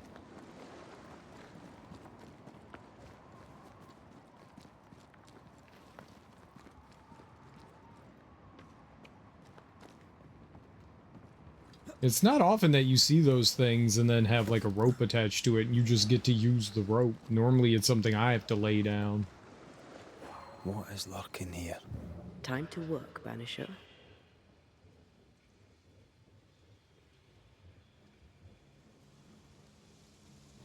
I see it.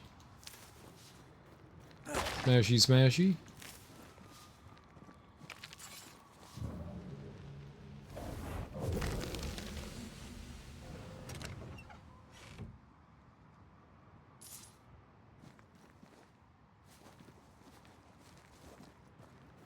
Alright. Some upgrade parts and some money.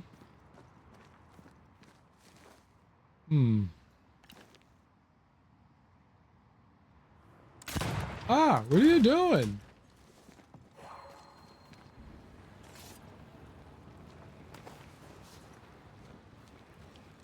Okay, we gotta remove the webbing here. What do we got? One. No, no, no, don't. I think this area is similar to the map's instructions.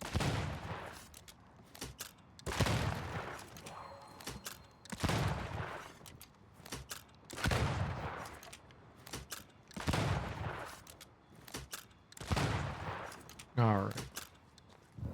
So we got the 1 and the 2. Is there...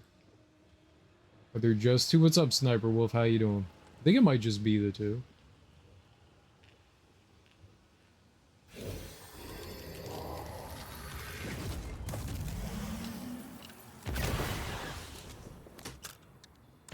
That is why they pay me good money. Yep. You don't see Graveyard Keeper? It's free on all platforms. I already owned it. I already owned it. I don't even know what it is. I own it, but I can't say I have heard of the game. Do you know what kind of game it is? Is it fun?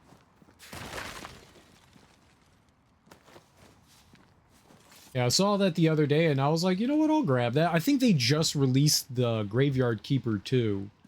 And so I guess to promote that, they put it on they put it up for free. which is cool.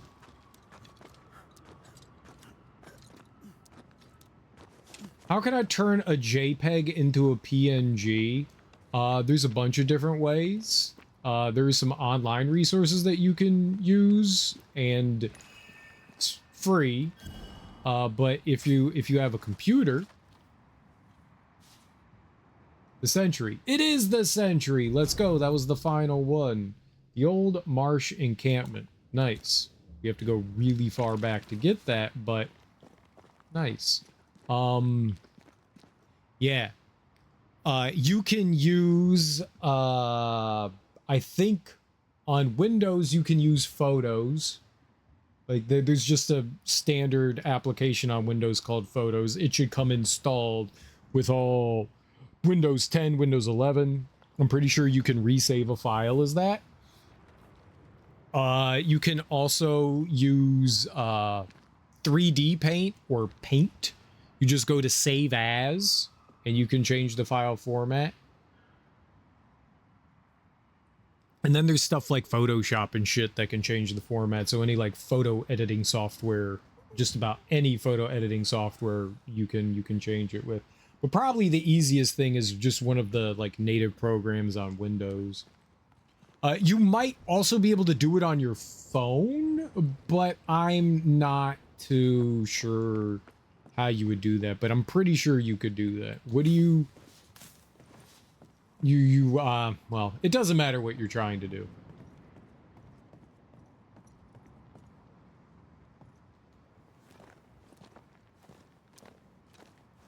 But yeah, there's more than like a handful of ways. But the easiest ones are probably just like the native ones on Windows.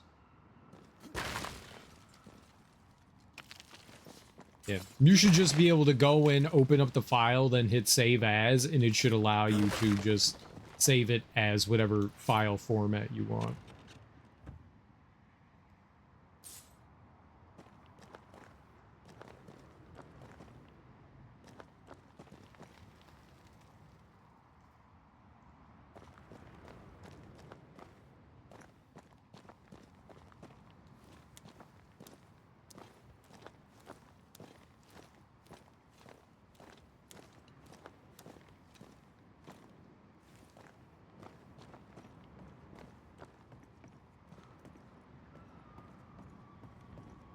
So it's pretty easy.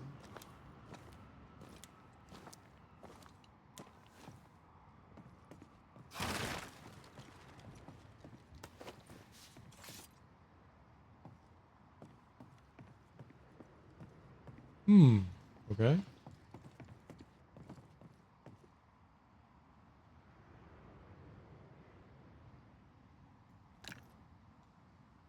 Oh, they don't want me shooting up there.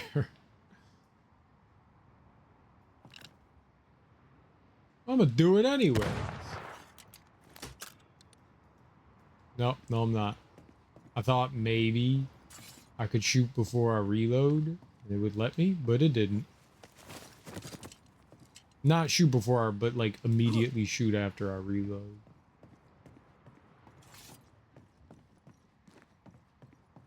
Huh. Weird. Okay. Nothing there.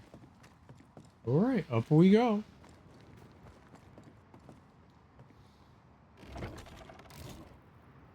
That, down there, I was tense. I was impatient. The infamy's doing, not yours. No. Doesn't change the feelings. I never thought I could feel such anger again. They were Deborah's feelings, not yours. Doesn't change the fact that we were big angry.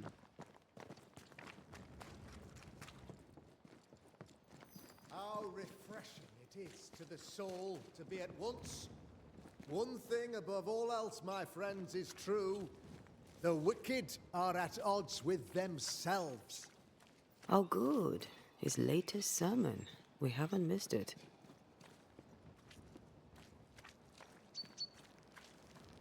They've done more work since we've been gone. How long have we been gone? The Lord's promise of salvation from hell pleases them. The Lord's salvation from misery and sin here on earth does not. This doesn't look like salvation from misery and sin. Hey, Lammy made it back. The wicked pray for deliverance from the fires of hell, while piling the kindling high. They proclaim their love for their Lord, yet, in his name, they serve themselves. Their self-regard crumbles in the light of their hateful iniquities. So true. Mr. McCraith, my friend, I'm so glad you agree. Now, the wicked man never questions... I have your answers. What? Yes, good. Perhaps we should discuss this privately, if you'll give me just a moment. It's quite the story. You might not wish to hear it. Neither may the good people here. Please, this is not the time. We want to hear the story. Let the Banishers speak. Tell them, Red. Tell them good. Aye. There's a story that starts with a question. A question for you, Governor. And maybe for all the good people of New Eden. If I give you a witch, will you do what you did to Deborah Comenius? Comenius, say you? The school teacher walked with the devil and paid the appropriate price. That's the beginning of the history and also its end.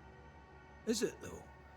Now, I've learned much about Deborah Comenius and what happened to her, and it tells a very different tale. And what story, pray you, does it tell?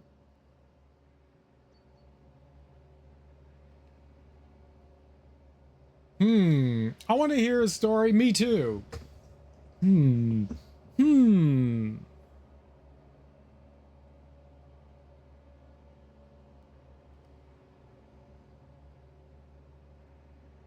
mean, whose story are we going to tell now? Are we going to tell how Haskell was a shitty dude? Or are we going to tell how, like, Deborah was, like, fucked over? This is the story of a girl who cried a river and drowned the whole world. I feel like that's a lyric to a song. What song is that?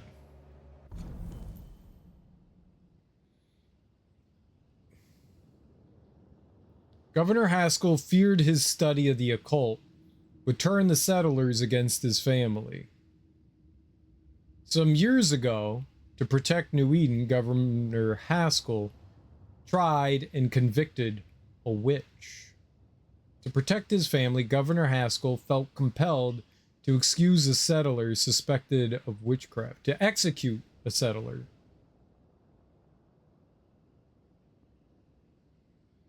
A dignified and self-righteous pillar of New Eden's nascent civilization. Wit and eloquence are the governor's favorite weapons. Erudite to the point of bloviation. I like that word. Fairfax Haskell delivers his words like exquisite delicacies, but many may find his emphatic speeches quite indigestible. Good, they had a thesaurus on hand.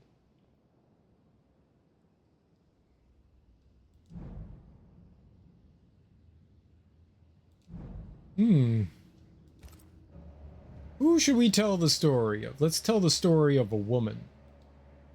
It tells the story of a woman, a teacher, living peaceably among friends, until there came a plague. In fear, the good people went to their governor. "The devil walks among us," they said, "and you must save us, or we will find someone who will." This governor knew he could not save them, but he could give them a witch. The train band captain shackled the schoolteacher and locked her away. She would confess, or she would be judged. Deborah Comenius was a witch, Mr. McCraith. She was the devil's tool, and worse, much worse. The trial was not fair. You had no proof, and you knew it. Credible witnesses gave believable testimony, sir. Witnesses like Gibbs, who pressured you into a guilty verdict to avoid being suspected of witchcraft yourself. There was pressure, I'll not deny it. But I did what I did to protect the colony. It was a difficult time. The picture of yourself that you hold in your mind is that of a great occultist. To repel the devil, the wise and fearless man must learn the Black Spy's tricks.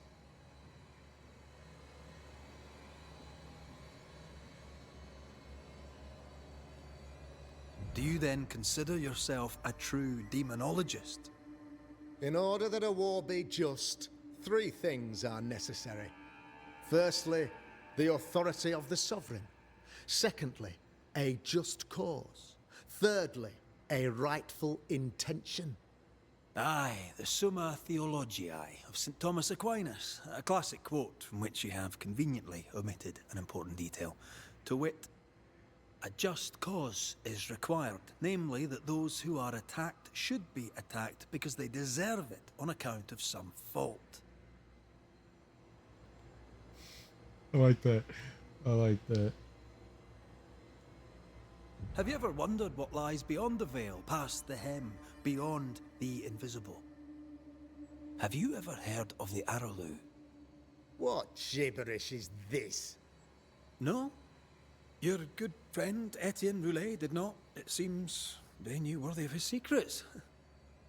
Never mind.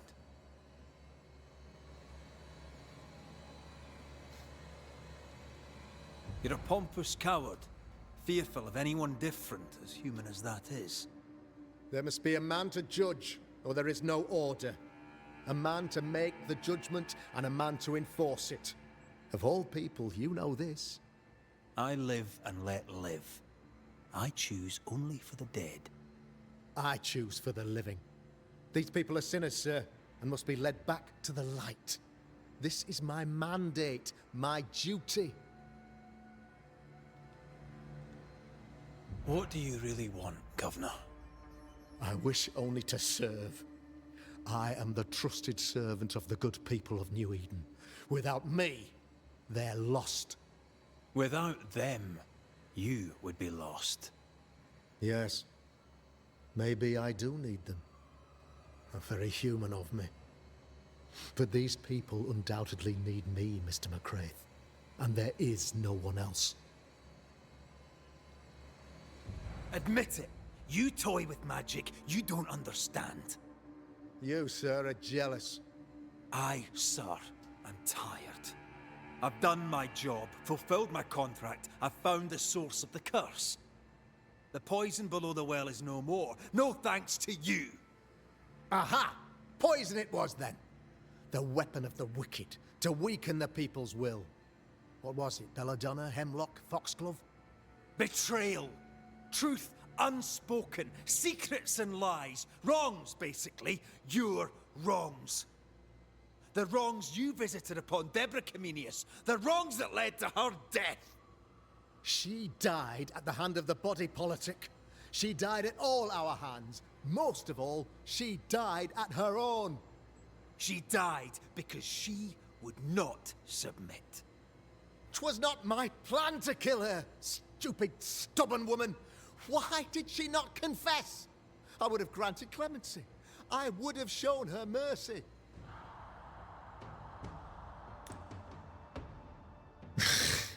I would like to stop him from being... He's... Why didn't she confess to something she didn't do? If you didn't kill her and she confessed to being a witch, The people would have murdered her. She was dead no matter what. You had already pointed the finger and said witch. You had deemed her guilty before she ever went on trial. No person had a fair trial after being accused of witch. Nobody did.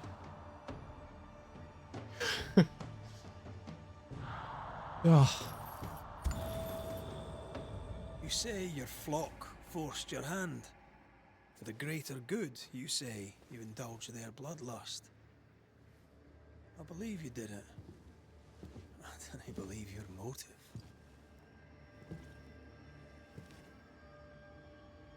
You delighted in your magical witch hunt, your trivial rituals. You thought you'd be lauded for your humility and skill.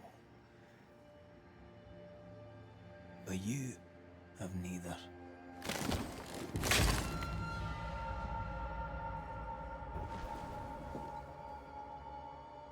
Now all around you crumbles.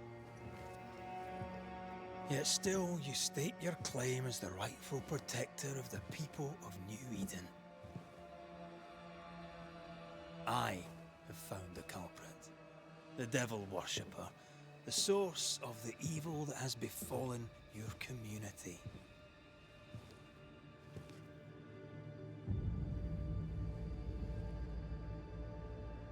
Sorry, son.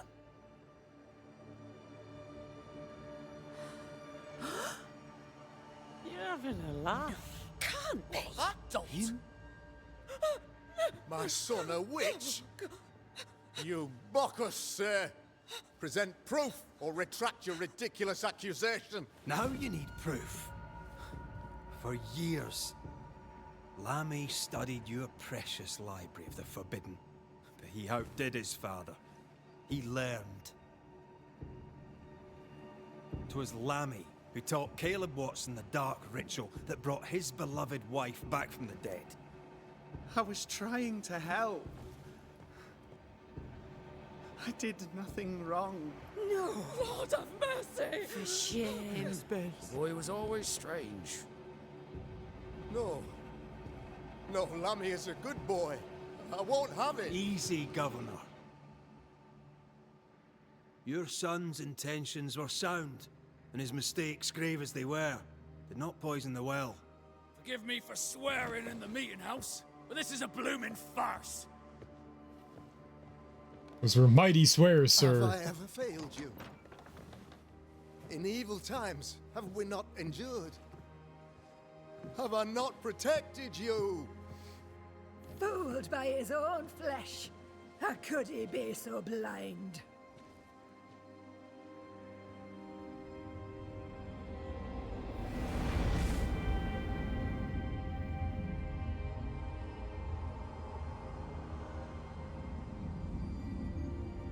Have faith.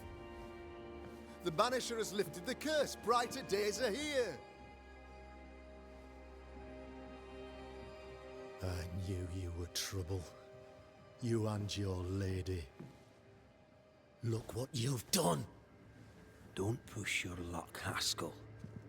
I've given you a shot at redemption. It's more than you gave Deborah. Damn you, Banisher.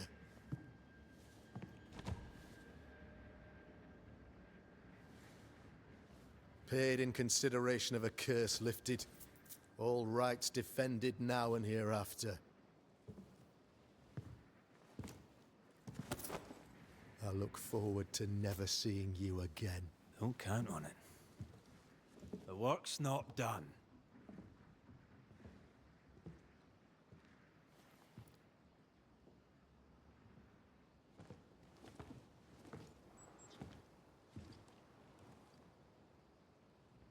After all this, don't forget to rest.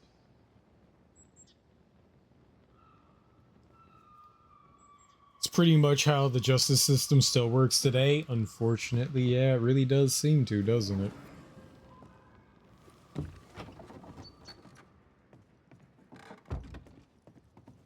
Look at how sad they are. Oh. Ha! Ha! Ha! Ha! Ha! Huh. I wonder if we could go around town and destroy all the things. The binders or whatever they are. Very good. There's a Bible in the meeting house. So it's not just like a community meeting house, it's also the church, I guess. All right, I don't think I have a choice now. We don't take breaks very often, only unless kind of like mandated by the game, but I think the game is basically telling us we can't do anything until we rest. So let's go run down to our current... Can I? No, it won't let me destroy it. So no, still no letting our lady free.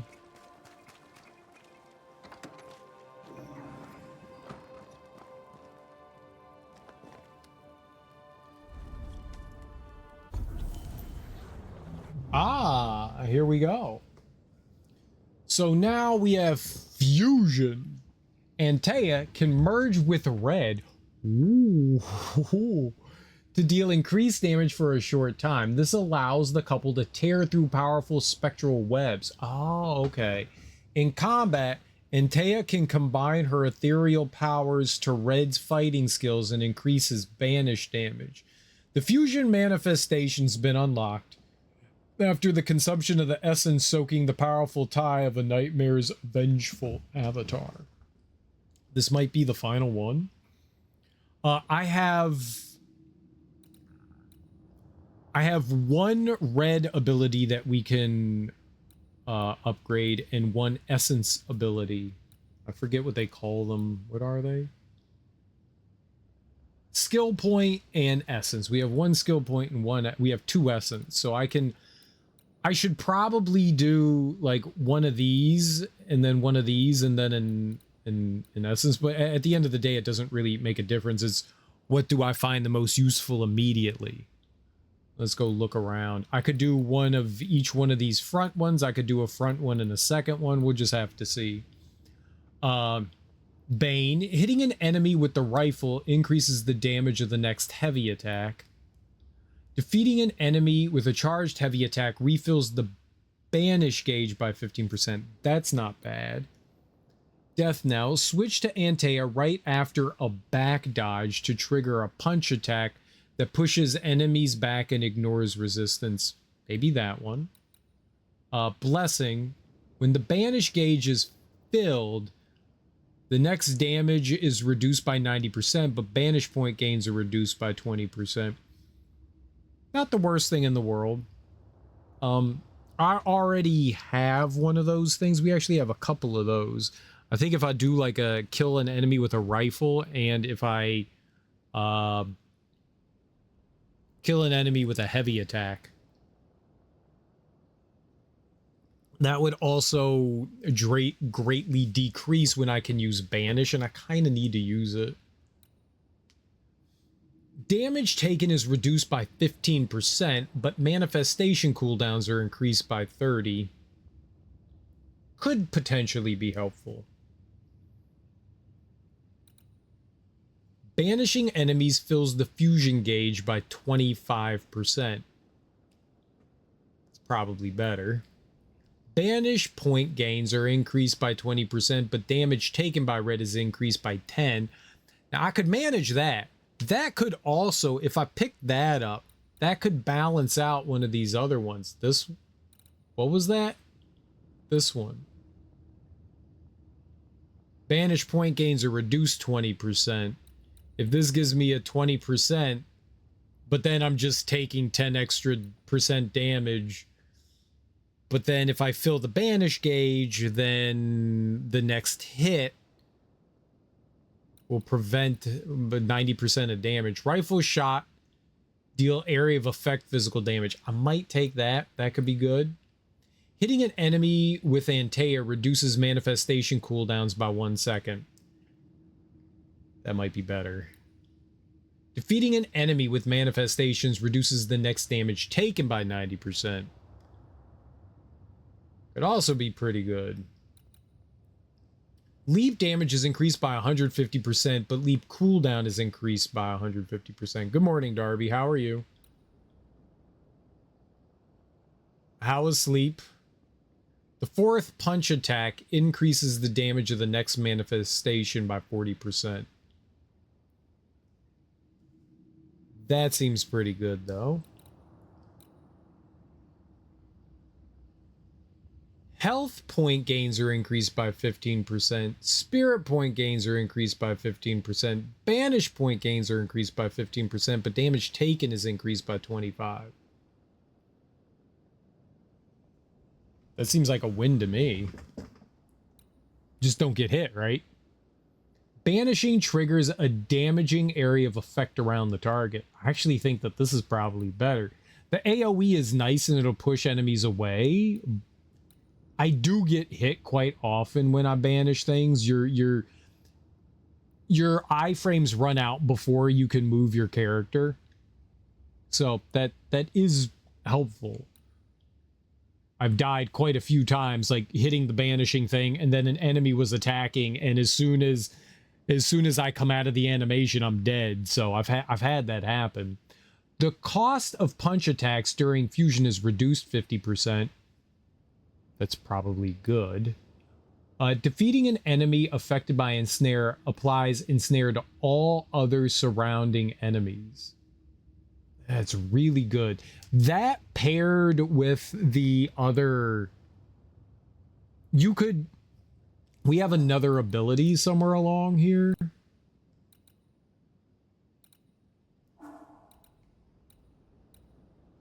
Is this ensnare? That's outburst. Is this one ensnare? Okay. This one. Using ensnare while the banish gauge is full increases ensnare damage by 1400%, but consumes all banish points. But it does 1400% more damage, and if that kills an enemy, right? If that kills an enemy, then every other enemy gets ensnared. That's pretty good. That's pretty good. I don't know. We haven't used the fusion ability yet, so I don't know how much stuff costs. I don't know how long the fusion, but that would make it last long. So those are both, I think both of these are really good. So depending on what I'm leaning towards, unstoppable. When fusion ends, spirit points are fully restored. Sounds good. Damage dealt by Antea is increased by 15% for each manifestation and cooldown. That's good too. Fuck. I wish those weren't together. Banishing increases the damage of next manifestation by 70%. If I coupled that with the ensnare, 70% of 1400, I don't know if that's how that would work, but if that's already increased by 1400, what would 70% be? That'd be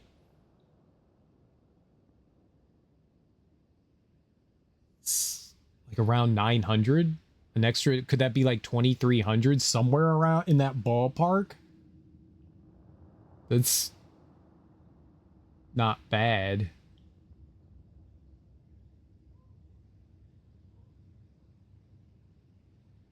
$280. Yeah, it'd be 2380 in that general area. That's the, if that's how it combined it, that would be massive.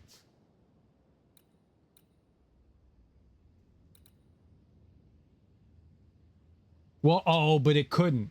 Well, maybe if I used the banish and then built the banish gauge up again and didn't use a manifestation, then it would, because the banishing gauge has to be full. Weak spot hits with the rifle trigger a punch attack that ignores resistance and knocks down the targeted enemy. Your alarm was loud? They do that. That's how you know to wake up. Defeating an enemy with Antea restores 5% health points. Ensnare gains 1 more projectile. Oh, I want that. I don't care about the 5% health points is great, but the extra projectile, that's already money. Defeating enemies while in fusion restores 20% health points. Defeating an enemy with charged heavy attack restores 15%. Okay, I think I want Entangled. I definitely think I want Entangled. 1 more projectile on that's really good. I don't know what this fusion thing is. I think I want this. Like, all just gains in general, but damage taken is 25% extra. I don't think I care too much about that. And then what other silver one?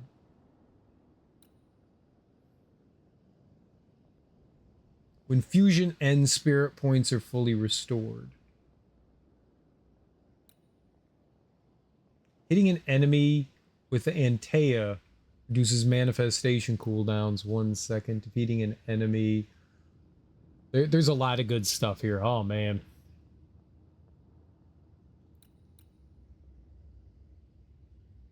Damage taken is reduced 15%, but manifestation. Banishing enemies fills the fusion gauge by 25%. I like that a lot.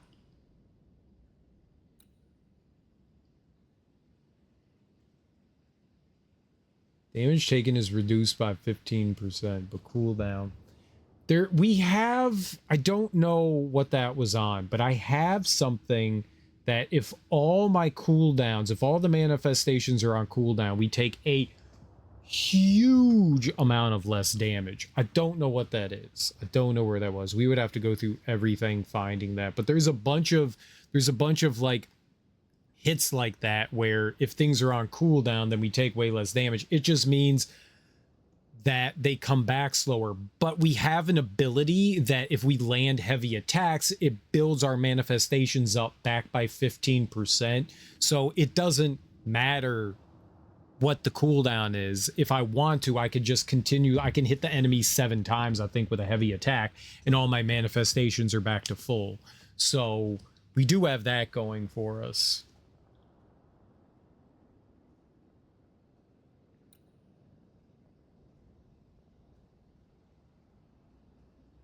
I could take a red. Oh, are both of those essence? Oh, wow. That's not often that 2 things are essence. 15%. Defeating an enemy while in fusion restores 20%.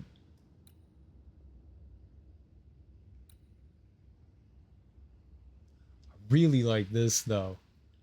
Defeating an enemy affected by ensnare applies ensnare to all other surrounding enemies.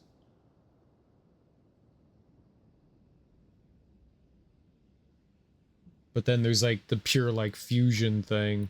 If you couple the unstoppable, like when fusion ends, spirit points come back. I get extra punches. During fusion is reduced. Defeating enemies like gives you 20% health.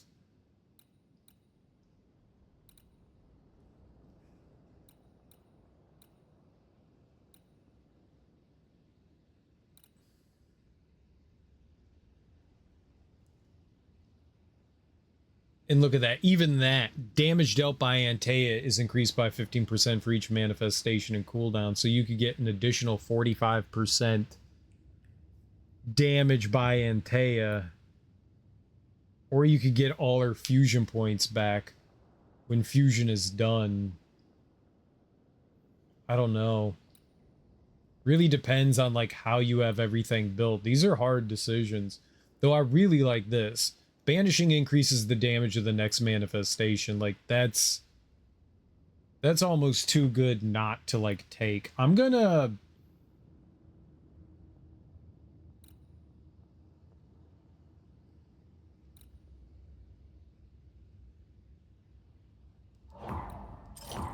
I can always... I don't... None of this is permanent. I can change whatever I want at any time, which is really cool. You don't have to, like, you can respec everything at any time as long as you're not under certain conditions, which is fucking fantastic. Like, it is great. So if I was just like, oh man, this fight's too hard for the way I have things, I could go back into this, readjust everything, and we're good to go. It's really cool that you can just on the fly change your build. That's so dope. So you can change it based on what the encounter needs or what you feel like you want. I haven't really made too many adjustments. I've made some small ones here and there, just based on how I play in general. But I could just be like, okay, I didn't like that. I could take it all off. I love that. But I'm gonna leave that for now. We need 1 and then 2, 4, 6, 8, 9 more points. I don't know what they're divided into. 2 essence, 4 essence, 5, 6 essence, and I think 3 levels. Seems that way. 6 essence and 3 levels. Nope. 5 essence, 4 levels. Is the max level in this game 25?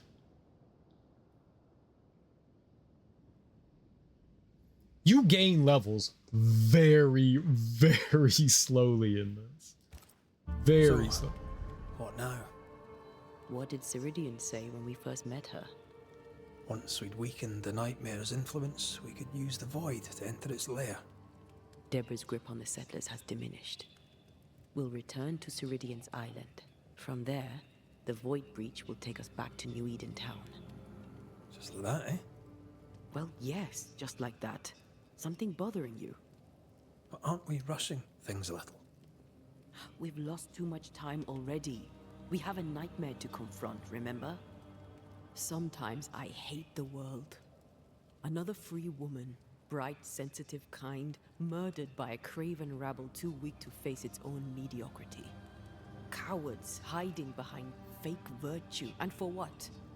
They won't even say her name. Why? Why her?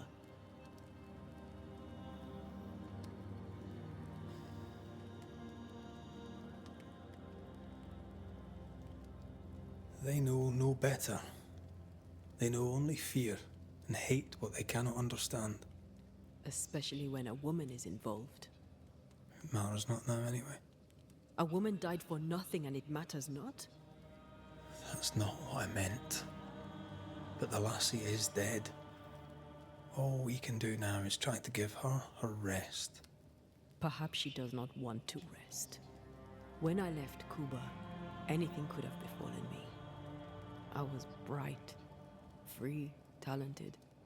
Though I had the wrong tongue, the wrong sex, the wrong skin. I defied life. I expected so much more from the world. I was arrogant. Arrogant to believe I needed no one. To shut out my mother and experience curandera and listen instead to my sister. Your childhood friend. What happened? I had little and wanted more. A dangerous thing when you have our type of talent. Anything could have befallen me, but it didn't. This has been hard for you. For me too.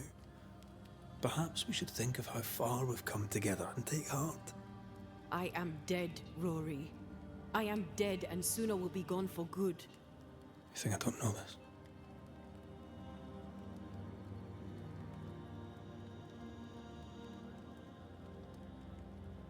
I don't like either of these answers, so act like it. Don't make this about you. So act like it. I'm not the enemy here.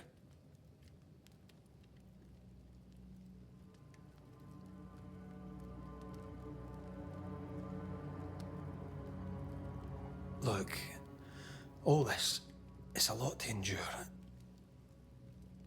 We're both exhausted. I know I am. I cannot tire. I know. I know how hard it's been for you. You have no idea. None at all. I'll do my best to understand, if you'll let me. We should have faith. Look at us. We'll get to where we're going. Shut up, Red. Shut up. This isn't about what we have conquered or what we have achieved or how far we have journeyed. Look at us. Look at me. I loathe what I've become. Can't you see that? I was trying to help.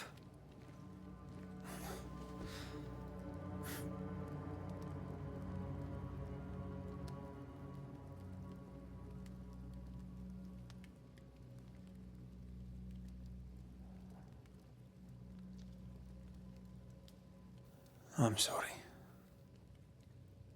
Stop apologizing.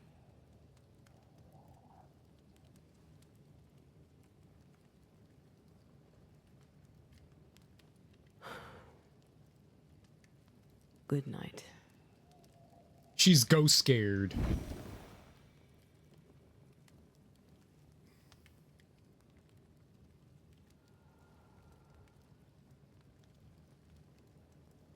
She knows that their journey's coming to an end, so... Oh, she's not there watching us sleep?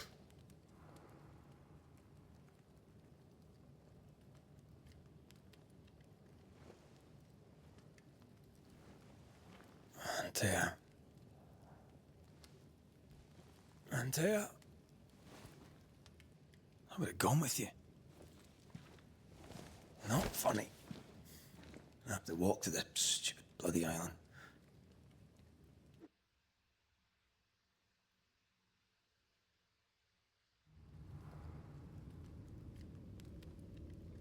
Oh, they like...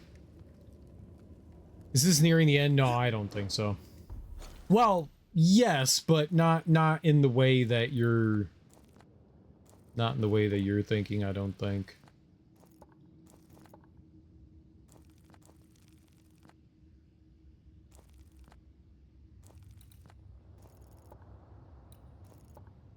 But maybe. I don't plan on beating it right now. I want to go and like side quest and shit. There's so many things.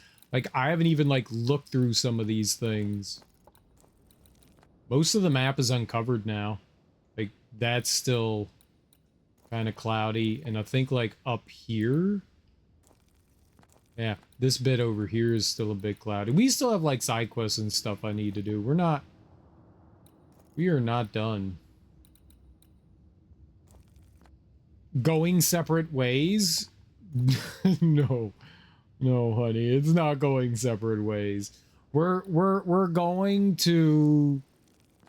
back to New Eden over here, and we're gonna confront the nightmare. And when we're done confronting the nightmare, I mean, we are gonna go separate ways, but I don't think in the way you might have been suggesting.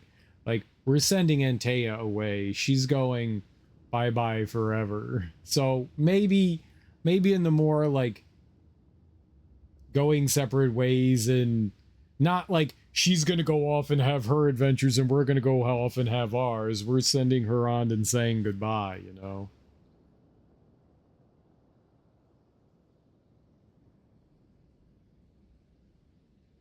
Yeah, we're sending her to the afterworld afterwards. That's what we're doing. That's what we're doing. Love finds a way. Find Antea. Well, it's not the first time she's escaped on us, but all of that is gonna have to wait until tomorrow. It's all gonna have to wait until tomorrow. We'll finish up once that, like, I don't have control of anything right now. They've kind of like shoehorned us into doing like a story bit here. And the story kind of seems to be leading. Yeah. I mean, I don't know how much game is left. It looks like we could go right into the end of the game from here. I think that might have been the final, like, big thing I had to do. I think that might have been the final big thing I had to do. So we beat the boss. We beat the boss. And that was cool. Who do we raid? We beat the third big boss. There's only been 3 big bosses. I guess Deborah would be the fourth one.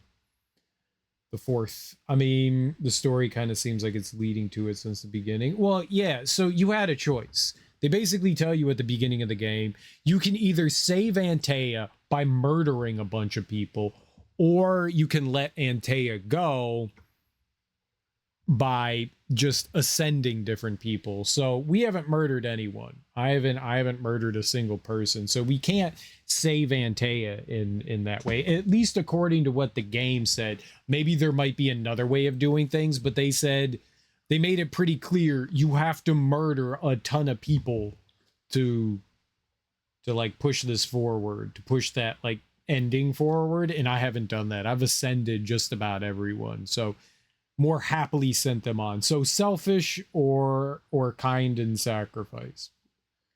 So selfish and sacrifice or be kind. Yeah. Yeah. So either we murder a bunch of people or we don't. And so I chose the goody thing. And I am sure Antea is very upset and nervous about the fact she's going to be saying goodbye, which is why she was so upset there. I'm assuming.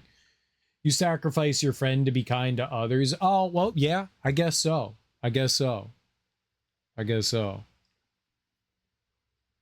I mean, our whole, and I'm kind of like going along with like immersion here, right? Our whole job is to deal with the dead, not the living.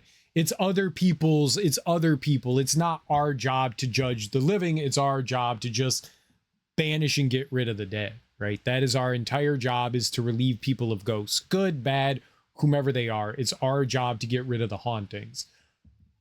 Let whatever system, other systems are in place to deal with repercussions for the people's actions, you know? Which is the greater good path? Probably. It's not to say that some of those people aren't shitty and horrible human beings that don't deserve, you know, greater punishments than what they get. But it's technically as a banisher, not our job to do that.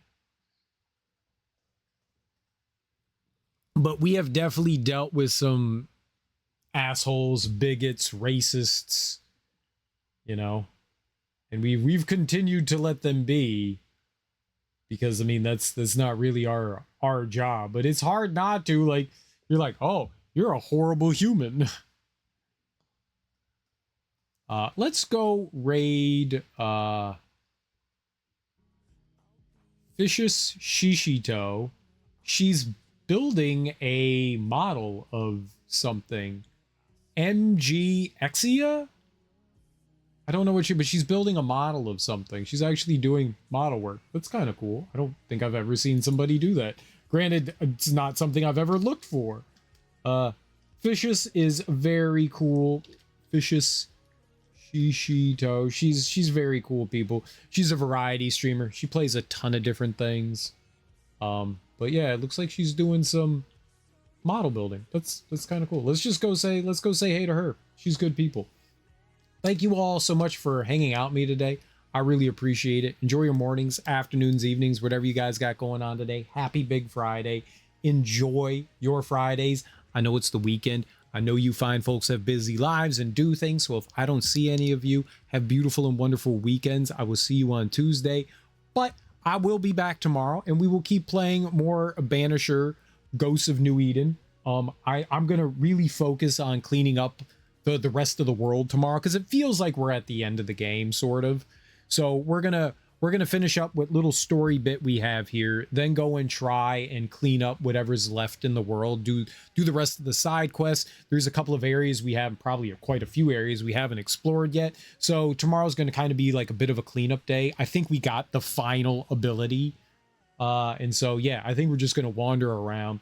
clean up whatever we can, do whatever side quests. I doubt we'll beat the game tomorrow. The side quests tend to take quite a while to get through. We talk to people, then we go exploring and having to do their quests and stuff, and all that takes time. So we may beat this on Sunday, but we probably won't beat it tomorrow.